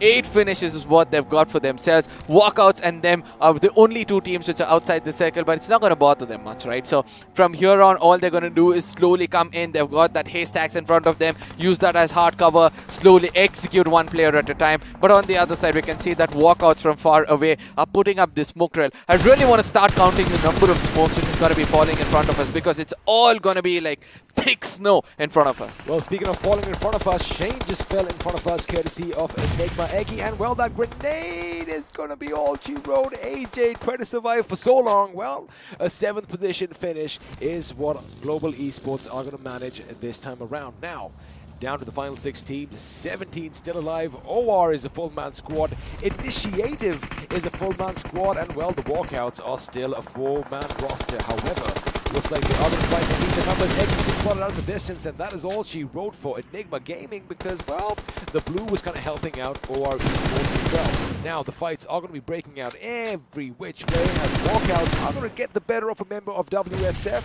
Lucky for them, they still have that gradual slope for cover as far as INS and OR Esports is concerned. Now let's see what's going to happen. Nobody has the center of the circle apart from IE, right? They kind of spread around and they have a vague idea of where the opponents are. OR Esports on the other side are concentrating only on one corner because they know it's important for them to take one team at a time if they want that winner chicken dinner. 11 finishes what they've already got. Consistency seems to be paying off for them. The previous round was so confident that this round they might pick up the second winner chicken dinner for themselves. They could do so, but right now Joker has to be the man of the moment because he doesn't have to fight up against an army that is going to be coming towards them. But oh my goodness, OR was spread out just amazingly, and well, he couldn't really look at 3 directions at the same time. Aru trying to patch himself up, has racked up 13 finishes, well, as far as the entire team is concerned, but we are now down to the final 4 teams, 3 of which have all 4 members alive. And well, looks like Esports Walla is going to be the only team with that lone survivor. Let's see how long the gentleman can survive. Maybe he might just get a few extra placement points, and Ayush, he spotted something in the distance, and he suddenly realized that, you know what, the moment was past. Good on him for not letting loose any bullets. But OR, mate, 14 finishes. They are looking for more.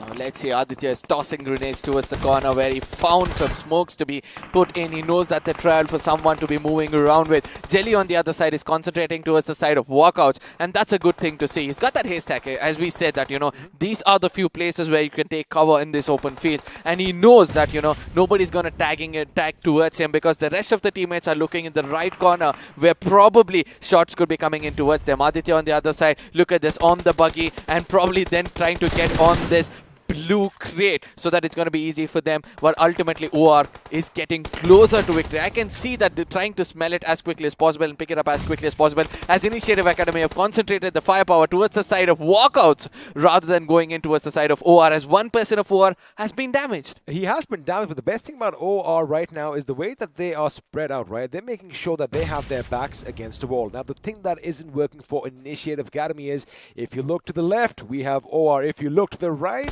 we have WO, and there you have it. Looks like the final member from WSF is going to be caught out, and well, Invader isn't going on any conquest today, as Walkouts are going to make sure they get the better of him. Have a look at that. Now, OR, they are spread far and wide, right? They have the blue zone to the backs. Initiative, unfortunately, have WO to deal with.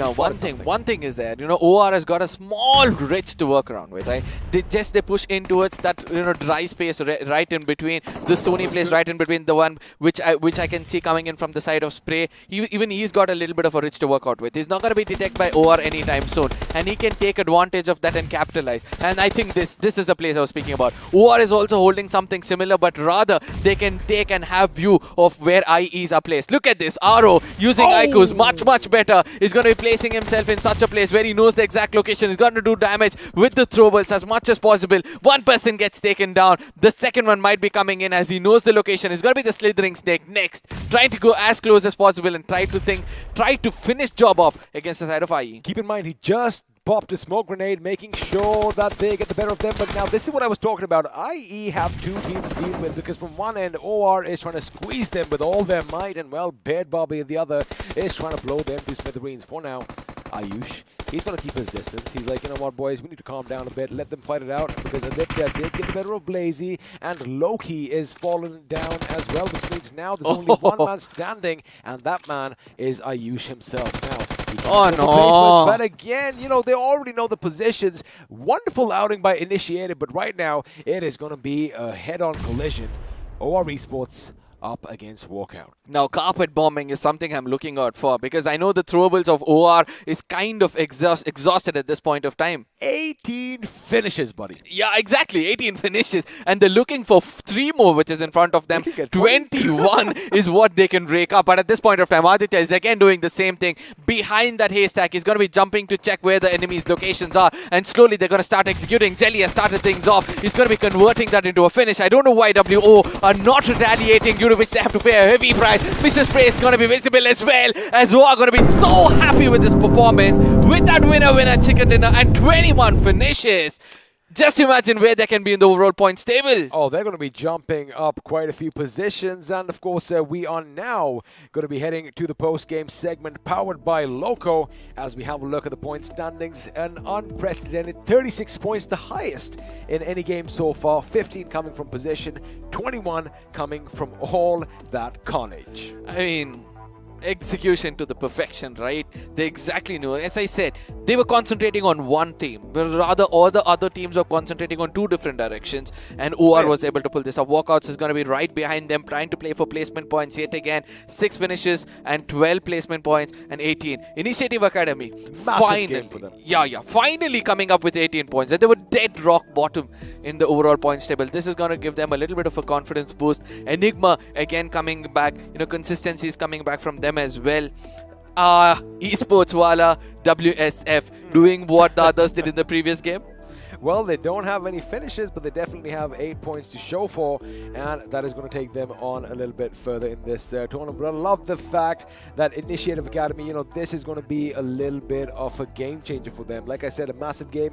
They can finally take a deep breath and be like, all right, we still have this. Now let's just focus. But now, iQOO MVP, of course, as predicted, it was Aditya from OR Esports. 8 finishes, 922 points of damage, and I wouldn't be surprised if all 4 of these boys are going to be in the top 5. Well, we're going to find out in just a few seconds. Now, you can see the Phoenix tattoo on his hand over there. It's soaring through the sun, and exactly that is what it did in this game, right? 920 damage. Try to be the Phoenix which burns through those haystacks over there. So also they did arise from their ashes, so to speak. Yeah, obviously. Have a look at that, ladies and gentlemen. All 4 of them. Like 20. Obviously, right. The number of players inside, and amongst that you almost have 20% of them. I mean, of course, 21 finishes is just amazing. And have a look at the damage as well. Each and one of them, except Aditya, of course, 920. We're going to count it to 1,000 because that's almost 1,000. They have 1,000 points of damage. And again, I like the fact that Initiative finally are going to be up on the thing as well with, 2 finishes for himself. 4,000 damage in total.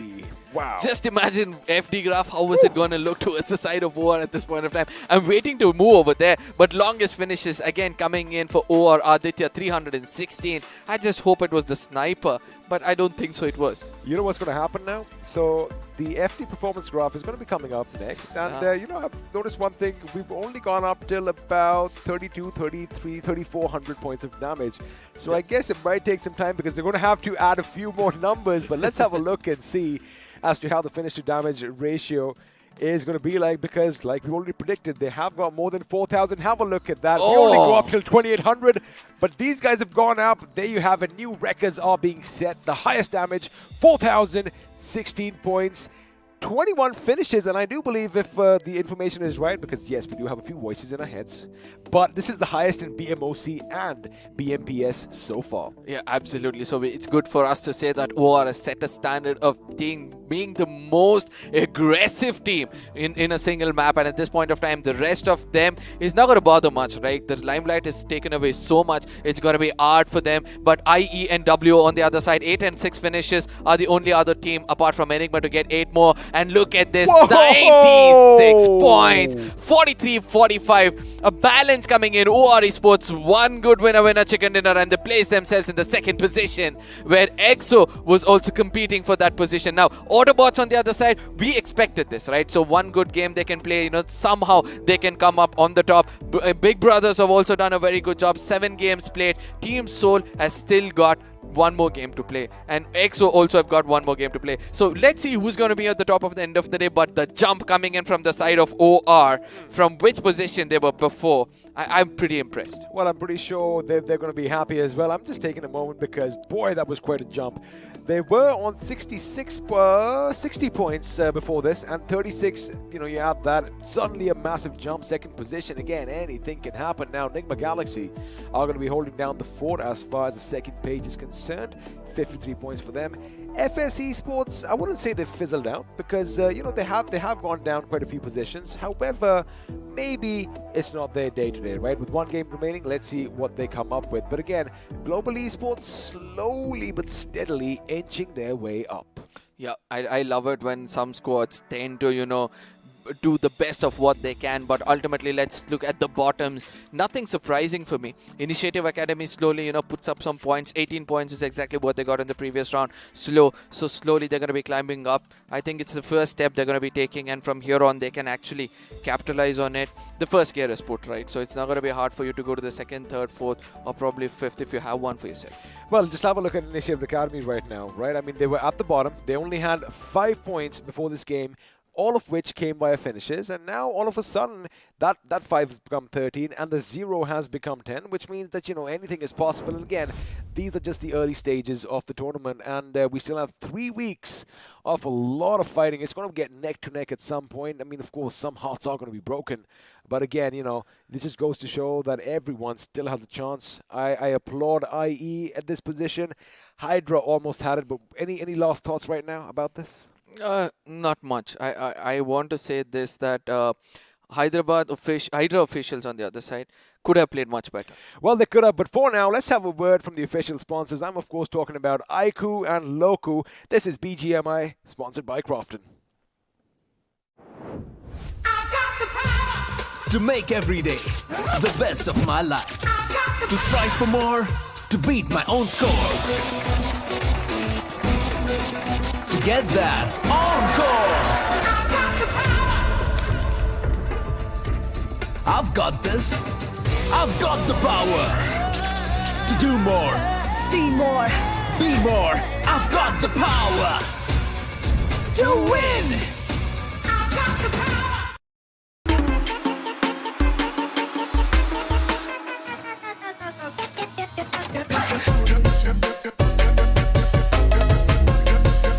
Watch it, earn it.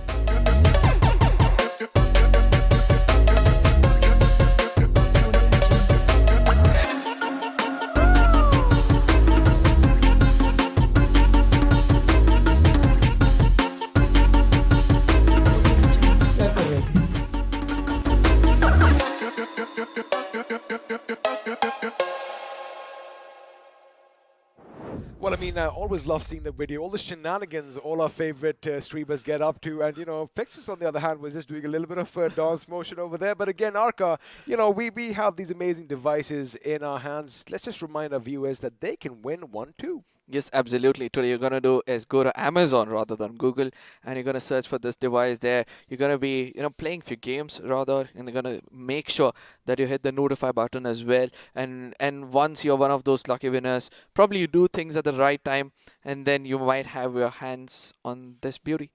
Well, this is a beauty, and, again, if you missed any of the action, question, where were you? Because how can you miss your favorite teams doing such amazing things? But don't worry, we have you covered over there because, well, the highlights are going to be popping up on your screen now. And let me tell you one thing, it was a slow start, but again, action was aplenty. Now, just imagine, until the circle went in towards the side of Yasnaya, nobody even thought of taking a skirmish for themselves, right?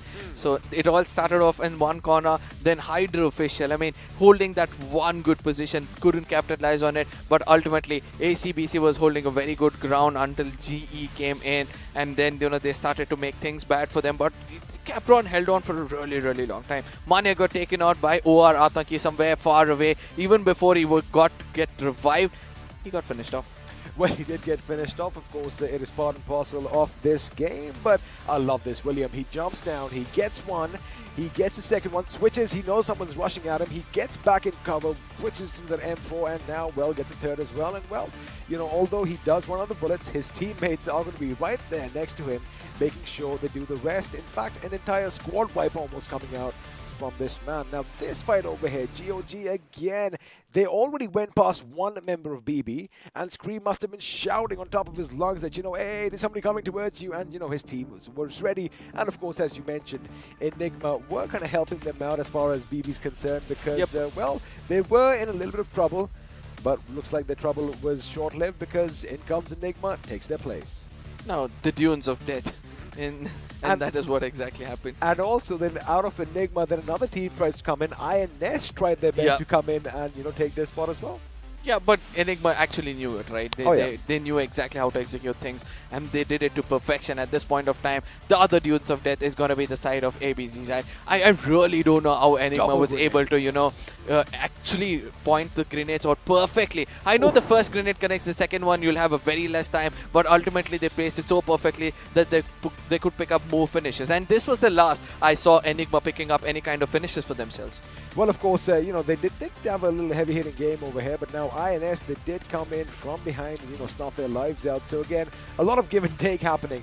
Now, this is what you were, of course, kind of disappointed with as far as Hydra official go, because, they had the best position right from the get-go, but I do believe they made a few hasty decisions, and, well, hopefully they come back stronger for it. Now, Walkouts, they had a good game as well, but have a look at this. Hydra, again, all clumped in that one small tower. A grenade is going to be coming in. The ground is on fire, and now Initiative, they finally made that final push, and, well, Loki is going to be sending them to the depths of hell.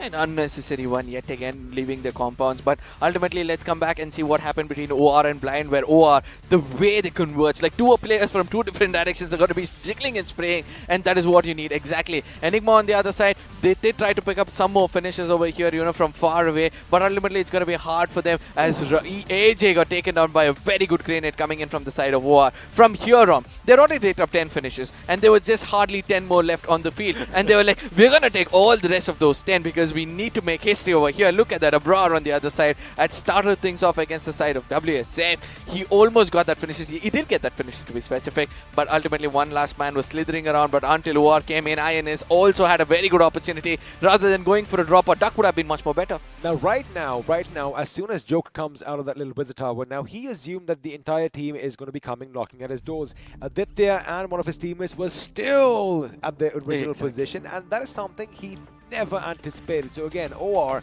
played a clinical game. Now, IE, let me tell you one thing. Amazing outing from these boys. Unfortunately, they did get a bit unlucky because, well, they had two teams to contend with. Now, the question is, I was just thinking about it. Of course, OR did have a little advantage as, WO were falling down like dominoes, one after the other. Initially, when Initiative Academy was still alive and kicking, WO could have actually been a little bit of a thorn in the side of OR Esports as well, because, they did have those ridges to play with. And if OR lost the flank, maybe it could have been a different story altogether. And now this is what experience is all about, right? Yes, Walkouts is one of the new pros, right? So what they were trying to do, let's play for placement points. Let's not risk of going over there and losing players. Why lose our cover? Yeah, so let them all fight it out, and when the final moments of the game comes, let's count the number of people alive and probably have a vague idea of how many people might be alive and strike when the iron is hot. But at least did they realize that they were the iron which was inside the fire, and then OR came in and struck perfectly. They kind of just settled themselves. It looks like that is what happened. But again, it was a good thing. OR definitely the experience, as you mentioned, coming out. I'm sure that they and the boys were just in perfect synchronization. The communication must have been on point. And let me tell you one thing. Communication, of course, is key. If you can't tell your teammates where the opponent is, what good is your information? Yeah, you're going to be like that renegade of pain, right? So each of you should be connected to one another. And if that is going well, we all know there can be wonders. And we have to give it to OR, right? 21 finishes, 4,000 plus damage. And the graph was so small that just You like that, right? Again, I love the fact that, with every single game that is being played in this tournament so far, we keep setting the bar higher. And it's not just one team that does it. It's someone new every single time. Now, OR, definitely, we are going to be talking about them. We were talking about Team Soul all day yesterday. And yes, they are going to be coming in and playing the next two games. So don't worry, your favorite teams are still coming in. Team XO is going to be coming in next. And we're still waiting. Let's see if they can get the hat trick. But the question is, well, actually they can, because it is on Miramar. They did win it last time around as well. Yeah. And of course, you and that other one was casting. So, you know, do you think that they have another chance right now? You had me at the other one, you know. Everything just flew above my head. If you could pardon me again. I mean, you know, the best thing is he's right behind you. What's up, other one? Anyway, so the thing is, you know, I mean, do you think EXO can still do it again in Miramar right now? Yeah, they're on a hat trick, right? Yeah, They're yeah. pumped. They have that confidence. All they have to do is first concentrate on placing themselves, because the crosshairs are hot, right? So the recoil is also hot. So it's going to be much more easier for them. Well, you know, now the pre-match segment powered by Loco is going to be popping up on your screens, which means I'm going to say bye-bye, and I apologize for the voices you hear next. Oh, it's going to be the daddy coming in who will have some lines to, you know, get away. I know he calls the other person old man every single time. The wise man, I would believe, you know, in our eyes. But ultimately, Group B versus Group C is something we'll be looking at. I'm going to give you time for you to come up with a backup line. But till then, let me read out the name as quickly as possible. From OR to 7Cs, everything is done. So there goes your line. No, it's an irony, right? The youngest has to be the smartest in the room, and well, of course, I mean, the big man's left, and here's the comes daddy. But of course, now coming back into the picture, what we were really having, you know, of course, OR Esports. My, oh my. What was that? I just got mentally. I mean, what was those damage numbers? 4,000 points of damage. They are on fire, but now they are heading into the next map of Miramar with a chicken dinner. They've been playing consistently. We've got a few substitution, and well, we've got the usual ones, you know, Esports Wala, WSF making those changes. We've seen them do that in Sanhok. They've done that now as well. Even the same names again, Retribution, Hydra. Yeah. So, you know, these teams are still trying to figure out they're playing for. Yeah. But OR Esports, they've blown my mind. No, this is where I would want to ask you the question. RTR is trying to play around with two of the keepers. One is going to be Kinetic, who keeps coming out. You know what, Arka? I'm just going to hold on. I know the Okay. barrage are coming up, but I think it's time for the viewers out here. You know, you're watching the stream. You're loving it, of course. The banter, everything going on. We have little something to give away, right? The merchandise, a sipper, and of course, those cool BMPS t-shirts for you guys. All you've got to do is support your favorite teams. Who do you think is going to be ending on top in day number 2? It is Team X or maybe Team OR as well. You know, you've got competition right now, out of which 10 lucky winners are going to be selected. And how do you do that? You've got a description form on that BGMI official esports channel. All you've got to do there, sign yourself up, because if you do not and you're winning, I'm going to take it all home. Yep, absolutely. Now, at the same time, let's not forget this beauty, right? Oh, yeah. We have been speaking about it for a long time, and better say this through a video rather than the words which we try to say. So, ladies and gentlemen, here is a small promo coming in from the... To make every day the best of my life. To strive for more. To beat my own score. To get that encore. I've got this. I've got the power. To do more. See more. Be more. I've got the power. To win.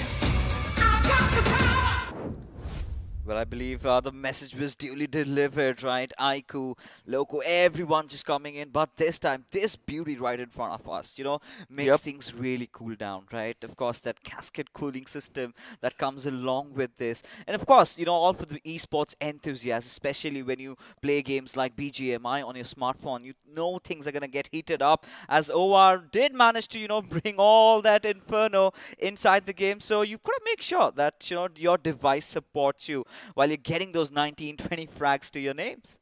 Absolutely. Now, at the same time, you know, there was one other team which kind of impressed me. That was IE. Yeah. You know, they could have struck against the side of OR when they were vulnerable. They could hear them, right? There was a fight happening to the left. I don't understand why one last player was so much concentrating on the side of WO on the other side. I'm so sorry, I'm not able to remember his name. He was just standing over there giving out information. He could have been the person to give out information, telling that you guys carry on, trying to you know, eradicate the side of OR from one side. I'll just have a look out and try to avoid walkouts to come in towards us. I don't know why that did not happen. Probably you could answer that better. You know, more of that, I'm going to talk about it from a bigger picture, right? Now, Yep. Initiative Academy, they were struggling. They were at the very bottom, right? Getting a top 3 position for them at this point, I'm not going to scoff at them at this point because honestly, at this team, we were kind of starting to rule them out, right? You know, maybe it was iQOO BMPS, that is how far they went. You know, BMPS might not have been their stages, but the boys are back. Of course, you've got those nerves. You've made it to the top 3 for the first time in the BMPS, all the matches that they've played.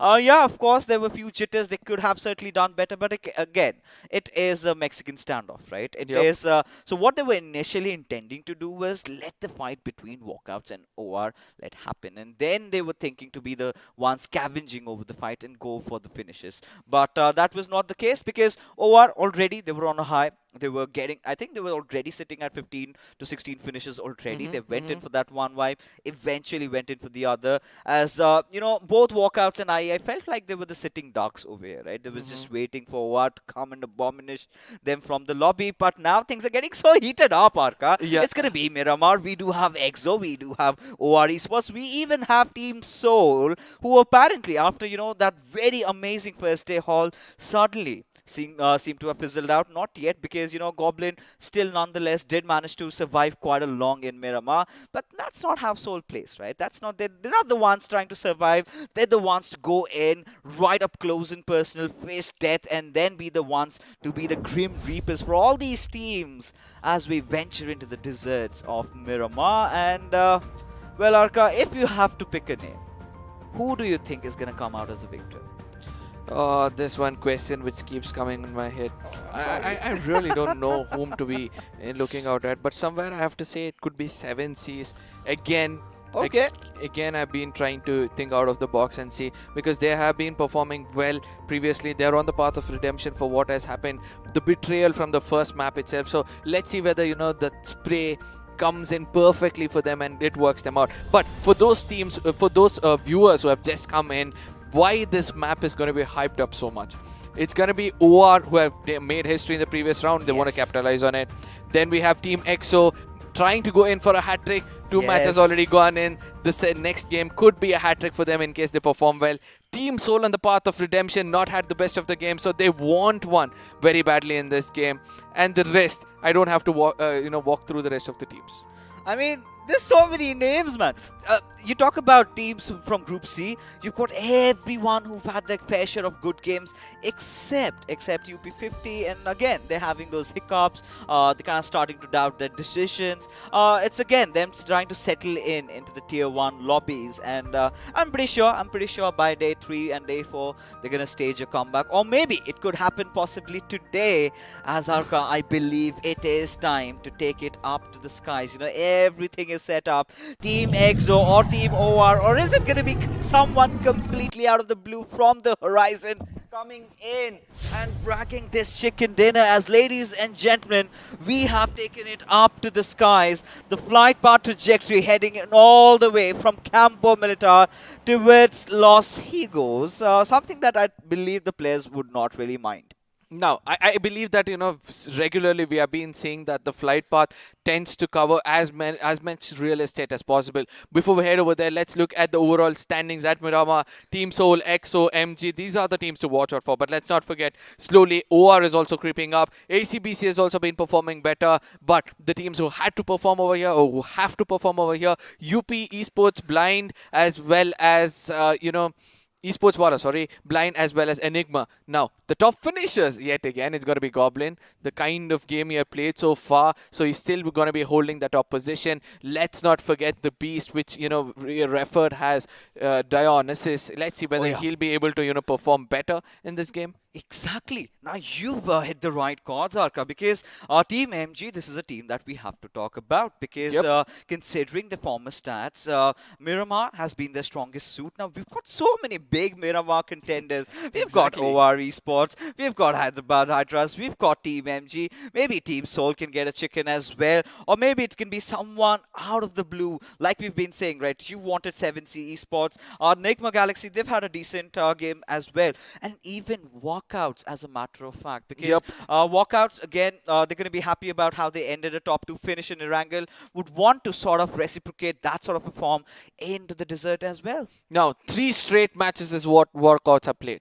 So they're going to be hot on their fingers. It's going to be easy for them to, you know, try to play much better with the circle going completely towards the western side and nobody going towards the complete western side, towards the side of El Pozo, if I'm not wrong, and Montenevo. Nobody is over there. So it's going to be hard for people from the eastern side to actually make it inside the circle, as there's a linear formation of all these teams right to the dead center, especially towards that Picado mountain, as we can see more than one squad is over there. Early skirmishes, not anywhere visible right now towards the side of Los Leones. 2 teams pretty much close to one another.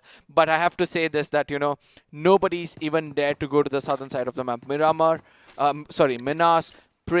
Prison, as well as Los Higos is going to be abandoned. Oh yeah, indeed it will. Now, for now, the team we have in front of us, Team Soul, right? Well, we've been talking about them yesterday and today have been 2 contrasts of how they've been playing. You know, few little mistakes have been really punished heavily by the other teams.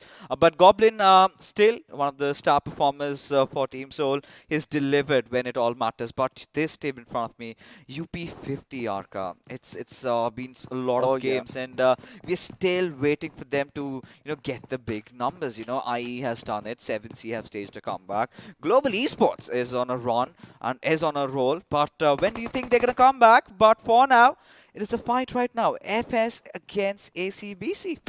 Now, FS on the other side is kind of, you know, 1v2 situation. He's trying to clutch it out. Oh, crosses were perfectly placed. It was just the helmet which, you know, held on for a long time for the side of Evil Sky. Yeah, that is exactly what happened. And I think he was boosted as well. And that is how he was able to survive it much better. But at this point of time, it is important for him to run towards Rain and pick him up. FS on the other side, Explicit, was pretty much far away. I believe that, you know, it was an unwanted fight for the side of FS. You know, this is where I really feel that ACBC have done their homework. Right? Look at if we have the map feed, if we could have the map feed in front of our screens, I could really paint the picture of it. All the players of Team FS were so well split apart from each other, and that is something, you know, ACBC, they've been doing their homework. They've realized, you know, this is one of those areas, this is one of those chinks in the armors of FS that we can really capitalize, and they did. So now, had Evil Sky not had a helmet, he would have been down, because ideally, if you do not have a helmet, you're gonna take double damage. And you know, these guns, they are really deadly up close and personal. No, but I really have to commend the one man who went down, but he did, you know, do wonders on there, right? The first fight, the first fight had already done the damage against him, so it was hard for him to survive. But let's look at the map yet again. As we said about that linear formation coming in, we can see that UP50, it's Walkout, 7Cs, you have Soul, you have IE, and you have FS, all coming in right to the dead center of the map. So the southern eastern side of the map, in case they want to traverse, probably go towards the side of Los Higos. That is where I believe MGs are trying to come in from, or probably towards the side of the valley itself, Minas, the valley, and they would want to go towards the side of El Pozo, because you can see that one road, right, which is completely empty. They can go for the placement points. Oh, they certainly can. Now, taking a look at this particular circle, like you've been saying, right, the western area has been completely vacant. This sort of opens up avenues for teams like MG that are kind of around the southern shorelines. They're gonna start rotating around. They're gonna take that western highway, go towards Montenuevo or maybe El Pozo. But this little circle that has formed in front of us has tendencies sort of to go around that eastern areas of El Pozo. That was before the update to what's gonna happen now. Well, nobody can really predict, because even the analysts, they're getting so perturbed, right? And as to where the circle is gonna take a shape. But Sensei, slippery legs, thank goodness it did not cost him heavy. Nobody close by, so he's going to be breathing a little more better at this point of time. But at the same time, let's not forget that, you know, there are moments in this game where such mistakes have paid a heavy price, and we have seen that before, especially during the rotation where your vehicles come in a bit more closer. But Team Soul on the other side have to be the team to perform, because they might lose the top position. By the way, Team EXO, by the way the other teams are playing, it's going to be hard for them. And 7Cs versus Team Soul at right now locking horns. It's going to be Omega taunting the opponents. Yeah, I'm starting to speculate if this was the wisest of decisions, though. because he's all by his lonesome. He gave away his position, was in pursuit of a knock. Now, 7C know exactly the threat looming around them, and these are two big giants, right? They know it's going to be Team Soul if they're around them. Now, this is where the question comes down to what the body language for Team 7C is going to be. Are they going to be prepared to take a fight, or are they going to look to retreat? Because by all means, they're looking for a standoff. They want to fight it out against Team Soul. They want to settle some old past scores. But for that, you know, they have to capitalize on one of those mistakes that Team Soul makes. Now, Team Soul, they've been high on spirits and confidence. You know, they're feeling it. But right now, look at how they position everyone at one spot.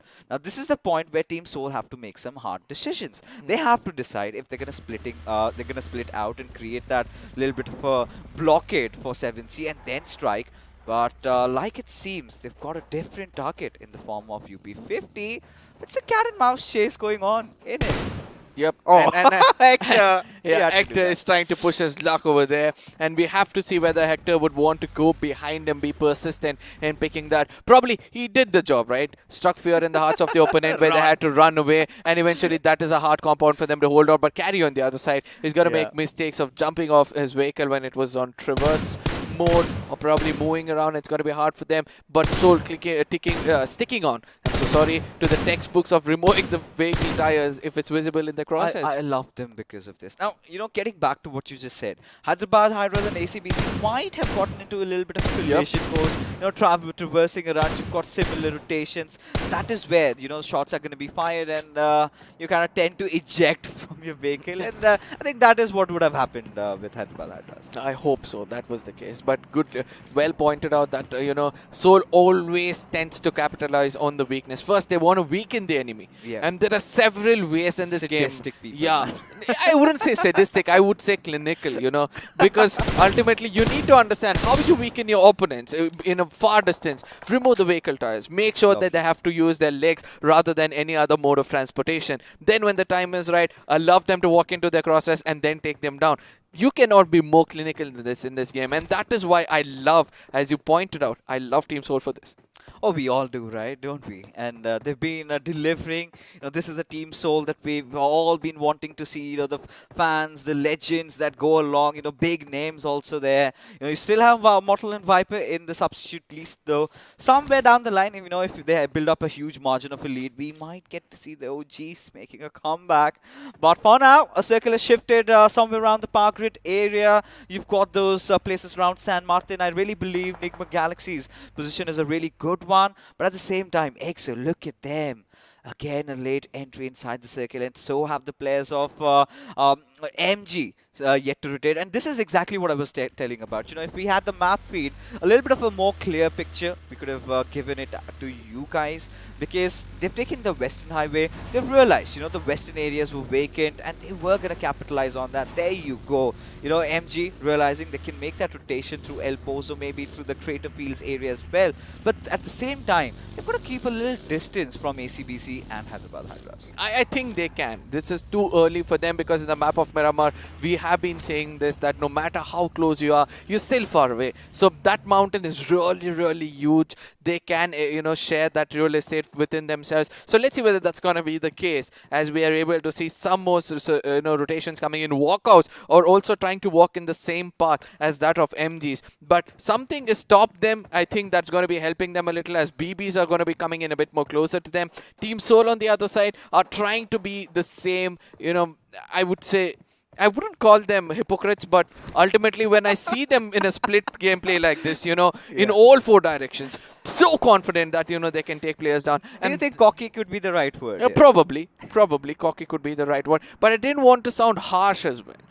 I mean, see, we're all entitled to our opinion, right? And you felt that could be a problem. I even feel the same. But as long as, you know, they're going to rack up all those finishes to their name, as long as they get the objective secured, who are we to say that? But yeah, of course, you know, Team Soul, they've been kind of getting a little bit on the guns.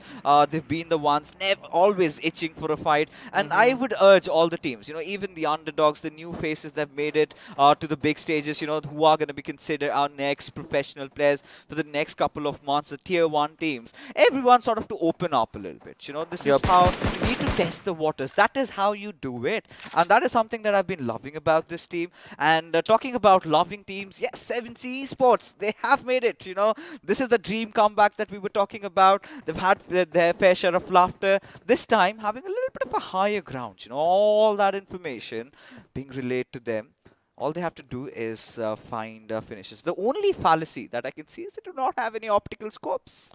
I believe that they're trying to play for the final circle. They feel that strongly the circle is going to be completely shifting towards the side of San Martin, and all of a sudden there's going to be a drunken shift towards the side of Picardo coming in from the side of circle, and hoping that's going to be the case, because 7Cs actually need a confidence boost. A winner chicken dinner obviously is going to be changing the fray, but ultimately we have to see whether Team EXO can get a triple, as we keep speaking about it, or Team OR wants to capitalize on what they've done previously. Yes, the predictions have come out right as of now, as the circle is going to be shifting towards the side of San Martin, where two teams are holding the hardest compound, trying to welcome anybody else with the power of lead. You know, look at the eastern side, right? You've got EXO right beside Nigma Galaxy. Even OR is going to follow suit. And this is where we can start dreaming of a fight. And this is what I was talking about.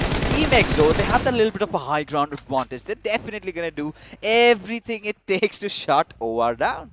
I don't think so. It's a necessary, you know, game right now for them to concentrate on either side. But I do understand, you know, trying to eliminate backstabbers and then try to look on for that frontal battle is going to be necessary. But in this distance, we're going to be just burning your resources unwantedly. I don't think so that's going to be the case. But ultimately, they choose otherwise and try to rotate away from the position they're holding. Probably they're walking more closer towards the crosshairs of NGX at this point of time. Let's see whether they'll be meeting them somewhere in between. But yeah, EXO kind of knows there's a team in front of them. They're not going to do anything much, but hold on to the strongest of the compounds they have as of now.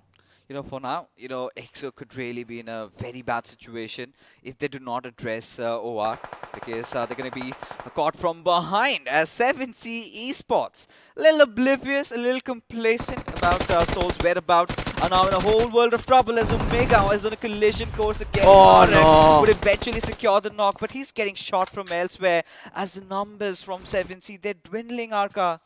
And the least expected thing from them. I don't know why they're trying to play this split against the side of Team Soul. The grenade does connect, and this is the best part about them all. There's going to be one player who's going to be trying to concentrate on healing himself, whether the others are trying to be grabbing the attention of the enemies, which has been working out for them. But eventually 7Cs knows that there's a ridge in front of them, which Soul is trying to take advantage of as a cover, but still tends to, you know, use a vehicle and go away. Will Goblin capitalize on this as the shots are being fired towards them? Chip damage was being dealt, but now they could have been stopped in their path. Oh, they certainly could have been stopped in their tracks right over there. But at the same time, you know, 7C Esports, I was kind of confused. What were they really trying to do? But we're going to talk about them a little later, because we've got all these high real estate prices going up in San Martin, as all these teams are starting to slowly but surely populate it with the numbers, as Initiative Academy, you know, on the behest of how they performed in the last game, they surely have started to open their wings up a little bit, as ACBC, they have a fight going up against Blind, with even Hyderabad Hydras on a lookout from the far off fray. But maybe it's going to be a trifecta of death going on between these three teams. ACBC exactly know what they're doing, right? So they also know the locations of the enemies, so they're going to take advantage of it. But the enemies are thinking a little more better than them. They're going to make themselves inside the circle first and then welcome ACBC with a pour of lead, as at this point of time, look at that striker tries to hold the corner of that mountain itself so that it's going to be easy for him to take them down. M4 is what he has in his hand. He's going to be reloading it, getting ready to strike fear into the hearts of the only team trying to make it inside the circle. The San Martin circle that we all love and fear at majority most of the times. You've got teams like Enigma Galaxy holding onto the center. You've got EXO, OR on the peripheries, as Hyderabad Hydras, they are on an invasion course against Team Blind. Find them at the weakest, and this is where they decide to strike. Maxi, Ace Black, everybody tossing up their grenades, all crying out for that one knock before they commit for the push. Now ACBC also are making it inside the circle, and I do believe that, you know, it's going to be easy for them to somehow come into a corner. But yeah, you were pointing out on few other fights, and I had to concentrate on the others because ultimately we know when something is inevitable, we're going to come back to it, right? Blind on the other side, they need a good game. They've already lost 2 players. They need to be a little more calm. MG on the other side is going to be throwing up grenades against the player. It's going to be Gasty, the last man standing, the last ray of hope, who is being, you know, tested to his fullest as Explicit's grenade is going to be landing any second soon. No, it doesn't connect. He has done the damage against 47. He knows the location of Explicit, who is going in for another grenade, and time for Gasty to run away. Oh, but you know, Team MG just on the cusps of getting eliminated pretty early on. There you go. Explicit is going to be putting the final nail in the coffin as FS, you know, they survive just with that one finish. Of course, Team MG wiped out one of the favorites in Miramar, being taken down pretty early on, as things are going to get really intense, which is where the conversation comes down to this next circle split towards the eastern side. And well, EXO have been making the right calls. I'm just going to call it, it's going to shift to the east. It is. I hope Fingers so. crossed. But I hope so. I hope so. Let's see what's going to happen next at this point of time. Hyderabad Hydras are also placing themselves in a perfect position, to be specific. You know, that high ground is something, you know, you would want at this point of time. But ultimately, let's look at the fight which is happening on our screens. Our Esports are trying to push their luck too much, for which they had to pay the price. Kuniri is also down on his knees. Rockstar has to watch out for Kinetic God, who's trying to push in. He knows exactly where the enemies can be. The vehicle sound is going to give up this position as well. He's going to be walking into the crosshairs any second soon after the exchange of the gun comes in. That's going to be goodbye for Rockstar. And I really think that Rockstar did a mistake of getting into the vehicle rather than taking the fight. Oh, it was those, you know, panicky situations as Oh. Team Kinetic, you know, they've done this once, even in Erangel. They're going to do this again, maybe going after the big guns over here. Team Soul, they're facing trouble, but look at Team Kinetic, the confidence exuding out of their bodies at this point. Would of course want to get KU back up, but with the circle starting to close in, I believe, or rather hope, is still having the better of the circle with Nigma Galaxy still at the epicenter. You know, they're getting the best out of the situation, but MJ again, a lot of slippery toes out there. Everyone's just falling left, right and center. Now that fall is going to be a blessing in disguise for the side of Kinetic, right? So they'll be able to try to survive as much as possible, as Nigma Galaxy on the other side, they know there's one vehicle lurking around right in front of them. So they're just going to wait for it. That's going to be BO on the other side, who has to make it and regroup with his teammates. But every time he comes out in the open like this, he's got to have to pay the price, as Vex sees crosshairs, misses rarely, but it does where he can survive for a little more longer. Ooh, the big headlines, you know, Team Soul, they are crashed out again. And this time with barely a few points to their name, just a few finishes, that's it. As the circle still maintains that city. And this is where, you know, we're all pushed back, because ideally you would want it to go a little towards eastern side. But again, EXO, they've got their corner secured. You know, you've got Fears already stationed inside the circle. This is where the big fight, you know, you're talking about EXO and OA battling it out against each other. This is going to be happening. Now, we did see in the finish feed that, you know, EXO had actually picked up the pace. Fierce had already taken the fight to the side of Hyderabad Hydras. That means they're serious right now. But OR on the other side, right in the open. What are you guys doing? You're just giving away your finish points to EXO at this point of time, as Panku stuck when the Hyun was on at this point of time. Atanki is the last man, if I'm not wrong. He's going to be walking into the crosshairs. 3 finishes for Panku. Punk, I would like to say at this point of time. The U which he had before, it's kind of stuck in my head. You know, it sounds a lot cuter, right? Punku. He's a punk, but a cute punk. But there you have it, you know, Team EXO just annihilating OR. And I told you, this was inevitable. And it all came down to how Fierce in position. And at the moment, you know, OR was trying to get in, and then realized that, oh, damn, we are done. And it was again, you know, EXO just catching them off guard. Beautiful big brain plays being made by Sensei, as now everyone sort of has congregated right at the very center, as Kinetic is going to be dishing hell from above, as KU now shifts on towards his bolt action rifle. Is he going to crack Scum's skulls? I don't think so, because the circle is going to be coming in anytime soon. They have to make it inside the circle, and after this, there is no, there's not much, you know, hard cover in front of them. All they have is an open field. So if they don't choose to do now, when others are busy fighting with one another, they might get caught off in somebody else's crosshairs. But let's not forget the confidence which is going to be rushing in towards the side of Team EXO at this point of time as they regroup with each other, and HH is the only taunt for them to be removed. And in case they remove them, we could place our bets completely on the side of Team EXO that they might pick up this winner chicken dinner for themselves. The first hat trick, ladies and gentlemen, of both the iQOO BMOC and the BMPS combined is on the line. Crores having spotted out Ace Black is going to take a few shots at him, but at the same time has given his position away as UP50 from the backlines. It's going to be KSR who's at for them, as now Carry is going to be making those big moves as this one grenade could decide the fate of Team EXO. Now the grenades also been coming in from the other side. Oh, look at the damage it has done as Carry had a very good opportunity to clear them off. Doesn't choose to do so. He's coming in a little more late, and the other grenades are going to be dishing it up. It's the last man standing that's going to be Snacks lying on flat on his belly. He's going to be coming out. Yes, he comes into the crosshairs, and EXO out of nowhere gets eliminated with just 6 finishes for themselves, and it's Hyderabad Hydras pulling the right strings, to be specific. It's a friendly fire for Snacks. He knocked out one of his teammates with a grenade out of such a clutch situation like this.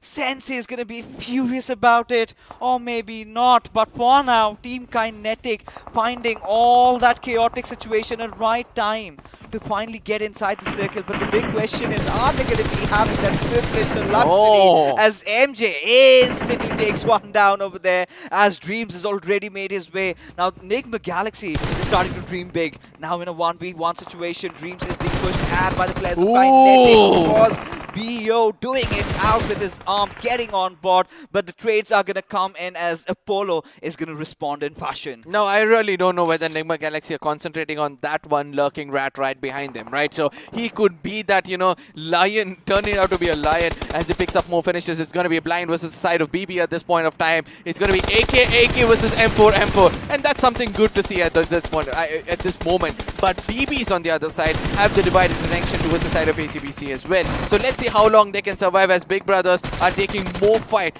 than which they can chew on. Oh, of course. And still they're getting out at the better end of things as Zinopi is going to try and push in again. This time he's picked up another fight against the players of Team FS, now stepping out in the open. A little bit of a free fire. Finally figures out where K47 is, but it's going to be retaliated back from the backlines. It's going to be Kinetic's God who is going to put him down on his knees as Zen OP, the final surviving player for Big Brother Esports. He is going to try and rack up as many position points. But look at it, 23 minutes. It's 24 minutes into the game and we still have 9 teams surviving, Arca. I mean, when hard covers are coming in, if it was Los Leones or let it be the side of San Martin, this is what we can expect. And at this point of time, Initiative Academy are cooking up some throwables, having a vague idea of where the opponents are, but will not be connecting any of those, right? As BB is going to fall back as quickly as possible. They know they need to prioritize the zone as well, but Blazy's one good grenade can actually do a lot of difference at this point of time. Kinetic is going to be coming in from the other corner. There's one team on top of their head. I believe that's going to be the side of Blind. Yes, they were holding that position from a long period of time. They have the zone to their favor. Just 2 men standing, but still can do a lot of difference. Oh, they certainly can. But for now, they have the entire attention focused at Team Kinetic. They know there's someone lingering around these edges, and with those smokes, well, the answer has been given. God, he's going to make his 40 moves, or else he's going to prepare for his heavenly abode. But for now, Team Blind, they're going to redirect their attention because now the circle has finally taken that little bit of a shift towards the eastern side, and I feel that smirk on the faces of the players of Hyderabad Hydras. No, I just hope that Hyderabad Hydras capitalize on this, right? Because they were wanting a game like this. And Walkouts on the other side, as you said, they had a very good chance as Mr. Spray gets eliminated with the squad going off. Hyderabad Hydras are doing wonders over here. So let's see how things are going to turn out. ACBC, there's a huge chunk of teams fighting on the other corner, right? So Hyderabad Hydras are going to wait them out. Every now and then they're going to pick up some finishes for themselves. So let's see how the things goes. But now, Enigma Galaxy, of course, Vixie gets a better out of one of those players. But for now, Hyderabad Hydras, striker knocked out. He needs that rest. Nigma Galaxy, they have also been playing amazing throughout this entire game. As Maxi's gonna rack up finishes left, right, and center. This time, finally putting an end to the players of Kinetic Esports. But look at Sanhok. He's being pushed from multiple directions by two different teams. It's gonna be a fight against Blind, in which he is eventually gonna fall. And eventually Blind is also going to be tasting their own medicine, obviously, for trying to come out in the open. Deadpool has a lot of job to do. No throwables in his name, no healings in his name. All he has to do is trying to push out, where it's going to be coming in the process of Exa, and he's going to be laying the final nail in the coffin, and that's going to be Blind saying goodbye at this point of time. Domination comes in from the side of ACBC, obviously, because of the hard compound they're holding. But let's see whether the zone is going to favor them a little more from here on, as Hyderabad Hydra's location has been compromised. It could be anybody's game. Whoever the circle chooses to, drop the circle at their laps next. As Hyderabad Hydras, they know ACBC, they're on a hush right now. They're gonna go in, push a little bit of those preemptive nades being cooked up. Gonna do a little bit of damage though, not enough to knock them out. As Capron, he understands that Ace Black has been lingering around those edges over there, wanting to be a pesky thorn. But for now, he's gonna still try and continue to try and flush him around over here, but not really successful in his endeavors. Now, Hyderabad Hydra is a spread around. That's the big advantage they've got, right? Look at that. Ace Black from one corner, Carry On from the other corner. But whereas it's going to be Nigma Galaxies who put their back against the wall. And it's going to be hard for them to take this fight. Ultimately, if they tend to come a bit more forward, they're going to be pushed back. And in case the rush comes in, it's going to be inevitably getting taken down because of the zone as well. But let's not forget, the only ray of hope Nigma has got is the ACBC's grenades going to be connecting at this point of time towards the side of Ace Black, which doesn't happen. And Hyderabad Hydras are also cooking some grenades towards the side of Nigma as well. So throwables are going to be exhausted anytime soon. And then it's just going to be all frontal battle with the guns. It all comes down to how Ace Black is going to hold on to the players of ACBC as Maxi steps up. It's all human chaos throughout the entire map of Miramar inside the San Martin city as Rain goes charming in. Has spotted out one of those players out there. Eventually he's going to take a jump, try and get the better out of him. Yes, does get that knock on Vixie, or maybe not, as Vixie, a balanced standoff from his side. As trades are going to come in from Hyderabad Hydras, who are being hiding behind the fences over here as Rain on a sliver of HP just waiting to meet his makers. How long can this man survive? I think he can survive a little bit more, but ultimately he's going to give up his life to the zone rather than the player, because he knows one finished gain is one finish not given. And at the end of the day, it's going to be Hyderabad Hydras with the winner chicken dinner, the most wanted for them. A confidence boost ultimately is going to allow them of 14 finishes, winner chicken dinner with 29 points. ACBC right behind them with 20. They're going to be happy with the kind of finishes they've gained up as well. Nigma Galaxy on the other side, they could have done much better, but yes, as we know the positions of theirs in the overall points table, they were looking for placement points rather than finishes. Nigma Galaxy, well, to be honest, the way they started off, they were on the southern side of the San Martin Hills, right? All they had to do was try and rotate around. But as we take a look at the point standings again, it's a really good game coming in. But here we are heading in, of course, to the post-match segment, of course, powered by Loco, as we continue our discussion, Arka.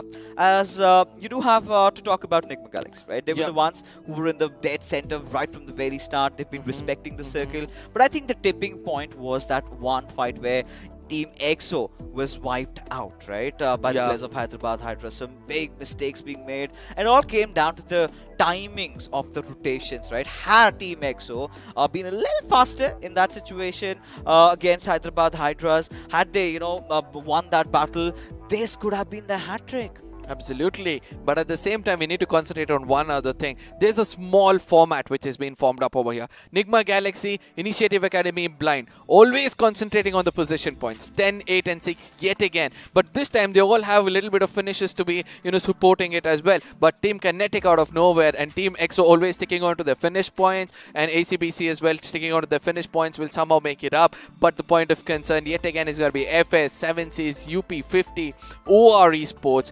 I wouldn't say OR Esports will have a little bit of a concern with the kind of finishes they raked up in the previous game, but Walkouts, Team Soul, R Esports, I would include Team Soul in this list. Team Soul, R Esports and Team MG, they were holding the top of the table in the first day. That doesn't mean the war is over. Of course, it never was, right? We were talking about it, and let's see who the iQOO MVP is going to be. I'm pretty sure someone from Hyderabad Hydras. It's going to be Carry, who did manage to do the heavy lifting over here. 5 finishes to his name, 919 points of damage, and that shows how good this team was. Now, considering how they dropped over at Campo Militar, it was a straight-faced rotation. The only trouble they had was from the players of ACBC. Both of them trying to rotate in together, but a top 5 players list, as you can see, it's going to be filled with Hyderabad Hydras players, and then you had Zen OP, who was kind of in the middle of all the battle, right? He was engaging here, there, almost everywhere. And then we had Blazy from Initiative Academy finally making his way. I mean, Initiative Academy coming in the MVP does show that, slowly the offense started to pay off. But yeah, 10,763 healings in the map of Miramar. Something which we did not expect in the previous one, which we expected in the previous one, but got gifted in this one. It was bound to happen, considering an urban circle. Now teams kind of get that little bit of a breather to go in for those heals. Now that is where you see those preposterous 72 knocks. Now this comes into play, right? And that is something that you would expect from an urban circle Miramar game. It was pretty much standard, pretty much typical. But yeah, a lot of amazing fights we got to see, especially those little bad call-outs from Team OR Esports in that situation where they were a little late to join the fray. Eventually just got sandwiched and hunkered down from both the sides by the players of Team EXO, who eventually had to meet the makers in the form of Hyderabad Hydras. But what a wholesome game it was, right? Ever since, Team Soul coming in. And that is where the discussion really came in. This huge split, not really respecting the circle, trying to play around the edges. It is quite visible. They're trying to do different stuff. And clearly, it's not working out in this lobby as we transition in the FTE craft, as the big high-rise estate buildings are coming down to Hyderabad Hydras. We've got Nigma Galaxy. We've got Team EXO. Even as a matter of fact, Kinetic Esports. A lot of teams having those damage numbers up. Yeah, this time, they were all burning the resources. They were on the want or the urge of picking those finish points. But very, very few were gifted with it. Hyderabad Hydras being the highest as it's visible. But at the same time, there are teams who went down with 0 finishes but still dished a lot of damage. And that's a very good thing to see. Rarely we get to see such kind of a damage ratio coming in a specific game. So ultimately, 7Cs on the other side did a lot of hard work for just 1 finish. And that's a little bit disappointing. They all held on to so long, right? And again, OR Esports, they were focusing on their rotation, picked up by the players of EXO, like we've been discussing about. Some really bad choices being made. They were kind of waiting for that, curveball, right? They were waiting for the circle to shift elsewhere, do what it's been doing, right? Throw everyone off from their minds, and eventually had to fall prey to Team EXO. But Big Brother Esports, now another team that did have the high damage numbers up. We were seeing them, playing around the center. And sometimes they took a lot on their play that played that they could choose. Yep, agreed on this point. But at the same time, this is one game where I really felt each of these teams were taking a bite so big that they couldn't digest or probably swallow as well, right? So there was always a divided attention coming in. But before we speak about more of those, we're going to be looking at the overall points table. At OR Esports are on the verge of hitting the 3-digit number. 98 points is where they're standing with 8 matches done. Now Soul has got 1 more match to go to increase the difference between themselves and OR. But Big Brother Esports picking up the pace. 85 Hyderabad Hydras, finally a good game, and they come up to the 4th position. Team EXO, when we really thought they'll be holding the top 2 position or probably challenging the top 1 itself, they get down to the 5th position, and it's going to be hard for Autobotz from here on to pick up, right? Slowly others are picking up. All the experienced teams, to be specific, are picking up the pace. So the new pros have to probably press the pedal. Yeah, I think they've got to press the pedal to the metal over here. Of course, Autobotz Esports, the only team from the BMOC, playing all the stages, still in the top 8. But yeah, it's been a big fall for them. I'm pretty sure they're going to recover, though, as we take on to the second pages of the standings. This is where the other names really pop up. Esports, they had a really good Miramar game in the second one, which we saw, Kinetic absolutely losing his mind. But this game was all about ACBC also climbing up, and Team Kinetic also giving their 100%. Global Esports, of course, this game, they were not playing, it's not going to bug them a lot. But for Walkouts, you know, I expect a little bigger things, right? I think the only fight I saw was when Hyderabad Hydras took down the last player. And now as we transition into the page which is very concerning, right? UP50, GOG, Esports Wala, WSF, all these teams are yet to pick up. Not only those, the two of the big name over here, Hydra officials and 7Cs, even and they have Enigma Gaming. Yeah, Enigma Gaming. Slowly Enigma Game is picking up. So they have the 8th match left, so another 20-pointer they can go up, and they're capable of raking at that up as well. But we have to see one more point which is coming up, right? All those teams who have played 7 games until now, especially in the middle bracket, just 10 more points, they can outnumber everybody who's on the top. So let's see whether that's going to be the case. But as you said, what is that one thing you would suggest for a team like GOG or for a team like Nigma, all the bottom teams to be specific? I don't want to take the names. What is that one thing you want them to do to rake up some points, not to go bad in the overall points table? Start picking up early fights, start engaging in them, because if you're not gonna jump inside the pool, you're not gonna know if you know how to swim, right? Yeah. You've got to figure it out. You're gonna fall few games, but what is gonna be a victory if you do not even try to do that, right? What these players have been thinking of is they're kind of very conscious about themselves. Like, we're not gonna engage in those fights, we're gonna try and respect the circle. Now take a look at this particular circle, right? It was almost 24 minutes into the game, we still had 12 teams alive. Yep. That shows that, most of them are actually prioritizing the zone. It's time for us to prioritize one device, which is a beauty in the hand. And I know that iQOO smartphones will have a better video for us to show more about them. So ladies and gentlemen, this video for you. To make every day the best of my life. To strive for more. To beat my own score. To get that encore. I've got this. I've got the power. To do more. See more. Be more. I've got the power. To win. I've got the power.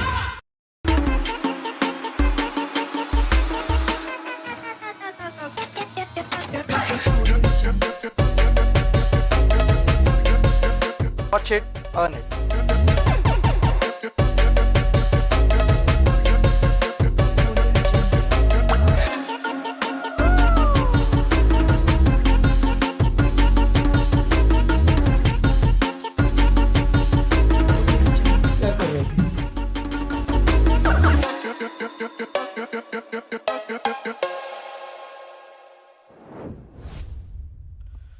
The moments of this game which is still not going off my mind. Ladies and gentlemen, welcome back. And yes, we did see about this beauty as well, but let's not forget Loco over here, India's largest gaming platform at this point of time. Most of these BGMI players whom you're looking at are actually streaming over there. Their perspective, their knowledge about this game itself, so you wouldn't want to miss on all those things. And also, you can have a very good chance of streaming yourself. So if you feel that you're decent enough in this game and you want to push your luck in making some money and also a career, you can head over to Loco as well.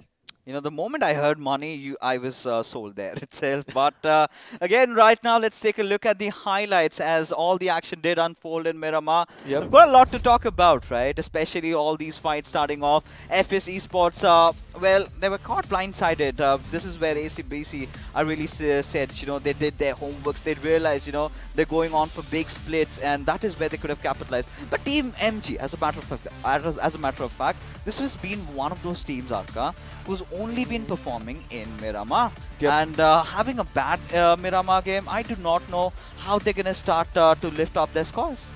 And somewhere, if they continue to dominate the map of Miramar and slowly capitalize on just one game of Erangel, they'll have 3 maps of the day. So I think it's going to be easy for them to look forward for such kind of an opening of just one map in the map of Erangel. But let's not forget this fight where, Walkouts were a bit vulnerable, and then Hyderabad Hydras were able to rush in and capitalize on the right time and get as many finishes as possible. Look at that, 3 finishes already. Yeah, and you know, again, we had those fair share of laughter in this game. FS, despite losing out on numbers early on, they somehow did recover though. But the big shockers were, of course, Team Soul getting eliminated early on, Team Kinetic getting those huge damage numbers. And this is where, you know, when all these teams have congregated, you know, around the San Martin cities, Team Soul tried to enter in then. Was the wrong timing this time picked off, and they were kind of out of option eventually, just to get blown over from every possible direction. But I think, you know, the breaking point of this match had to be from around this position where, you know, they were caught astray right in the open, being shot from, you know, two sides by Team EXO. Again, a very well laid trap by EXO, Sensei and his boys. I have to say this, that, you know, Team OR as well as Team Soul have learned that not traversing in a van will be the best thing to do. They learn the hard way, because every time they've got it, it's going to be good. But at the same time, K used one good sniper shot, which I know is going to make one man have a big smile on his face on the sidelines. He's going to be coming back and speaking more about it. That's Kinetic KU for you, my friend. Look at that grenade. You know, the moment Snacks locked it, it was that smoke that was hindering his vision, and eventually just hit the car and ricocheted back onto its spheres, blowing him up as well. And this is where Hyderabad Hydras really capitalized on the situation. They knew that the eastern flank was completely clear. They had no one from the backlines. All they had to deal with was Team ACBC, who were right in front of them. And again, ACBC, they started off from the northern side along with Hyderabad Hydras and had a very amazing performance in this game as well. Now, there's one more point. Kinetic had a little earlier push. Now, Big Brothers on the other side, they were actually taking the fight to everybody possible, and they were trying to rake up some finish points for themselves. But that was the last time I saw them, as IE comes in from behind. It's going to be Blazy starting to cook up some grenade, then Blind starts to push in towards them. They were kind of having a divided attention, and Blind actually took advantage of all those things and put an end for them. Yeah, even Blind, considering the circumstances that the numbers had already been reduced from the very start.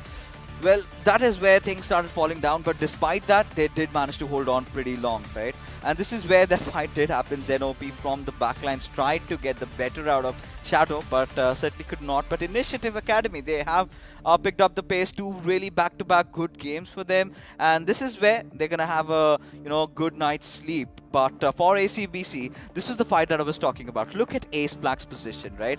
He had to be the anchor. He had to make sure that ACBC do not charge in, while his other teammates were trying to fight it out with Nigma Galaxy. The moment this fight erupted, Hyderabad Hydras knew that this is where the iron was hot. This is where they need to strike, and exactly they did that, with Rain being the final survivor. By this point, they pretty much knew this is their game. The chicken dinner is in the bag, and secured it. And the first chicken dinner, of course, in the iQOO BMPS. No, somewhere I feel that, there was a moment where one player of Hyderabad Hydras had got down, and they could have capitalized on that, rather than concentrating on Nigma Galaxy, just trying to go towards the left corner and try to take down Ace Black if he was the last man standing over there. They tried. Yeah, they could have done that, but yeah, as you said, it's all the speculations which comes in from our mouth, right? That is where they knew that Ace Black was over there. They did everything possible in the arsenal. They went in for those grenades, they went in for the Molotovs, because they could not have their bodies exposed. The moment they would have taken it to the roads, of course Ace Black would have retaliated back. And had they flushed him out somehow or the other, had they cut him off from the flanks over there, then maybe there could have been a slight stark chance where they could have really tried to get in and took the fight, and the ifs and buts could have really come in. Now this is where the most important thing for you to look out for is your resources. Just in case they had smokes in their name, just in case there's smokes in it, they could have just laid it over there in between the roads and probably tried to capitalize on it, or probably allowed their body to come out in the open, which they were restricted, and put that throwables in the right corners and try to get that initiation with the grenades, I believe. No smokes coming in the final circle was something a bit of a shocker for me in the map of Miramar. No, even if they had laid those smokes out, right? You had three of the players of Hyderabad Hydras on this side of the wall. All they would have done is just go on the edges and, taken a peek like this and sprayed from one direction here. Then Black would be trying to spray from this direction. Could have been a perfect crossfire, even if you're considering that Hyderabad Hydras were out of grenades. So So ACBC somewhere down the line, they knew, for them to try and enter in, they had to deal with Ace Black, and that is where this comes down to the fact that Hyderabad Hydra is such a good team in Miramar, finally living up to their names. Now let's see whether Hyderabad Hydras will continue their domination, as the final map of the day is going to be coming in. And let's not forget that teams like Seoul, teams like EXO, where we expected these teams and teams like OR to actually dominate, because they were the teams who were on the verge for the fight, they all got eradicated. And it's good to see some new names are performing well, because at the end of this week we expect the overall points table to be hitting the same numbers and coming down to 0, and yet again the next week it's got to be something different for us and new stats and analysis coming up. Oh, it is definitely going to come in, but now it's time, ladies and gentlemen. The last matchup, of course. Let's head into the pre-match segment powered by Loco, where again, this tall, big man with a crippled leg is going to join in, and he's going to share his insights on how he felt about this game. Of course, teams from Group B, they're going to be sitting this one out, and of course, Group A is going to come chiming in. Global Esports, Enigma Gaming, XP are the big names coming in. And do you think anybody of them could get a chicken dinner home? Well, I'm going to come to that in a second. The only thing I liked from that introduction, buddy, was the tall thing. So again, old man, crippled. I mean, you're going to make fun of the leg right now? It's such a sensitive issue. I take Aren't you glorifying that leg already? Cyborg. Wait a second. That. How did you break it? Glorifying it.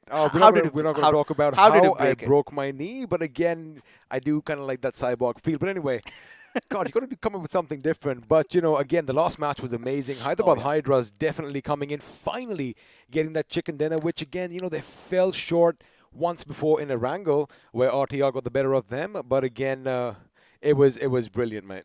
Oh, it certainly was. And, getting into the final game, I'm so much excited, exhilarated to look forward to what these teams have to offer. Well, we are going to look forward to see what's going to happen next. But what's going to happen right now is we're going to have a word from our sponsors, iQOO and Loco. So let's see what they have to say this time. To make every day the best of my life. To strive for more. To beat my own score. To get that encore. I've got this. I've got the power to do more, see more, be more. I've got the power to win. I've noticed, Fixes, you were kind of making fun of me earlier. That's a nice sweater you have on. Really nice and loose, huh? Yeah, you've got to hide all those curves, right? I'm just kidding. This with guy sexy is fixes. curvaceous. But anyway, sexy fixes is what you heard right now. But if you want to grab a nice phone for yourselves, all you have to do is head over to Amazon and search for the iQOO Neo 6. Now, once you do that, a little quiz is going to pop up. And let me tell you one thing. If this guy can do it, you're going to ace it. And you might just stand a chance to win an iQOO Neo 6. Come on, buddy, bring it in. Oh, it's all right. It's all right. I know he's a drama queen. Part is this, the production team did select fixes. You're not gonna get it. The casters, you're not gonna have a chance at all. It's for our viewers. It's for all you guys. But of course, we do have a few substitutes being made over here this time from Team Hydra officials, though. But this is one of those teams, right? I really feel that they kind of stay around the edges every single time while they get inside the circle. That is where they start picking up fights. Now, you've been a competitive player in previous titles as well. Do you think that's the right idea to do? Well, we're actually going to break that down in the next game because I do have a few points. But again, just a reminder for all you lovely viewers out there, if you want to grab some BGMI merchandise for yourselves, a nice t-shirt and a bottle or a sipper, as this guy likes calling it, all you have to do is follow the next few steps, and I wonder if Fixes knows what they are. Oh, yeah, I do. I've been creating all those other accounts, and I've been trying to spam. I know it's going to be hashtag EXO tonight because, of course, the big names have fallen today. EXO is one of those teams that have been consistent throughout. Still one more game to go. And if they kind of pick the pace up, and for all you EXO fans, all you've got to do is spam hashtag EXO in the chat. And along with that, head over to the BGMI official esports channel. On the description, you've got a form to fill. Because if you do not, we do not find you your dresses, we are not going to be able to send it over to your place. What all groups are playing right now? It's A and C, right? Yep. So what if Seoul actually does something and EXO does not do something? What if they're still on top? Wouldn't that make a difference? Won't the ones who type in hashtag Seoul be the ones who have a chance to win this merchandise? No, I think considering how the day has been panning out, Of course, you know, again, a little bit of a clarification for the viewers, it's going to be only day 2 standings Yes, sir. that are going to be taken into account. So, of course, Team Seoul, they were sitting at 96 points yesterday. Out of all the games that they've played today, they've barely managed to collect 14 or 15, right? And this is where teams like OR Esports and EXO have really stepped up the game, with even Team Hyderabad Hydras also in the mix. Simple question. Yeah. Why do you think that is? Of course, I mean, because they've been trying out different styles of play. Now, if you talk about Good Team answer, Seoul Fixes. yesterday, if you talk about Team Seoul, how they played yesterday, they were kind of playing around the centers, right? Most of the time trying to contest and go for it. And today you've been seeing them, you know, taking all those unnecessary fights, trying to play around the edges. They know how they've got that little bit of a cushion to play around with. And this is where, you know, they're going to learn new things. They're going to learn where their shortcomings are, and we'll fix it. You know, that's exactly right, because again, when you have that little bit of a cushion, you can't try new things out, because again, this is the beginning of this tournament and we have a lot of games in store for all of you. But for now, we're going to have a look at that factory that seems to be on the other side of that broken down power plant near Milta, while of course all the players are getting ready for all the death and destruction to come. Now again, you know, I think we got to do something. This is completely off topic right now, but you know, the last couple of days, I want to get back into BGMI. I want to, you know, take a few shots and you know, maybe do something. I am not kidding here, Fixes. You and I, we are going to play a game tonight. But what's going to happen right now is the final game for day 2 is going to be underway, and looks like we are going to be flying straight north over the Sosnovka military base, and well, How the do you flight feel path. about the choppers, XP? You know what? I like the fact that we have a little bit of an escort. It kind of makes me feel a little special. But again, once I get back in the game, which we are going to play tonight, we're going to have to make sure the RP is all the way up to 100, because, you know, you want your name over there, isn't it? More than that, you need to actually start increasing your ranks to be able to play with me, because well, I'm there up, you know, I'm there up. There was a certain time when, you know, you were on the leaderboards on 1 and 2 with buddy, my friend Dog. you're going down. But, well, those days were certainly numbered. But for now, let's not make it about the teams. I kid you not. This is the last statement I'm going to make. That is not going to be about the game. Fixes is going down tonight, ladies and gentlemen. But anyway, the teams are going to be dropping down from the skies, hitting terminal velocity. Hopefully, all those shoots do deploy. Otherwise, someone's going to go crunch. But for now, looks like everyone's going to be heading off. Any drop clashes coming our way?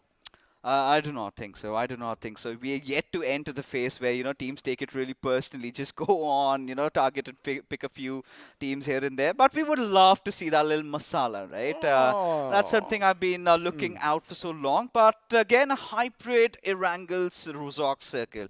Where do you think, XP, is it going to go up north or is it going to come down south? I'm going to wait for another circle to give you my answer. But I do believe this time around we might, for, you know, one of the first times in BMPS, head towards Georgie, and maybe even Everest might come in play. I haven't seen a lot of action taking place at Gatka as well. So, you know, that is something we can look forward to. And have a look at one thing. The teams are already adapting to the situation. A lot of teams are going to be dropping down and trying to get those vehicles for George Paul, which means we might just see some vehicular manslaughter. It's not going to be involuntary this time. They are going to be doing it with intent to, well, knock each other out. But for now, Team EXO, oh, they were looking good in the last game. I mean, 6 finishes at 1 point, all for members alive, and then a blink and you miss action and kaput. They were gone. A few mistakes also, though. But for now, Maxi's going to make a run for his life. Look at UP50. You were talking about vehicular manslaughter. Yes, Here sir. it is. Of course, this is exactly what we saw, but looks like it is going to be Rage God. He's going to make sure, oh, he gets in the vehicle, and now shots are fired again. So close, yet so far away, but they know someone is going to be lying in wait, and it looks like Sarkar, oh, he knows he's there. He spotted him. He's going to take a few shots. Nope. They are going to run him over. Maybe they might alight from the vehicle, take a few shots, and, you know, maybe have a couple of words. Ooh, the opponents are going to be coming back. I thought the cavalry was charging in, but right now they're going to cut the losses, and, well, action begins early in the last game of Erangel. This Just could be like yesterday. yeah, this could be a declaration of war for UP50 and Hyderabad Hydras, and both of them having nearby drop spots, and since they have to traverse around, it is inevitable. But yeah, I mean, UP50 do have that little bit of a laugh over here, but still, Hyderabad Hydras, they've been playing the long game. They've been doing so well. Even yesterday, despite not having a chicken dinner, they were still on the top 3. And today as well, finally have managed to get that big chicken dinner that they were looking out for so long. But they're going to get the loot, all of it done. It all comes down to when they rotate. Correct me if I'm wrong, because I've kind of noticed this little pattern from Hyderabad Hydras. They are, again, Miramar is one of their stronger maps, that goes without saying. They are a lot more comfortable out in the open terrain than when it comes down to, all those enclosed spaces. Maybe they're a bit claustrophobic, because every single time they've rushed a compound, they've always been on the losing end. Yeah, I mean, with Team Hyderabad Hydras, I've been trying to figure out the style of play, right? One of those quite prominent things that we've seen even in the Miramar games, where the South Indian circuits tends to dominate, is majority of them have been playing from the edges. And yes, Miramar has always been their strong suit, but maybe, these are the speculations that they've been kind of a little lousy on those close combat situations. Also, but have a look at how adaptive they are. Now, we did have the circle up on our screens. Now, we know they love Western Georgie, and now what they're going to do is, since the first zone does permit it, they're going to call the Northern City, home. And in fact, I do see a couple of members, Ace Black, in fact, and Carry, are going to be heading all the way to Zarki. And, I wouldn't mind just having the POV on them right now, because it has been a while I've seen that little town on the northern coast. It's a drag to loot in the northwestern Georgopol city, right? You've got those high-rise apartments. And you remember, right, back in the days when we used to play, we barely found loot. And, of course, going into Zarki, you cannot get those loot done quickly, and you can rotate inside your first circle and then get things done. We're definitely reliving those memories tonight. I'm not going to let you go away, and you will play one round with me, and we're going to let the skills and the gaming do all the talking, and you know what, we're going to record it, you might even stream it, so we're going to have some fun 100%. But for now, our esports, again, they did show a few signs of revival coming in, getting a few position points. Again, something Arca pointed out earlier. But what do you think their game plan should be right about now? Should they go for the fights, or should they try and strategize getting into the circle? What should be their priority? I think the only one play that they've made was our esports Jadu in the previous first game of Erangel while you and Arca were casting. They were kind of left with just that one player who was resorting for a healing battle, playing around the edges, almost had Team EXO down on their knees. Right, taking one player down, was a little greedy, getting that confirmation, had to go for it though. Wanted the second one, could not get it. But for our esports, they've been always one of those teams that have excelled at defending compounds, right? We haven't really seen our esports on any occasion really push in over at somebody and win those fights. Now, this is something that they really need to work upon, getting up close and personal with the other teams and try to pick up fights, because like I've been saying, we might sound like broken records. You're not going to figure out how to do so until you do so. You know what they say, the best defense is the good offense, right? Or is it the other way around? Let me just test you right now. So again, like you said, they are a defensive group of people. But again, when they are going in for the attacks, what I feel what our esports is doing is they are too, they're localized. They have the blinders on, right? They need to open up more avenues, as INS has been doing so in the last couple of games, making sure they get those position points as well. But for now, on Erangel, of course, we did have some action early on. We did have a few ratatatas going off, but that's it. INS, they've been the wild dogs, right? They've been the wild dogs let loose. And they like being the wild dogs. Yes, exactly, right? They're going to make some big upsets. I'm pretty sure of that. But at this point, when you're playing these long league stages games, you need to come up with a game plan.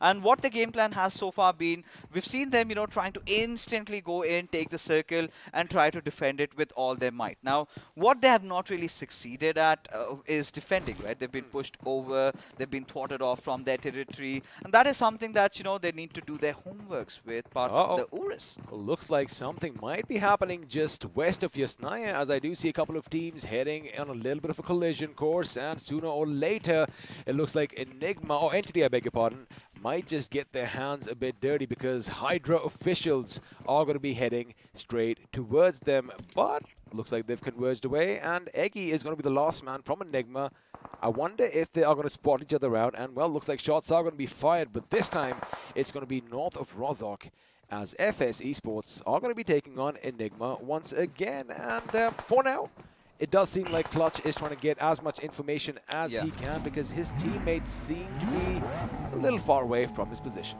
Of course, now FS Esports, formerly known as Tactical Esports in iQOO BGMI, eventually played so well. They did come under knock, and well, they've had their fair share of laughter throughout the entire lot. They've had a few good games, few bad ones, but seems like Global Esports, they might have picked up the wrong fight right now. Considering it's still yet to say, it's pretty soon to assume that they're on a high form.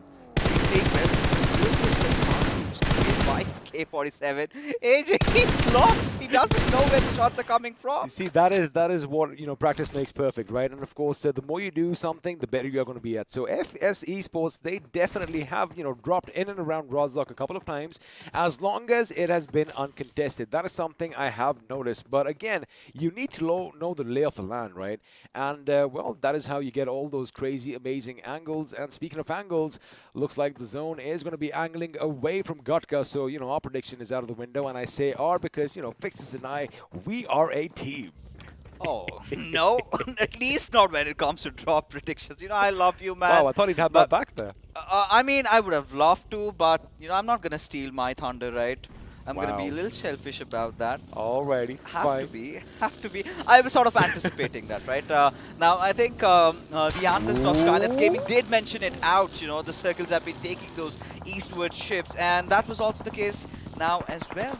Yes, sir, you are correct, but looks like one of my favorites over here, also is Mike Crowers. That was in the gun. Unfortunately, since he is down on his knees, he can't be cracking any heads open just yet. Now, Hydra official, they are going to be trying their best to rack up a few finishes and, not make the same mistakes they did last time. Now, they've already pulled out of Yasnaya, and if the circle goes back to Yasnaya once again, well, they're going to be a little bit disappointed, aren't they?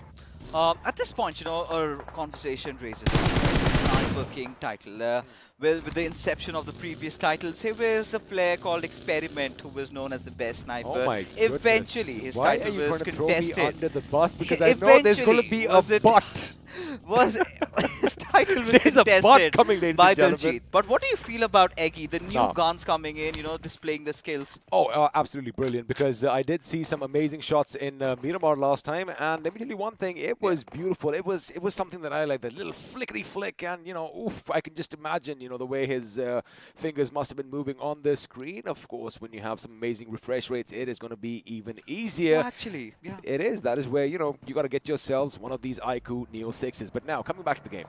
All right, our esports, again, they're going to be hoping that the circle is going to be coming their way, because as you mentioned, Fixes, they're good at defending, right? But suppose it shifts out of Rozhok, what should their game plan be? Well, you've got to let the other teams pass first, because now if you're going to make a move really in a hasty manner, you're going to be picked not just from the team that's waiting for you, also from the team that's coming behind from you. But this is where, even I want to take a few pages out of your book and ask you this. Now, you've been playing competitively in the past, and how difficult it is, for a bolt action sniper, a dedicated bolt action player to really connect the shot, considering, all these players are kind of moving constantly, not being still at any position. Yeah, but again, the thing is, when snipers come in handy, I'm going to hold that thought, because looks like Sarang is charge. In fact, he is going to push forth and forward. He gets the better of one, and looks like Team EXO Sensei is going to be backing off with it. They have no idea that, how many people exactly are coming for them.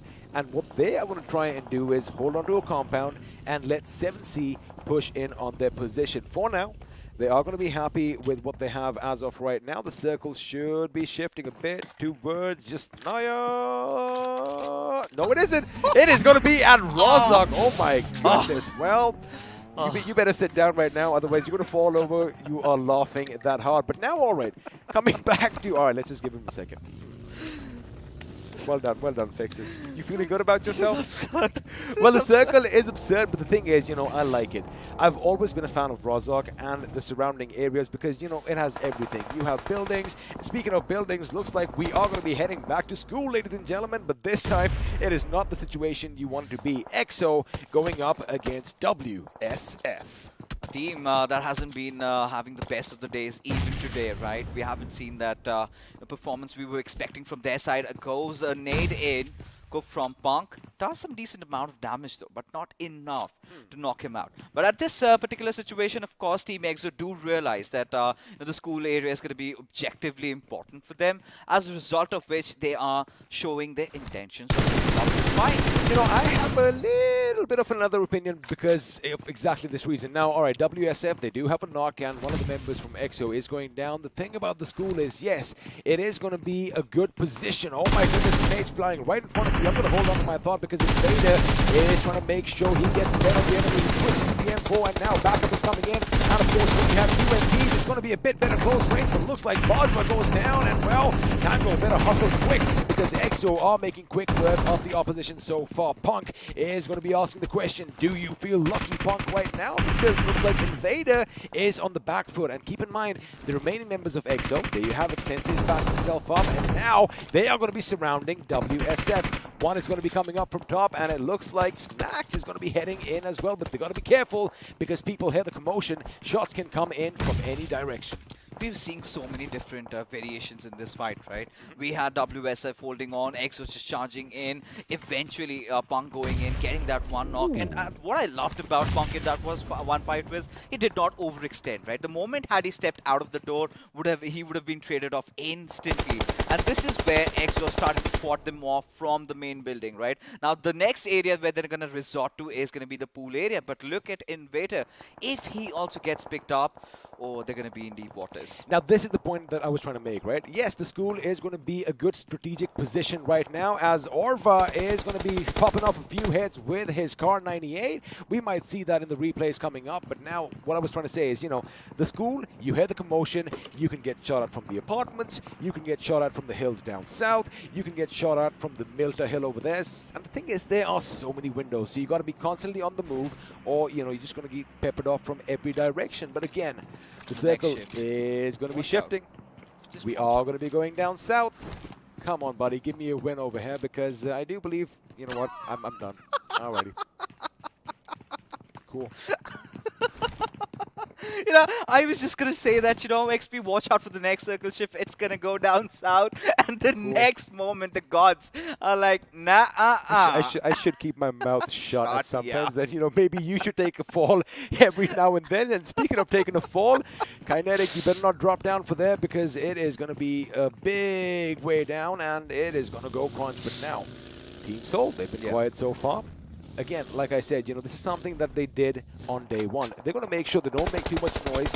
And now this is where EXO, you know, they're not really going to capitalize on any finishes over here, but they can make sure that the enemy is kept at bay.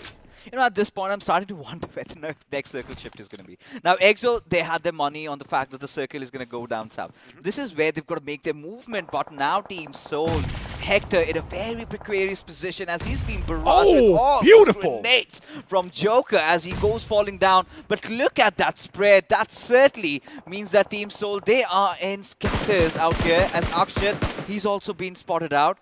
Nakul is going to try and immobilize his vehicle, but they need to start regrouping XP. They do indeed. What they could have done, in fact, was, you know, go deeper into Water City and try and come up somewhere north or to the northwest of Rozov. That is an option they have. It looks like Omega, you can't be hiding in a bush that close because you are going to be spotted out, and, well, it isn't going to stop any bullets. Now, Soul are going to be falling apart one by one as Hector is finally going to be finished off, and now Ace Black just making sure he has a grenade. He thinks someone's nearby, but looks like Goblin is going to be taking a brunt of the attack as well, which means one man is going to carry that torch forward for Team Soul. Let's see if they're going to be a two-man squad or now Hyderabad Hydras come under fire from Global Esports. Now this is where, you know, Team Soul need to understand that, you know, with so many players in the lobby, you cannot afford to spread out like that. Someone or the other is going to try and isolate you and pick you off, and this is where Global Esports, now they're the ones who've been dropping down at Rozok. Now they are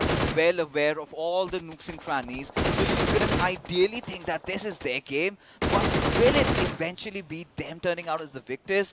that only time's gonna tell. Well, only time will tell, because for now, what they can do is, I think Goblin is going to be back up on his feet. They need to take it easy, and like I said, maybe get a bit deeper in Water City and try and hit that compound just across the road, that is closest to Rozhok. That is one option that they have, and, we might just see them come up, maybe even down by the water to the northwest, and, well, they spotted something funny, even I wanna have a chuckle too.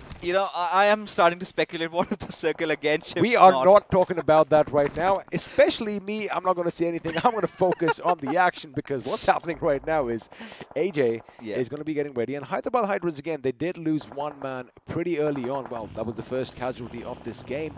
But the thing is, we're going to have to make a move. And Global Esports are going to be spread out a bit wide and thin. But right now, Sauron's going to be careful. That grenade comes in. There you have it. Zorro is going to make sure he swings first. And, well, one of them goes down, which means Savitar is going to have to work that out. Shots are going to be fired. Dynamite, did you really want to zoom in over there? Maybe the hipfire would have been a better option, but he is going to pay the price, and looks like Savitar and SprayGod are going to make sure that the teammates' hopes are still alive. This is somewhere down the line I really felt maybe this is the moment Hydra were looking out for, or maybe this possibly could, as it's going to be a 3-man ambush at a lonely SprayGod who's hiding inside this visitor.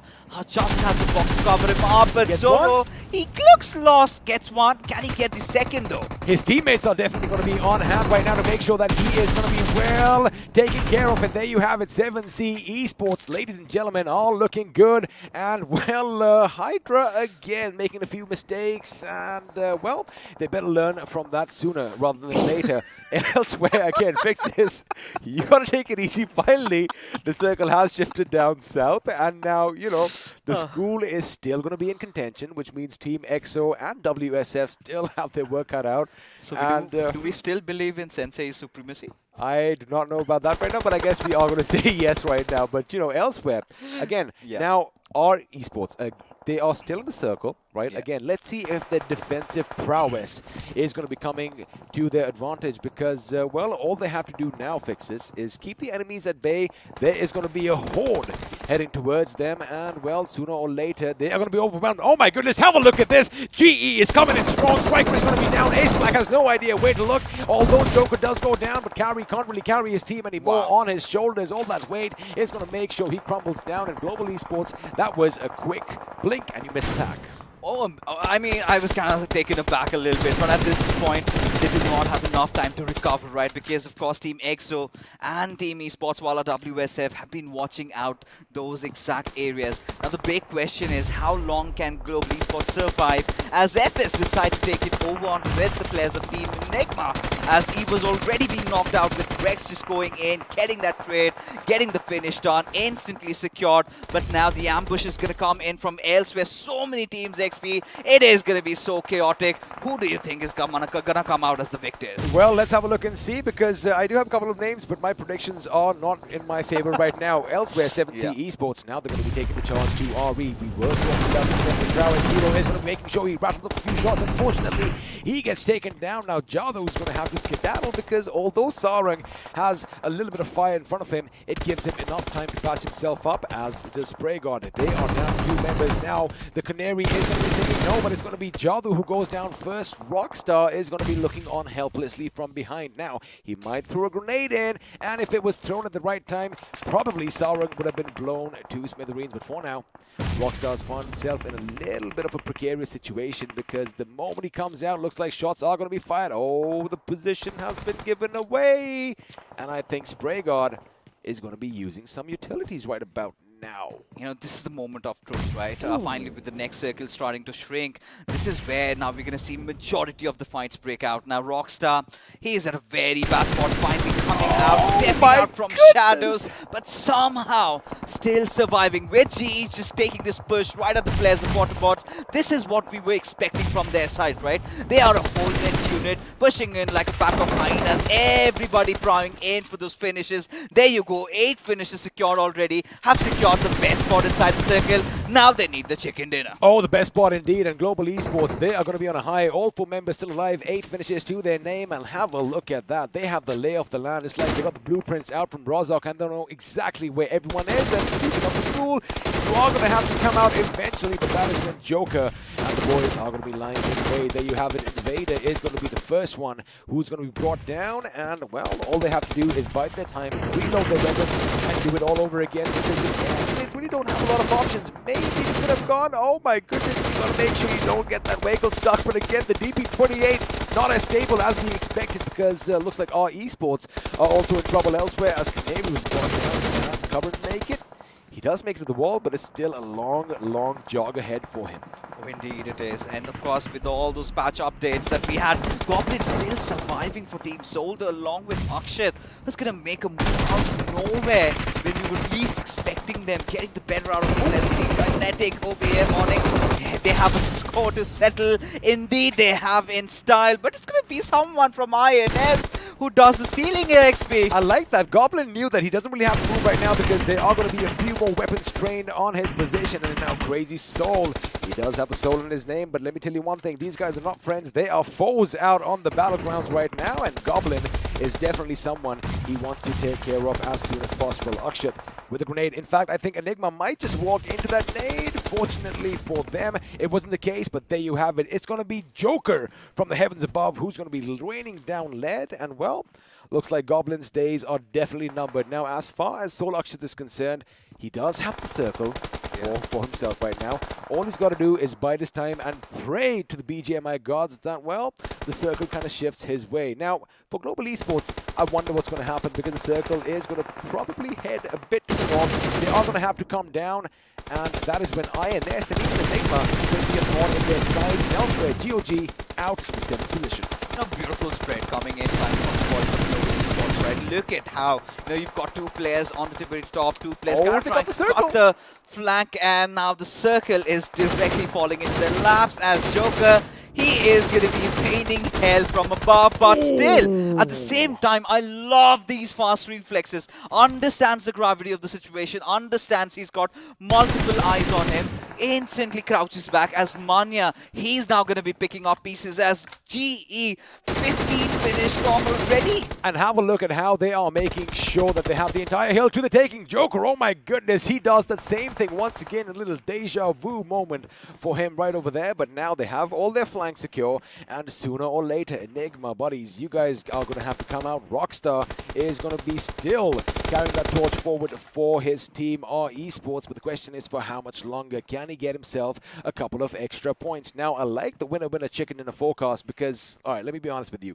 INS, yes, are a 4-man squad. Global Esports, however, have everything going in their favor. I mean, they have these lines that you can't even imagine, and others is almost knocked out over there, but the thing is, Global Esports are be careful. If they expect a bit too much, well, INS could pick them off one by one, but for now, looks like we are going to see a final battle between INS and Global Esports. I think it's Global Esports written all over, right? Especially when all these guys have to struggle, and Evo has to resort to the healing battles, has 7 first aids to work out, and INS, I mean, what do they do, right? Few more grenades coming in.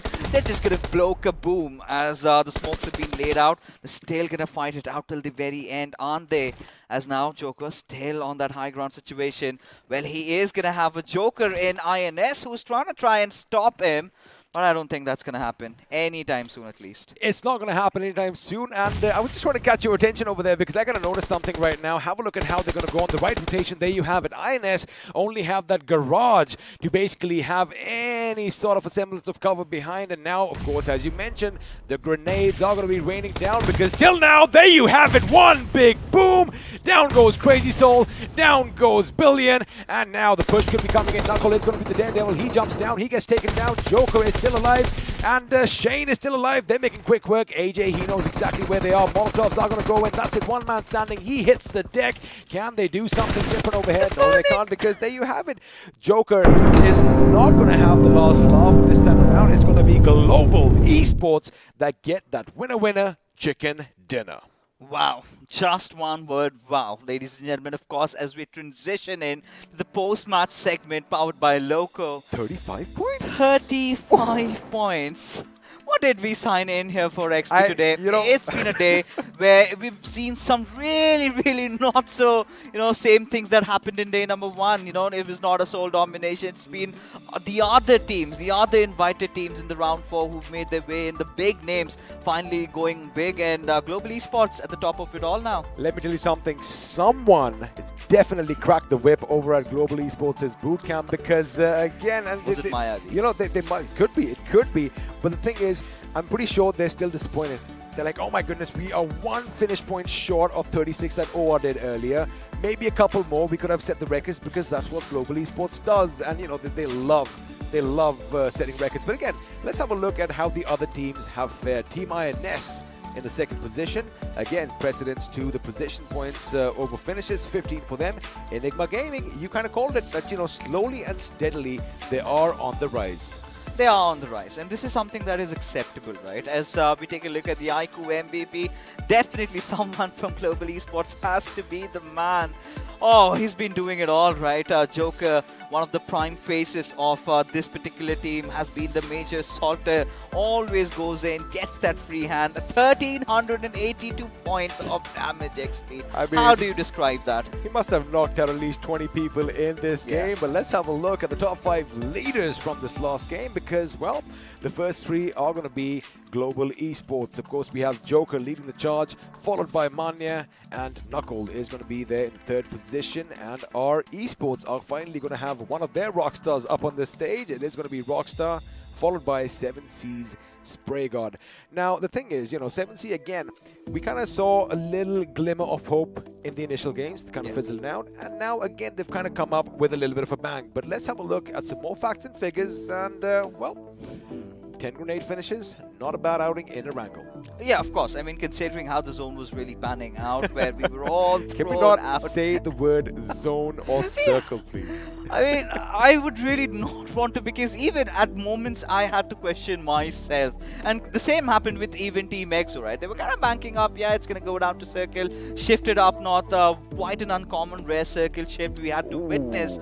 But look at those FT charts, for Global Esports, 7C, Rockstars, RE, and then you even had Team EXO in the mix of things, and Team Enigma, though. They're finally stepping up, like you said. Again, slow and steady wins the race. That is what I've been taught. And, Global Esports, wonderful outing for them. 20 finishes and 3,475 points of damage. I'm pretty sure OR Esports are still going to be breathing, a little calm right now, that they still have the record. But overall, I did kind of see a few different teams step up in this match. Now, Hyderabad Hydras, not the best outing. Again, they were caught off guard, and maybe a couple of mistakes did lead to their demise. Yeah. But still, kudos to the fact that, a couple of teams against all odds still survived till the end. And again, this guy has a smirk on his face. They never really anticipated Global Esports to push at them like that, did, right? Yeah. The way they came in, both flanks were basically gone. Yeah. And, all he could do at that point was shoot at one person, which he did. They did get one knock on a member of Global Esports, but then there were 3 others waiting to basically pounce on him. And at that point, the audacity, the sheer audacity on the players to try and make such moves like that. But of course, the overall standings, finally, Team Soul having that huge lead is getting challenged, is getting contested by so many of these others. As look at it, from OR to, I think, Team... Our Esports, not a lot of difference here, XP. Our Esports also climbing the leaderboard slowly and steadily, and you know what, they've actually got a nice balance. 36 finish points, 39 points from position. Again, a complete contrast to what we saw on day 1. Global Esports are going to be a happy bunch as well, making a huge leap from the 2nd page all the way to the 1st in the overall standings. And I like the fact that, almost every team barring the one on the 8th position has a chicken dinner. In fact, if FS Esports had held their own, maybe, all the top 8 teams would have had at least one chicken dinner, but let's see if things change on day 3. Even I like Team INS, right? We've been talking about them. They're the wild horses, just here and there. But this time, getting a 2nd position spot, INS, this is something really to look out for, because now at the 12th spot, they're looking good. See one thing though, 17 finishes, 41 position points. That is not what INS is. Normally the other way around for them. Yeah, times have changed. Yeah. Times have definitely changed. And well, we are going to have a look at the last page over here. Now, of course, a couple of teams still have a long way ahead of them. But hopefully in the days and weeks to come, they are going to switch things around. Initiative Academy, for one, I was kind of happy that, they finally found a little bit of footing in one of the games. Of course, I mean, if you have to talk about the teams that were somewhere around the very bottom, we had Global Esports, EXO, 7C, even Initiative Academy, like you said. But there have been a few teams who have taken a very bad fall. Retribution, RTR, as a matter of fact.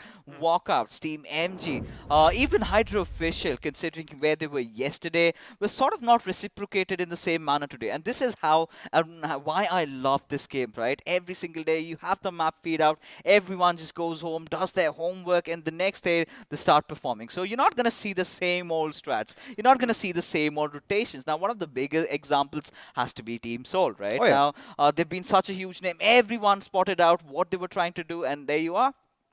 Well, there you are, and there you are. That's the end of the matches. However, let's do one thing again. Of course, BGMI Crofton made this tournament possible, and it would not have been without the help of our sponsors, iQOO and Loco. Let's have a look at that beautiful video one last time.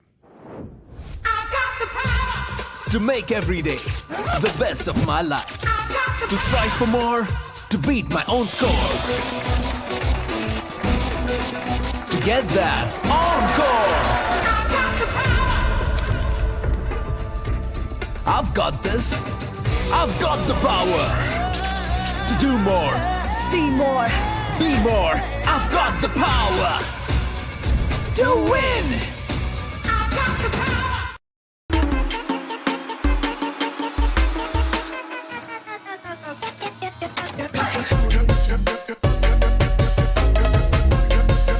Watch it, earn it.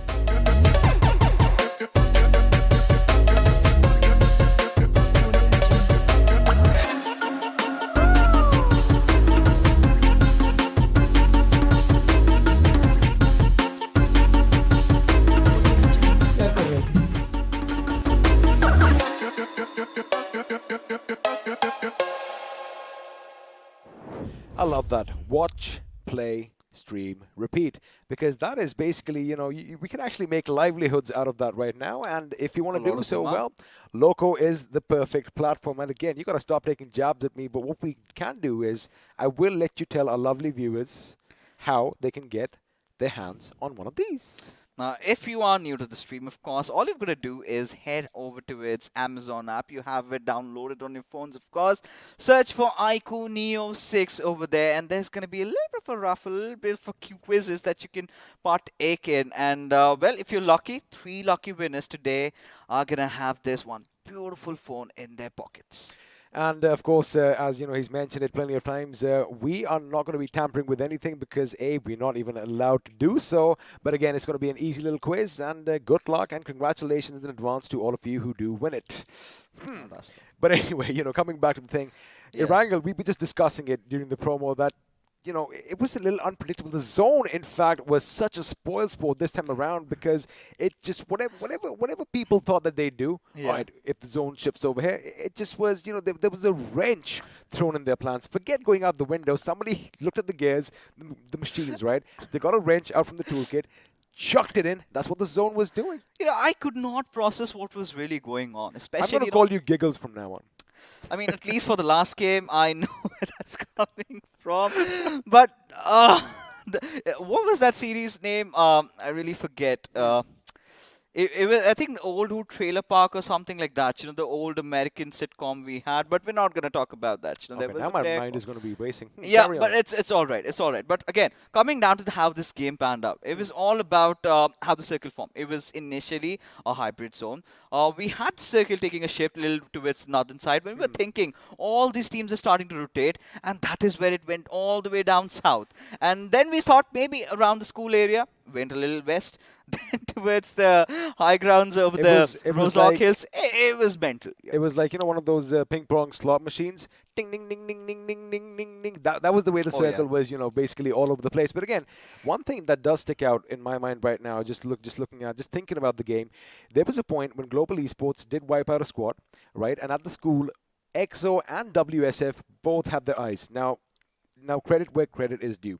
At that time, they deployed a tremendous amount of smoke to make sure that it's not just cover, they have a proper smoke screen. And what they did was they actually challenged the hill. And the thing is, nobody expected that.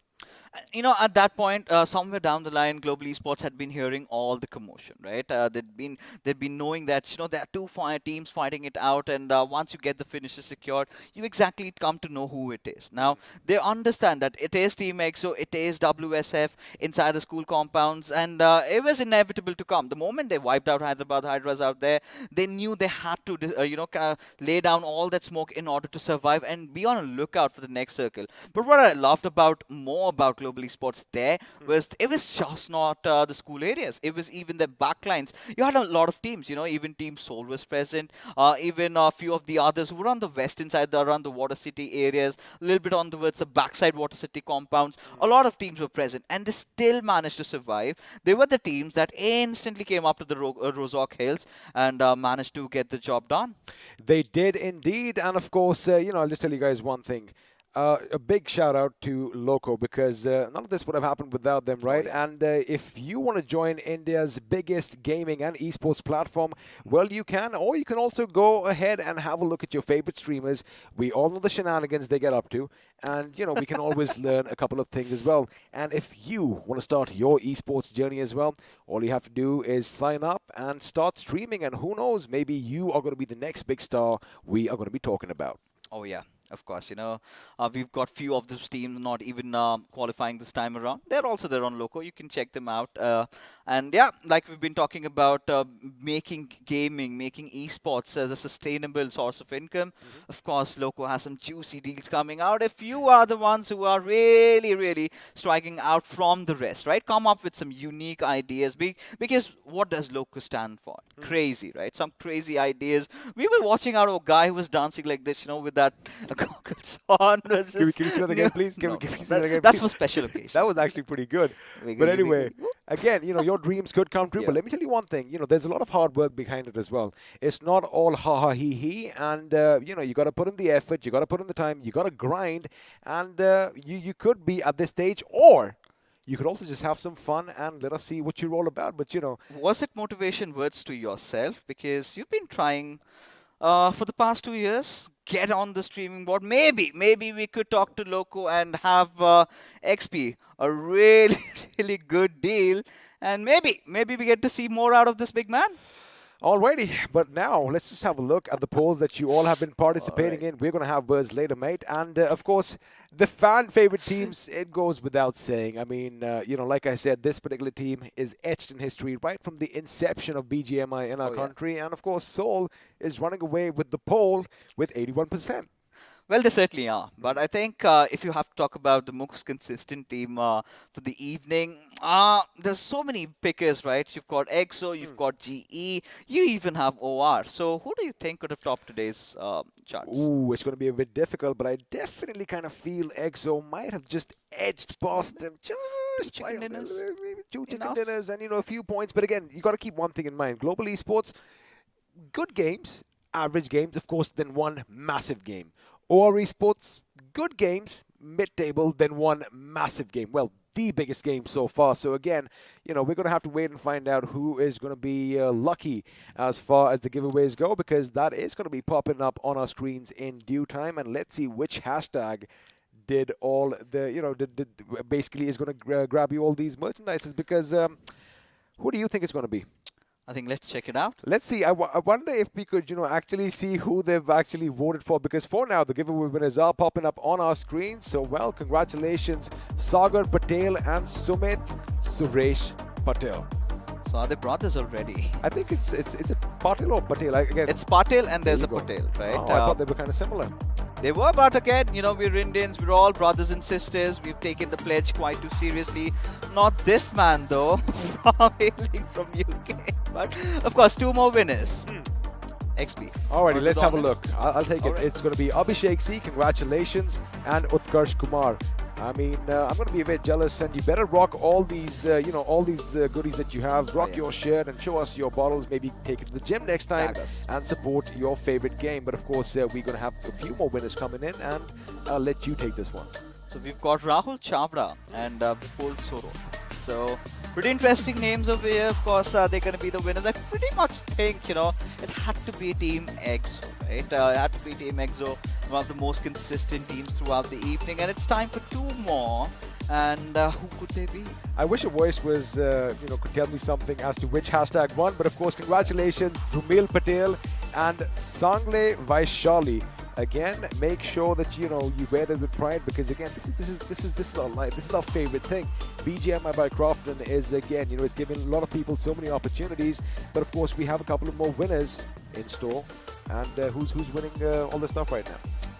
It's right in front of the screen, Fixes. All you have to do is read off the name. I'll do that. It's Part Lakhani and is he always his brother? Kakade. Could be. I mean, I wonder if there's only one Lakhani, family in this world. But again, I know quite a few Chahals. But, congratulations once again. And, keep supporting your favorite teams. Or rather, have a look and see how the matches go right till the end. And then put in your hashtags. Or you be certainly smart can. about it. Yeah, you've got to be smart and you've got to be really fast on your triggers. But again, coming back to how this entire day was, it was a day of comebacks, right?